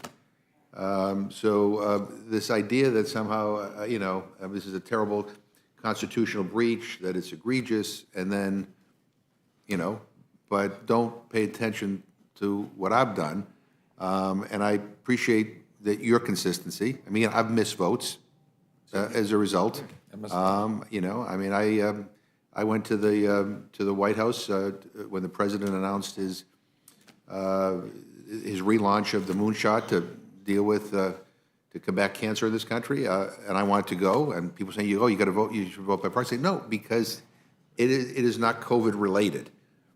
I am not. You know, I mean, if I had COVID or if my kids had COVID or whatever, I mean, then there's a justification in my view. But every member has to make their own decision, right? I mean, every member votes the way, you know, every member has to decide whether or not this is the appropriate thing to do. I know you haven't, I haven't, but I just want to put this in context because I don't want this to be viewed as the only people who utilize proxy voting were Democrats. That's just not the case. Mr. Chairman, may I just say one thing on that? I'll go to him and then to you. And I know we want to wrap up, and I don't want to belabor it. I appreciate your consistency on that, and I appreciate you having this hearing. And I would not defend any of my colleagues, either side of the aisle, who've questioned constitutionality or raised issues with this, and then decided to go ahead and do it, and particularly for reasons that are not COVID-related or might be for, I think, some dubious reasons, both sides of the aisle. The only point I want to reiterate is the point, the example I made with my Fredericksburg example going to UVA, but that's true for everybody. Once you go down, this is important for this discussion. Once you go down the road, then it becomes easier to play games with the legislative schedule. It becomes easier to, say, force a late night vote that if everyone who's voting by proxy, they're not worried about it because they're hanging out at home or they're wherever they are. And then there are people going, well, I'm hosed. And then they have to decide, well, what am I going to do? And so some kind of flipped their position because this is now the rules of the game. Once you've changed the rules of the game, now I would argue it's unconstitutional, so I'm not going to change the rules. But there's some that were just like, well, God, I'm beaten down. I'm going to miss this vote, so I'm going to go ahead and vote that way. I just think that has to be factored in. The other point, and I'll yield to Mr. Reschenthaler, is we're also, the vast majority of people are back. I mean, I've spent more time in this committee in the last couple of weeks with this wonderful family than I do with my own family. And when I go to the floor to vote, there's a ton of people, Democrats and Republicans, voting. Yeah, there are some people voting by proxy, but this notion that somehow we are not back, that we're not coming back, and we've seen the latest reports about how the whole complex is going to be more opened up. But so again, I mean, it's not like there's nobody here. The overwhelming majority of people are back and are voting, are debating on the floor. And I can't speak for other committees. I can only speak for this committee. You know, but we are meeting in person. And I'm, you know, I'm grateful for that most of the time. But anyway, Mr. Reschenthaler. Thanks, Mr. Chairman. Just briefly, to preserve the record and also for intellectual honesty. Look, again, I'm one of the people that voted proxy, but did you? still was against it. Yes, I did it a few times. But I still preserve the right to oppose the rule on proxy voting, because once the rules are changed, we got to play by those rules. And if we don't, there's a huge advantage to the majority. Well, in this case, the majority. But so for example, if we were not proxy voting and we cannot make it, we'd likely give up a 10% advantage to the Democratic Party, because at any given time, roughly 10% of us are not here. With margins this thin, we should still be engaged in proxy voting, because if we don't, we negate any advantage we have. But I'm going to belabor the point. I'll yield back, but I just want to preserve that point. No, and I guess you made the point that winning is more important than constitutionality. I mean, if we're going to follow that, right? I'm just saying what I said before about, again, consistency is one thing. I mean, you've said it. You believe it's unconstitutional, and you have not utilized it. There are others who have said it's unconstitutional and have utilized it. And I do think there is I do think, for me, if I thought something was unconstitutional, I wouldn't do it. I mean, that just, and everybody has their own comfort level here, but just for me, that's the way if I thought this was unconstitutional, I would never utilize it. I haven't utilized it because I haven't had COVID, or I haven't had family members who have come down with COVID where it might make me a risk to all of you. But I'm just talking about, when we talk about this being egregious and people utilize it, I think for me, it's a little bit of a disconnect. Yeah. Well, I appreciate that you see it as a disconnect, and for me, I think I've been very consistent. I think I missed maybe 3 votes because of not wanting to vote proxy. But never forget that the majority implemented that rule. And what happened is, as this developed on, there are people who have sincerely held views that this is unconstitutional. And I'm not disputing that. Yeah, but my point is, I don't think we should disparage somebody's motivations, and that's exactly what I think is happening. And that's all I'm saying. No, and I would just say one other thing too, just for the record, because I think it's important to get this on the record. When we debated this, I have a list of Republican members a mile long who came to me and said, "You got to do this. We can't be with you, but you got to do this." And I remain firm in the belief that what we did, I think, saved lives here and it allowed us to continue our work. That's where I come from on this. And so that's my principle on this. Mr. Just a couple points. I think to Mr. Reschenthaler, to Mr. Biggsroy, I think you're right. I think, obviously, the proxy benefits the majority. The majority's making the rules, and it benefits leadership.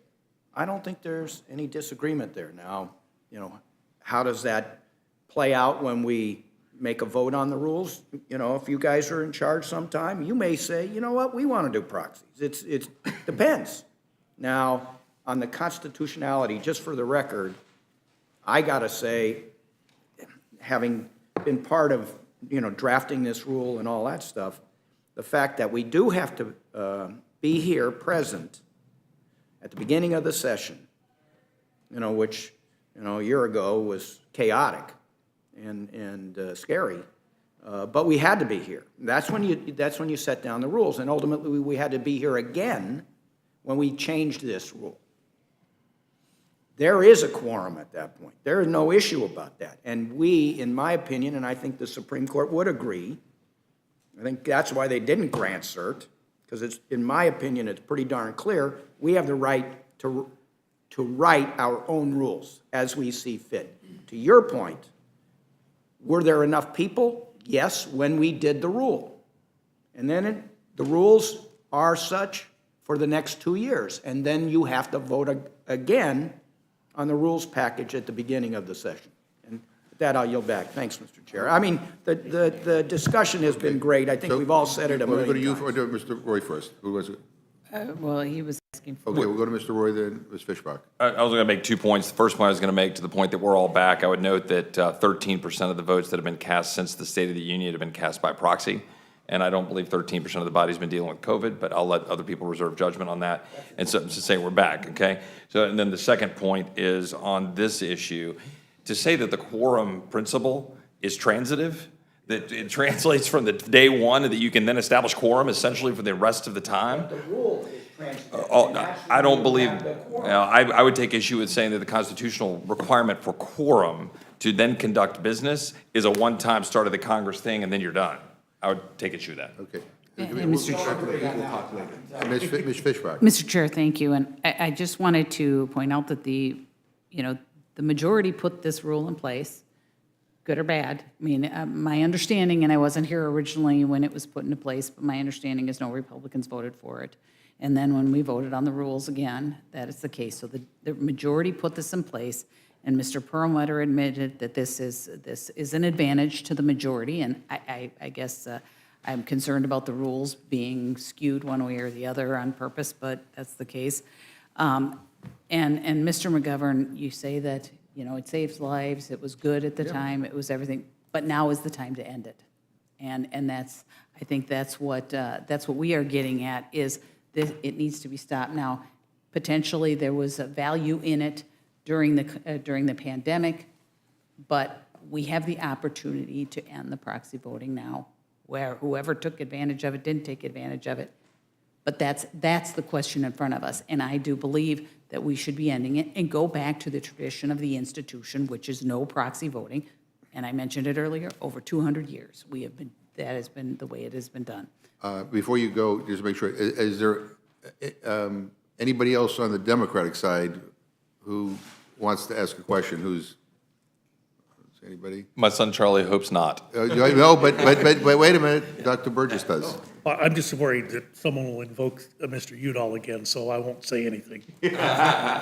All right, so you are free to go. Thank you. Thank you, All Mr. right. Chairman. So our next panel is Representative DeSagne, Representative Takano, Representative Rose, and Representative Westerman. So Mr. DeSagne, you're on. Mr. Chairman, so nice to see you. Seems like just yesterday we were in Worcester. Thank you for allowing me the opportunity to testify in front of this most esteemed committee of the House of Representatives. And let me just say, I think it's safe, since filings closed in California, that I love all of you. As someone who lives with chronic form of cancer that is manageable but uncurable, I am immunocompromised. Not alone. Throughout the United States, there are 7 million people who are considered immunocompromised. From the start of this pandemic, the Centers for Disease Control and Prevention made it clear that people like myself are at increased risk of contracting coronavirus and having worse health outcomes. In workplaces across the country, people with health conditions have been adjusting to make sure they can continue to work while maintaining their safety. That's exactly what Congress and our leadership did when it authorized proxy voting and remote committee participation. Because of my leukemia and a freak accident I had coming back from a run on the National Mall years ago that landed me in George Washington University ICU on a ventilator, my doctors told me early on in the pandemic that it was unsafe for me to travel on a plane, gather in a crowded house chamber, and attend committee meetings, especially in the very small Rules Committee hearing room. Proxy voting and remote committee proceedings allowed me to safely represent the people of California's 11th district while not risking my own life. Proxy voting works. It's a low-tech option that is easy to use and has allowed my constituents to have a voice on the House floor when I was unable to physically be present. Remote committee proceedings ensured I could continue serving on the Rules and 3 other House committees I sit on while safely teleworking. While I and my family are happy to report that I'm healthy and the treatment I take for my leukemia is working, I will say thankfully much of that treatment is because of taxpayers' investment that's been supported by members in Congress in bipartisan fashion. The threat from this virus is not over. Members continue to test positive. There were at least 4 last week. Allowing for proxy voting demonstrates to the American people that we take the advice of public health experts seriously and can continue to work on behalf of this country without putting other people's lives at risk. Thank you, Mr. Chairman. Thank you, Ranking Member Cole, and I yield. Thank you very much. Representative Takano. Well, thank you, Mr. McGovern, Chairman McGovern, and I appreciate the opportunity to testify before the committee on the subject matter at hand. I'll just try to cut short some of my introductory remarks and just get straight to what I've observed with the new House procedures, and there's 4 points I'd like to make today. First, the House rules should allow committees to take remote testimony from witnesses as the standard part of our proceedings.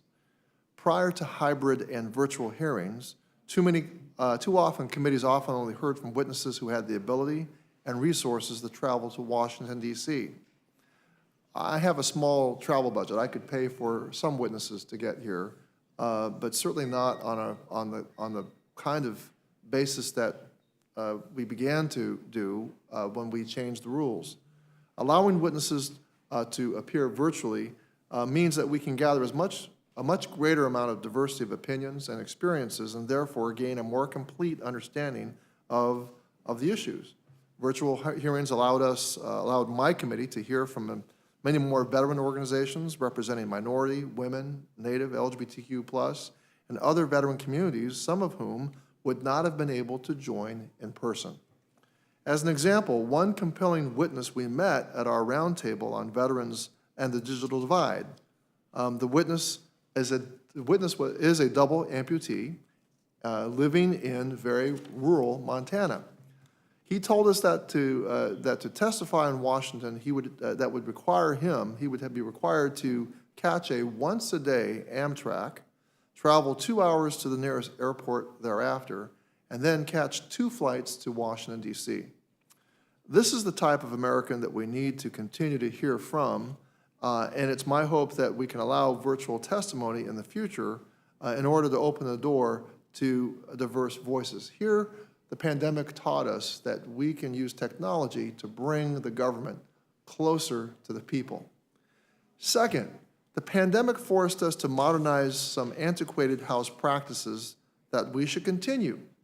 For instance, introducing bills, adding co-sponsors, filing committee reports, signing letters, and other official actions were rightly made an electronic exercise during the past 2 years.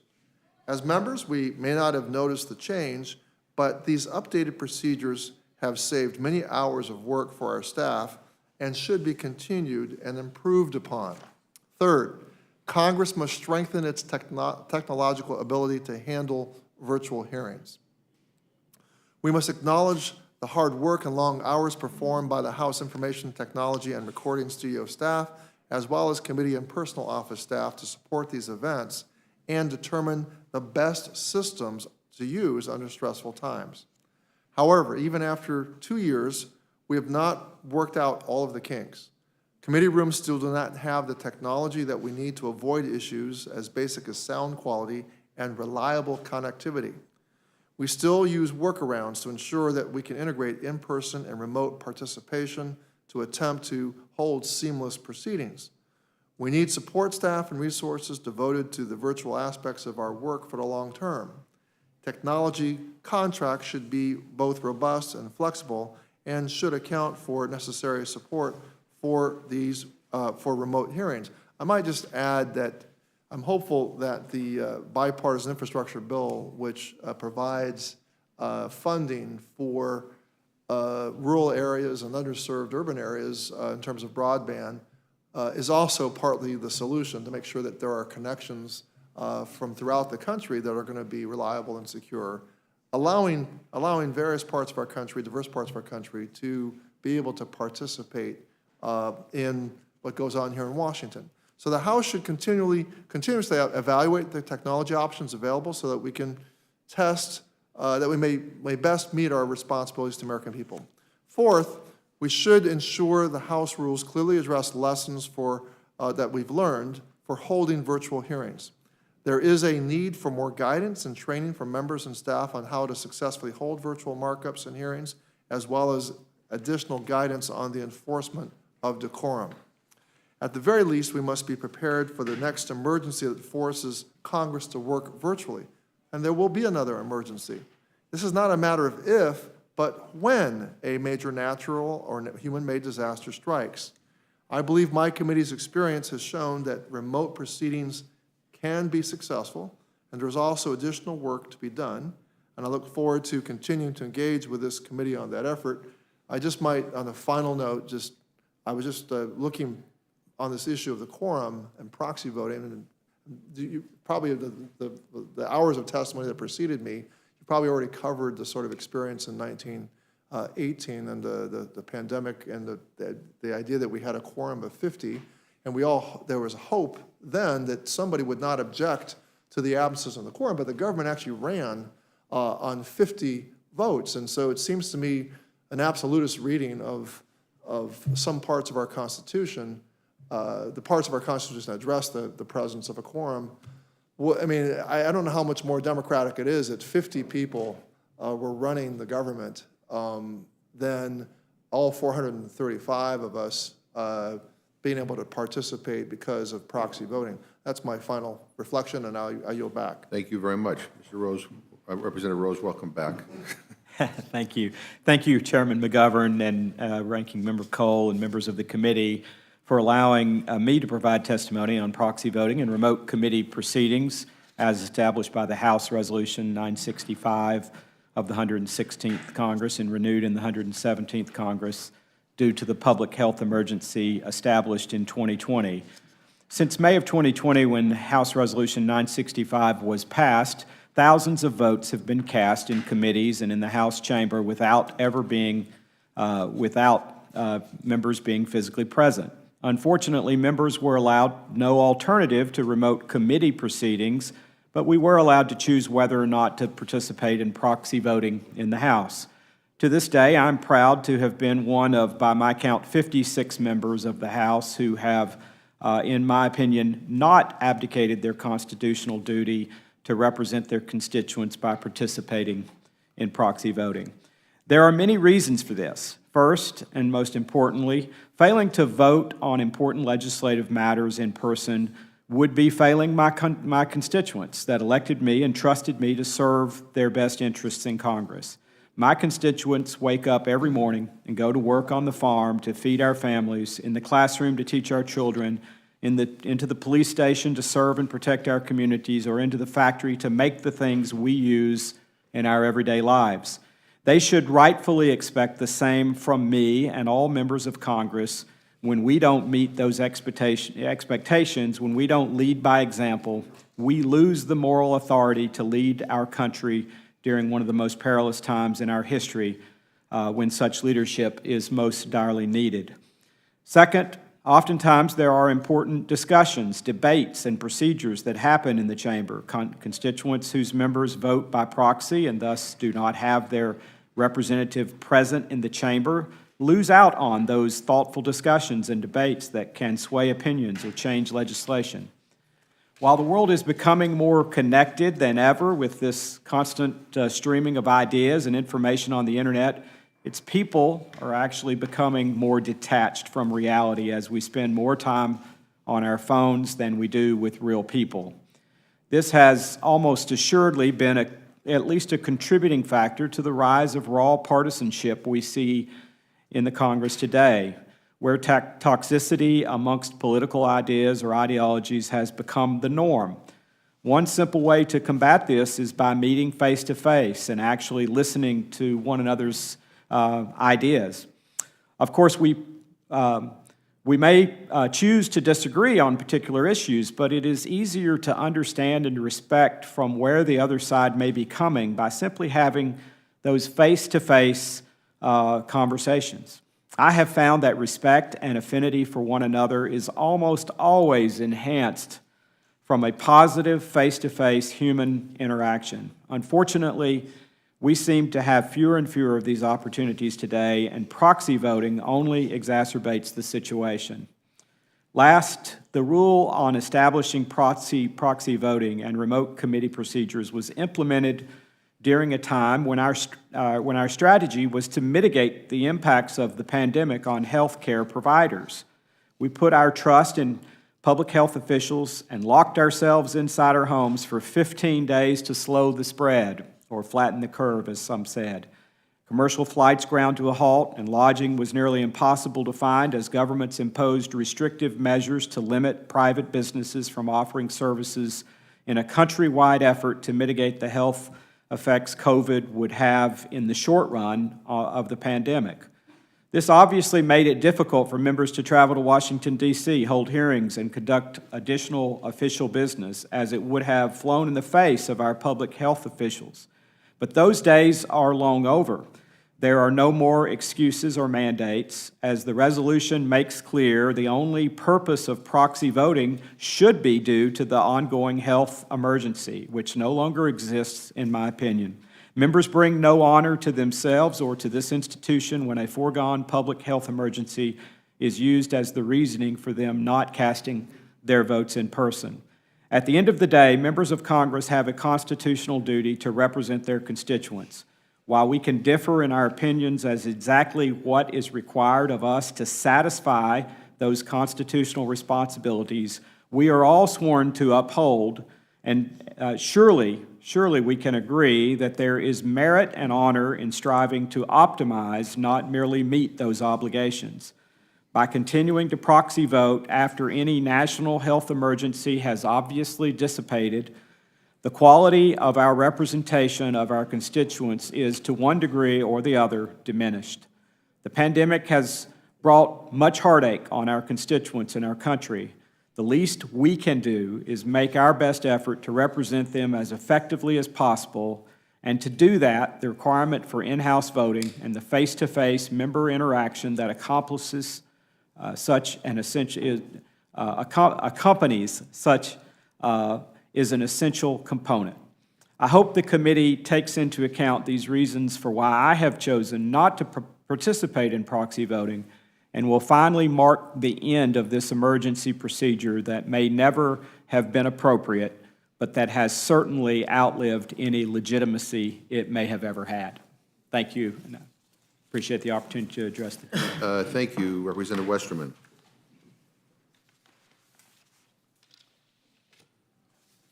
Thank you, Chair McGovern and members of the committee. I appreciate this opportunity to testify today on the impacts of remote committee proceedings. You know, the word Congress means the act of coming together or meeting, and that's what I believe this body should reflect. Mr. Chairman, I have not voted by proxy or remotely from outside of D.C., even on committee markups. And although I have strong convictions about voting in person, I want to focus my remarks today on why I believe remote committee meetings are detrimental to our Congress and why virtual is not the best way to come together or to meet.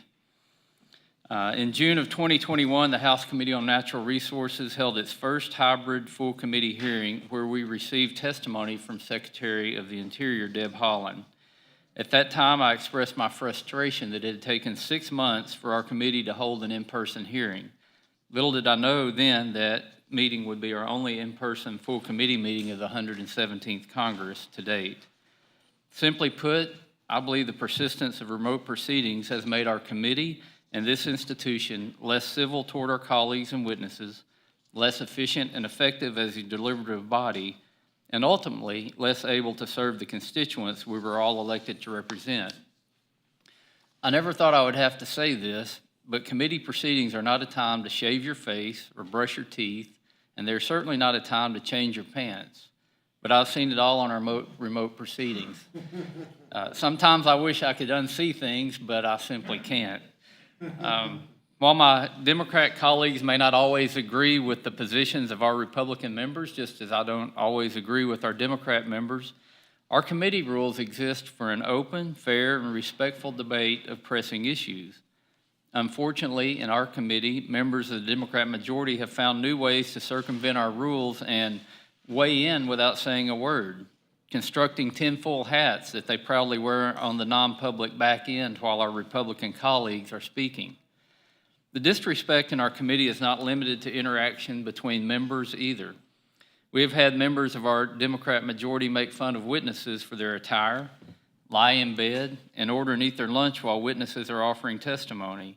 I can only imagine the disrespect the witnesses who have worked days and nights to prepare the testimony they are presenting before our committee, that disrespect that they must feel when they see these kinds of actions from members of Congress.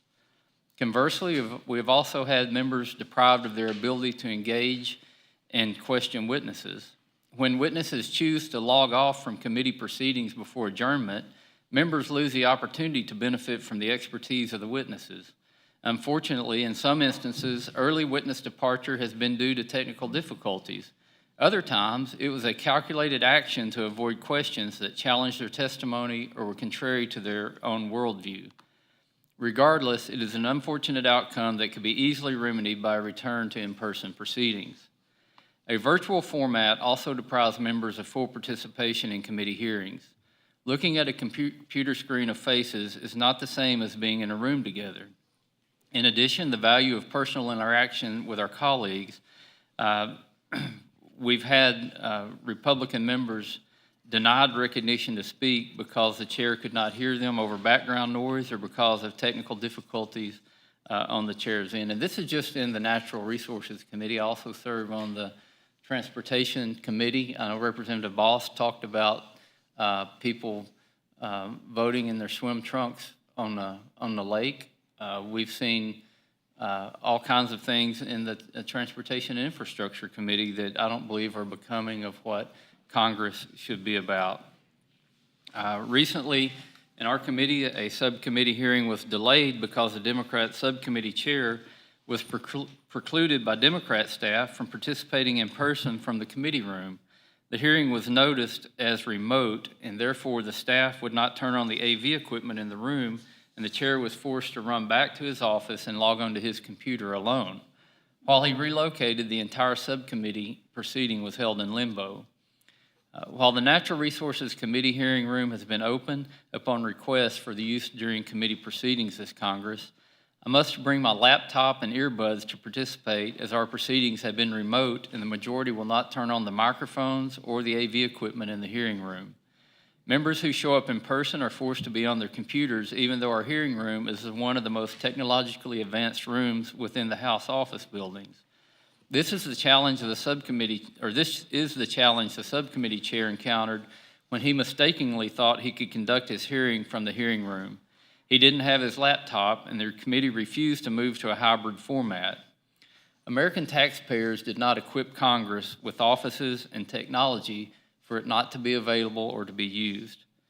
At times, members have even lost the ability to have their votes counted accurately, or counted at all as the clerk tries to align videos with voices on the Brady Bunch screen in the room. With all these antics, I worry that some members and witnesses have stopped taking congressional committee business seriously. We see this every meeting when members are seen laughing on long phone calls, playing musical instruments, and making meals, unmuting only to vote and change their votes when they learn that what the measure was that we were considering was not the one they were voting on. A colleague made it through a whole opening statement for the wrong hearing, one she had already given, before realizing the mistake. Our ability to legislate is at stake. It appears that remote proceedings have allowed members to treat legislating like a device they can turn on and off instead of a job they have been elected to do by their constituents. Congress is not, nor has it ever been, a virtual body, and we cannot simply turn off our responsibilities to our constituents. During a time of global unrest, skyrocketing gas prices, energy insecurity, dependence on rogue nations for our minerals, and historic wildfires and drought, the Natural Resources Committee has serious work to do. Virtual legislation, I believe, has gone on long enough. The American people cannot wait until gas hits $6 a gallon before we decide to come back and get to work. This country is open for business, and Congress should be as well. There's been a lot of discussion as I've listened in about technology, how we should embrace it and how we should use it, and I think there's a format for that. I think we can have roundtables that aren't formal committee hearings where we do that virtually, and people don't have to have the expenses of flying here to DC, and we can embrace technology. But I believe when it's an official, formal meeting of Congress that we should do that in person. I really appreciate you taking time to consider this issue. It was not something that I expected to happen, and was pleased to have the opportunity to come and voice my concerns. With that, I yield back. Thank you. Thank you all for your testimony and your patience here today. Again, I just want to kind of put all this in perspective. I mean, these procedures were brought forward in the beginning of this pandemic. And I continue to believe that what we did saved lives. I think it was the responsible thing to do. The point of this hearing is to look at all the things that we have done, not just here in Congress, but things that we have done, to help programs become more efficient. What should be kept and what shouldn't. And is it all, or is it nothing, or is it a piece of this? And that's what we're looking at. And so, we still have a national health emergency, whether hopefully it's going in the right direction. We have on average of 1,000 people a day dying of COVID. Yesterday was 2,000. I hope the trends continue to go down, but that's just the reality. We heard from Mr. Desagnier, his unique set of circumstances, and he is, we value his ability to participate in this committee and to be able to represent his constituents back in California. I think there are questions, are there exceptions here? In terms of the decorum on hearings, I can't speak for every committee. I mean, I'm only on this committee. We don't deny the minority access to this room, or we don't shut down the audio visual equipment, although one time we had the air conditioning on too high in the winter and everybody was getting cold. But other than that, it wasn't intentional. But the point of the matter is, there are rules, believe it or not, that accompanied the measures that we took here, including rules about decorum.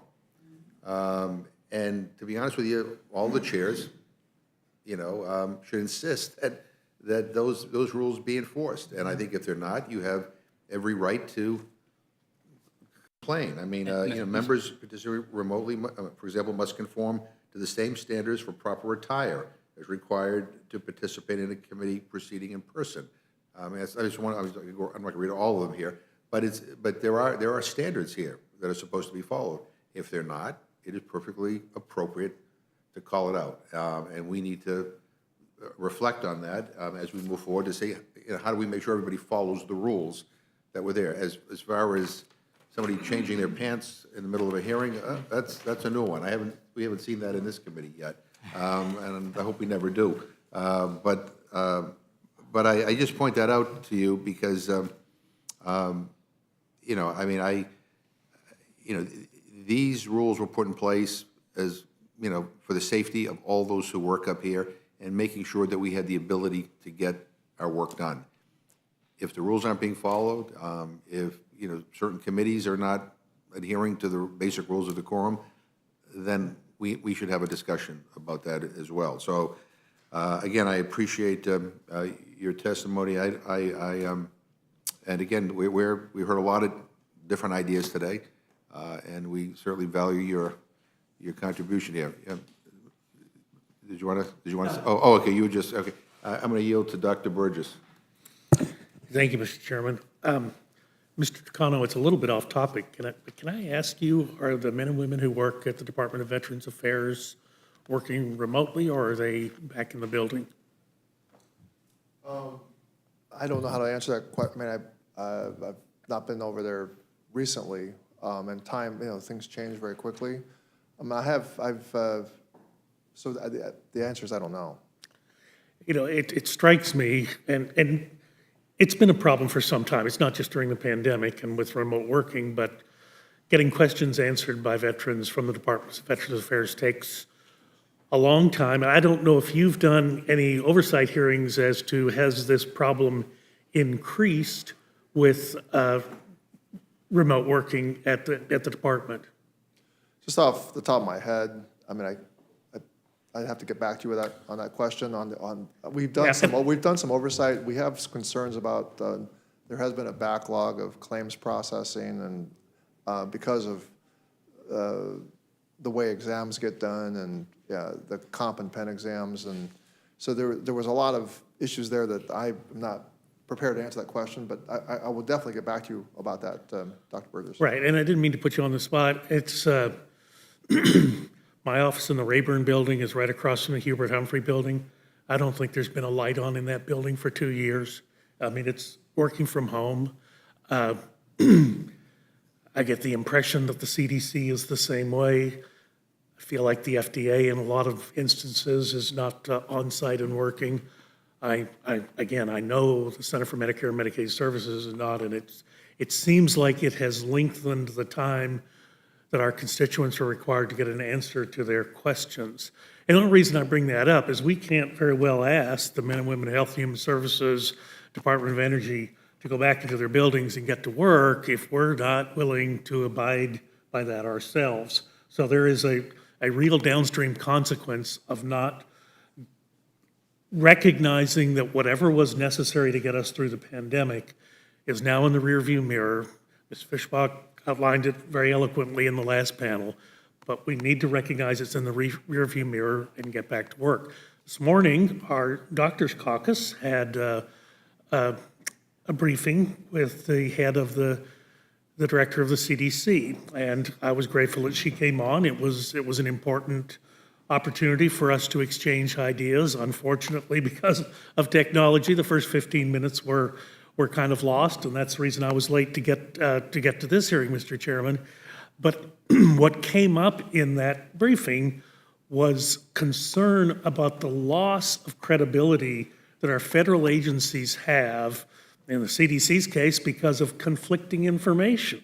And Mr. Hoyer tells us that everything was necessary over here, done with CDC guidance for mandatory masking, and yet at the same time, the Senate didn't.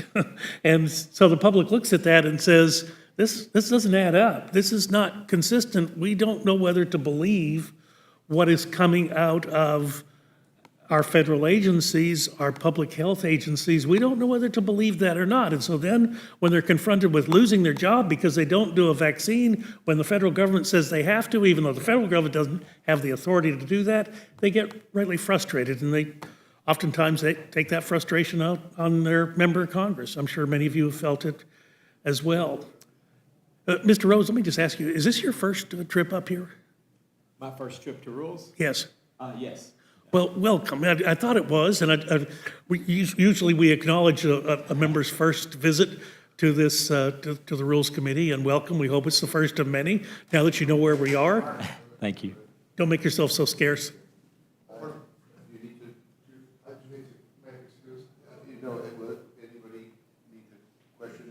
I'm so tempted, Mr. Chair. Yes, thank you for your participation. Thanks for your answer to my questions. Well, again, Mr. Rose, welcome to the Rules Committee. It's, as you can see, we're an unheralded but extremely important part of the function of this Congress. And Mr. Westerman, I appreciate your comments. We heard from Mr. Cole when he was here how markups in the Appropriations Committee were done as markups were done in person. And I think that's important. Man, we've had all these reconciliation bills, the infrastructure bill, all this stuff that came through committees that I serve on as well, jurisdiction, energy and commerce, jurisdiction on the budget committee, but the first actual hearing was here in the Rules Committee. And it oftentimes was a bill that spent 1.8 or $1.9 trillion. But what I have noticed in the virtual markups is because of the sake of expediency, the staff gets a lot of control. Committee staff gets a lot of control over how those markups are conducted, what amendments are going to be heard, what amendments are going to be made in order, which ones are going to be allowed to come to a recorded vote. And the structure of the hearing is changed because it's a virtual, the markup rather, is changed because it's a virtual markup. And I just wondered if you'd had any experience with that in your committee. Yeah, and I know it varies highly across committees, which I don't think it should be that way. If we're going to have rules, they should apply across the committees on the decorum and the way the hearings are held. I mentioned I was on the Transportation and Infrastructure Committee. Those, you can go to the meeting room, you can use the audio-visual equipment, the microphones are there, it's much better, although there's a large screen with a lot of squares on it with people who are coming remotely. The Natural Resources Committee, you literally have to take your laptop in, put earbuds in, and so that you're not disturbing other people with the sound coming across your Well, computer. if I may, taking testimony in a hearing is one thing, but an actual markup where you're preparing the legislation then to come to us in the Rules Committee, an actual markup is different. And it's harder to do that remotely. At least that's been my observation. I was actually relieved to hear Ranking Member Cole say that in the Appropriations Committee, they actually had in-person, not virtual, but in-person markups. I found the virtual markups in Energy and Commerce to be cumbersome. In Budget Committee, they were hopeless. And again, you abdicate a lot of our input, our authority as members of Congress, elected members of Congress, and obviously it goes somewhere. Nature abhors a vacuum, so the staff takes on that role and decides which amendments are going to be heard, which amendments are going to be allowed to have a vote. And in the name of expediency, to get things to go, because these things are cumbersome sometimes and take a lot of time, the actual participation is sacrificed. I just wondered if you'd experienced that in yours. Absolutely, and I think, I like coming to Rules Committee because you all are in person, because I can look around the room and see facial expressions, and it's a much better way to... Gestures, yeah. But Strike that from the record. it allows that interaction, and one thing I've noticed, having, obviously been through a lot of committee hearings that were in person, is that the virtual hearings interrupt the dialogue. It's a lot of times one member will be talking and they may refer to another member and somebody would say, would the gentleman yield? And you have a little bit of a dialogue, and it makes I think it brings a lot more to the meeting. But if you're virtually and somebody interrupts to ask somebody else to yield, it just throws the whole meeting off, and then you get to all the connectivity issues, especially on markups. Anytime, I believe, when we're voting, I would hope we would do that in person, and I hope we move back to in-person meetings. Yeah, I do too, and I appreciate your participation. Mr. Rose, your participation, I'll yield back to the chairman. Thank you, and I just want to, Mr. Weissman, you mentioned that the only in-person natural resources hearing was with Secretary Holland, and people were actually watching this hearing, and apparently at that hearing, it turns out that there was a member who was COVID positive, who refused to wear a mask, and Chairman Grijalva, who is in several high-risk categories, caught COVID. So I guess I can understand why they didn't continue meeting in person. But anyway, I just wanted to point that out for the record. I yield to Mr. Perlmutter. Just quickly, I want to thank you, Mr. Chairman. I want to thank staff, both sides. I mean, we were in an emergency, and we needed to protect the members, the staff, all of the witnesses given COVID, and what we knew and what we didn't know about COVID. And the doctor, we were learning on the go, dealing with COVID. So I just want to thank everybody for allowing the government to continue, for us to be able to continue to operate, do it in a way that was safe, clearly not perfect, but it was an emergency. And at the end of the day, Mr. Rose can agree with me or disagree with me on that, but in financial services, it was really, we were stumbling for a while. But then we learned how to do it, and it's a big committee. And, it'd be Perlmutter votes, whatever, and You know, we learned that you got to call twice because somebody might fumble a little bit. And, you know, by the end, we can do this thing pretty quickly and pretty efficiently coming through an emergency. So I felt the rule at the time, and I expressed this at the time, was too limited. I felt it should be more expansive, not limited to just COVID-related things. But in the end, what we did was we allowed the government to continue and people to be safe with a virus that none of us understood, and it turned out to be pretty darn dangerous. Second thing I wanted to say was, for me, and there's other philosophies, but for me, the ability to allow my staff and others to work remotely, to testify remotely, whatever, if they do the job, I'm okay. They don't have to be here. I don't have to see them. I don't, you know, and I like you and I pass in the hall and I like talking to you, but that doesn't mean it has to be here. If the job gets done, that suffices for me. The last thing, I believe, opposite of what some have testified, given the fact that we've done lots of conference calls when we first were kind of getting into this, whether it was within our caucuses or as committees, and then Zooms, the communication level on a pretty regular basis has increased among all, at least among, or on legislative issues, if you will, you know? And so I believe we should expand this rule. I think it should be ongoing. I think we're going to hold the House, and we should keep the rule in place. If Mr. Davis is correct, then he can change it. But I don't think it makes a lot of sense. I think we need to take technology and use it to our benefit, and I yield back. Thank you. And I know Mr. Desaulniers has another hearing to go. Does anyone have any questions for him so we can let him go? You're free to go. If I want to stay, Mr. Chair. Oh, okay. Ms. Fischbach. Thank you, Mr. Chair, and I'll be brief, and because I mentioned it before, and you know, if this was something that had to be done, and I wasn't here when it originally went into place, we need to stop now. We're over that. You know, we know what to expect. Most of the rest of the country is getting back to normal, and we need to get back to our business, get our business back to normal, and end the proxy voting. And if there's something that needs to be looked at with remote hearings, whatever, you know, with Mr. Perlmutter, then that needs to be examined. But at this point, we are over the emergency, and we need to get back to normal and take the, you know, the advantage for the majority.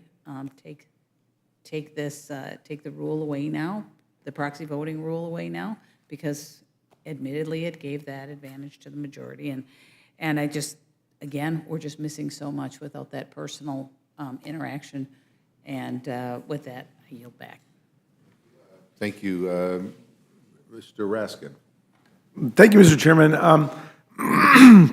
I've taken some careful notes on these witnesses and the prior panels, and I'm counting 6 different values that have been invoked as being implicated by the proxy rules or the new hearing rules. And let me just quickly state what they are. One is democracy, having the voice of the people represented.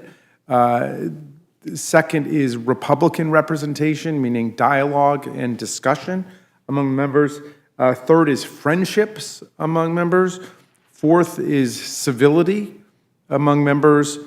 Fifth is the efficiency of the legislative process. And sixth is etiquette and the appearances of things. And it seems to me that we sort of have 3 different positions on the table. And I do want to associate myself with Mr. Perlmutter's remarks about the past. I think what we did was an absolute necessity, and you are to be commended for your leadership, Mr. Chairman, which was historic in terms of rising to the occasion and getting us through the nightmare of COVID-19, which has cost us nearly 1 million of our people and caused so many problems in the country. But I want to talk about the future, because now we have the advantage of being able to look at what took place with COVID, and we're able to make a decision not in the context of the emergency and the crisis quite so much as before. And I would say that there's sort of 3 types of solutions that have been advanced that we could subject to the test of these 6 different values. One is the Gates position, we can call it that, which is that it's better for us not to be here whenever we don't need to be here. And so I guess that militates towards being absent as much as possible. A rule that would get to that is sort of the one, I'm not sure he's supporting it, but the one that Mr. Perlmutter articulated of you can use proxy whenever you want, essentially. He is supporting that, okay. All right, so we'll call it the Gates-Perlmutter position. All right. Come on, please. All right, which is basically you can opt out whenever you want to opt out of being physically present, and you can vote by proxy.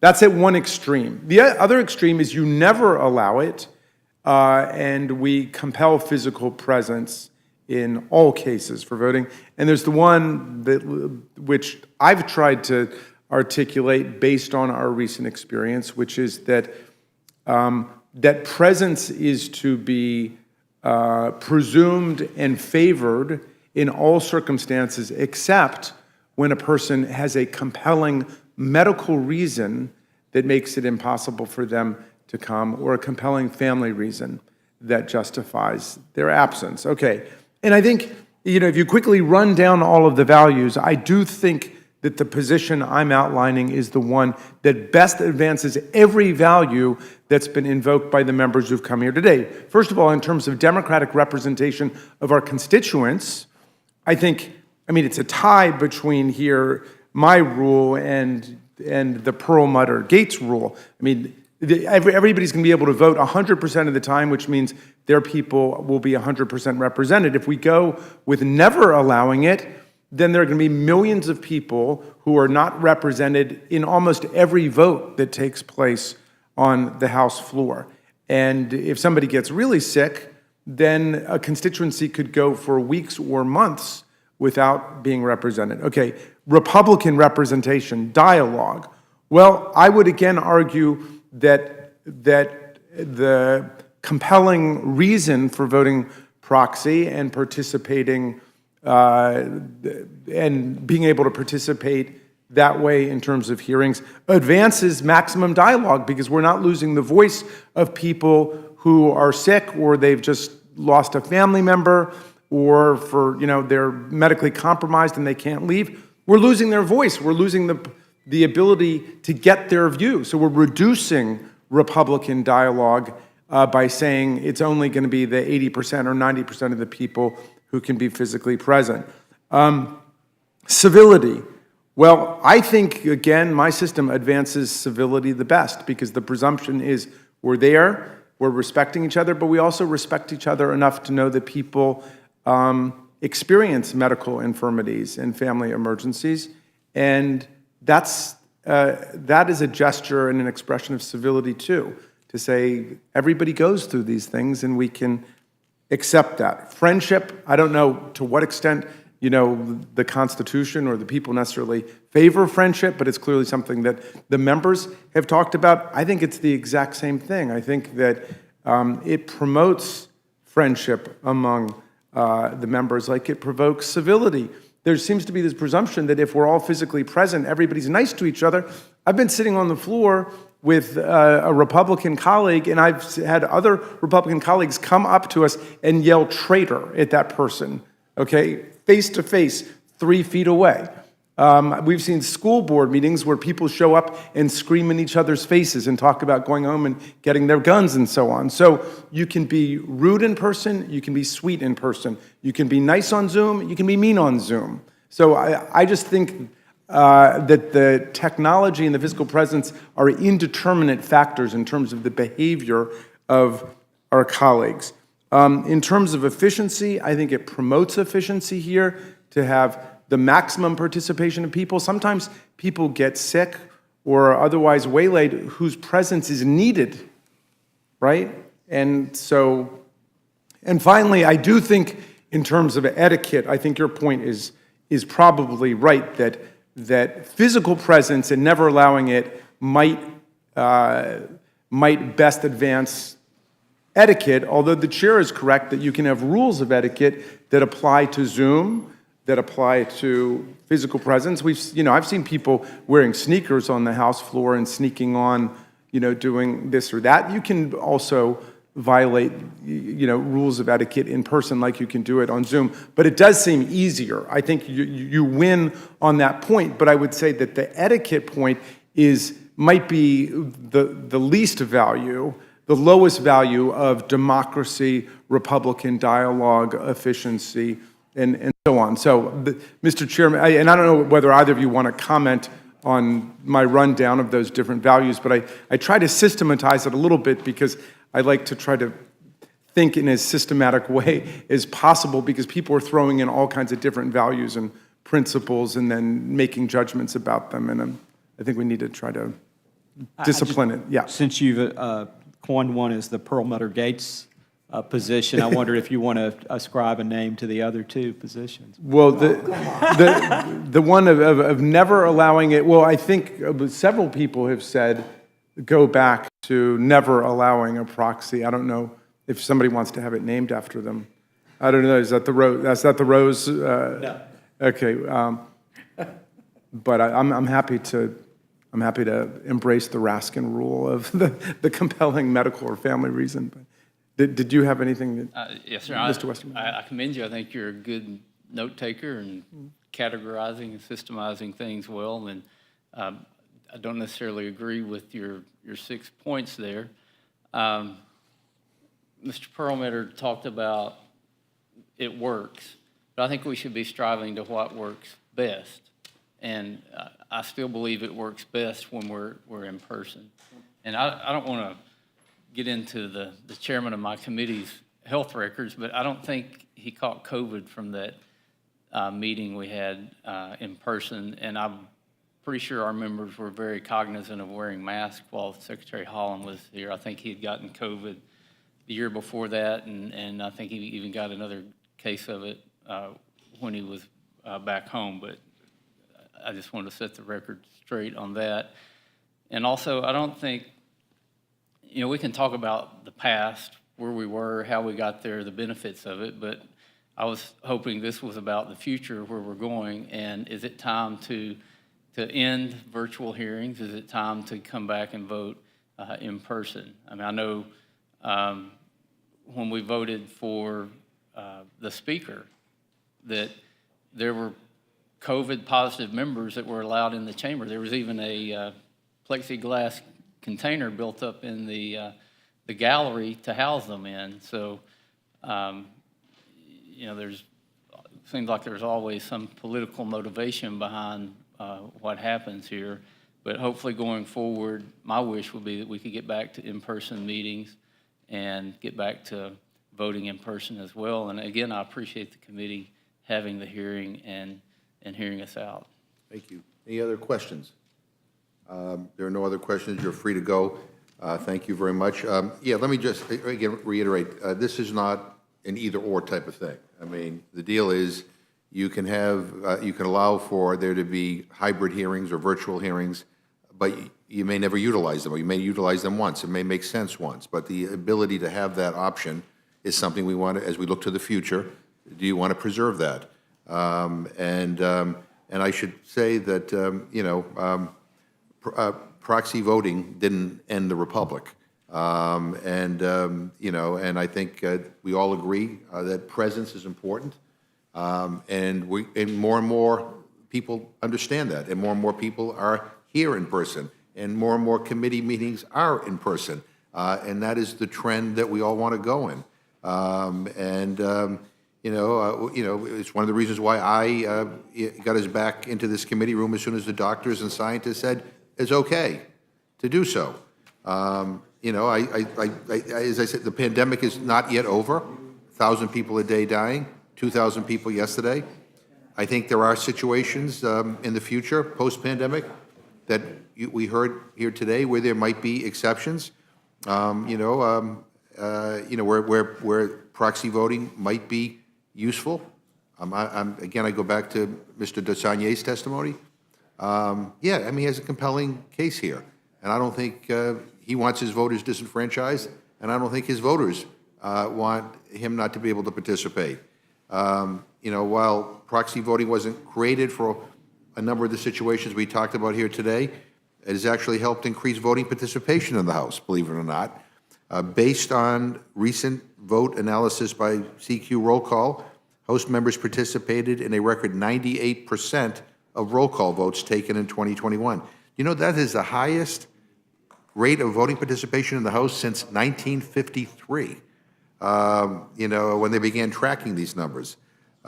More members voting means more Americans are being represented in each vote. And I would say, I don't think this is not about political advantage. The deal is, to the extent Democrats have a political advantage, is more Democrats were elected to Congress than Republicans. And if for some reason Mr. Perlmutter and, I couldn't be here, or if it meant the difference in a vote, on an important vote, they'd probably postpone the vote until we can get here. So this is not about, anything other than giving people the opportunity during these difficult times or during difficult times in their life to be able to participate. 380 members have used proxy voting, and which means over 280 million Americans have had their voices represented on the House floor through the proxy system. And look, I want to suggest, after listening to our discussion, that there may be a case for a limited use of proxy voting in the future if there's a major natural disaster in your district, the death of somebody in your family, or a severe illness where you can't get on an airplane where it's not safe. I think that's what we ought to be talking about. I'm not convinced that the Perlmutter Gates way is the way to go. But I think that those good uses those are good uses there are good uses that could benefit the entire institution. I also want to say that, again, the remote committee proceedings have helped Congress hear from a more diverse list of witnesses from across the country, because, quite frankly, sometimes it costs a lot of money, or people can't afford to miss work to come here and to testify. We've been able to do that. We should find more ways to stay engaged with our constituents, and having folks testify virtually, I think, is a net positive for this institution. Again, I think all of us, are of the mindset that we need, that to the extent possible, we should be here in person as much as possible, because there is benefit to that. But the stuff that we've done hasn't resulted in the end of our republic, or undermining this institution. And I would just close with this. Yeah, this is a very polarized Congress. We have a very polarized political situation in this country. It had nothing to do with proxy voting. As Mr. Raskin pointed out, people are, there's some pretty non-civil moments up close and personal. We ought to have a discussion about what we can do to lower the temperature here on that.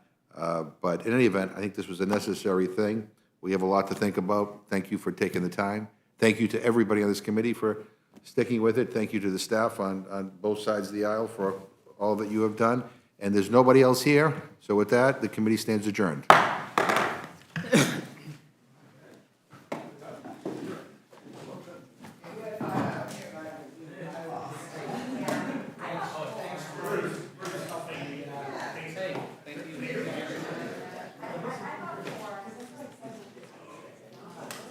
Thanks, all. Yeah, absolutely.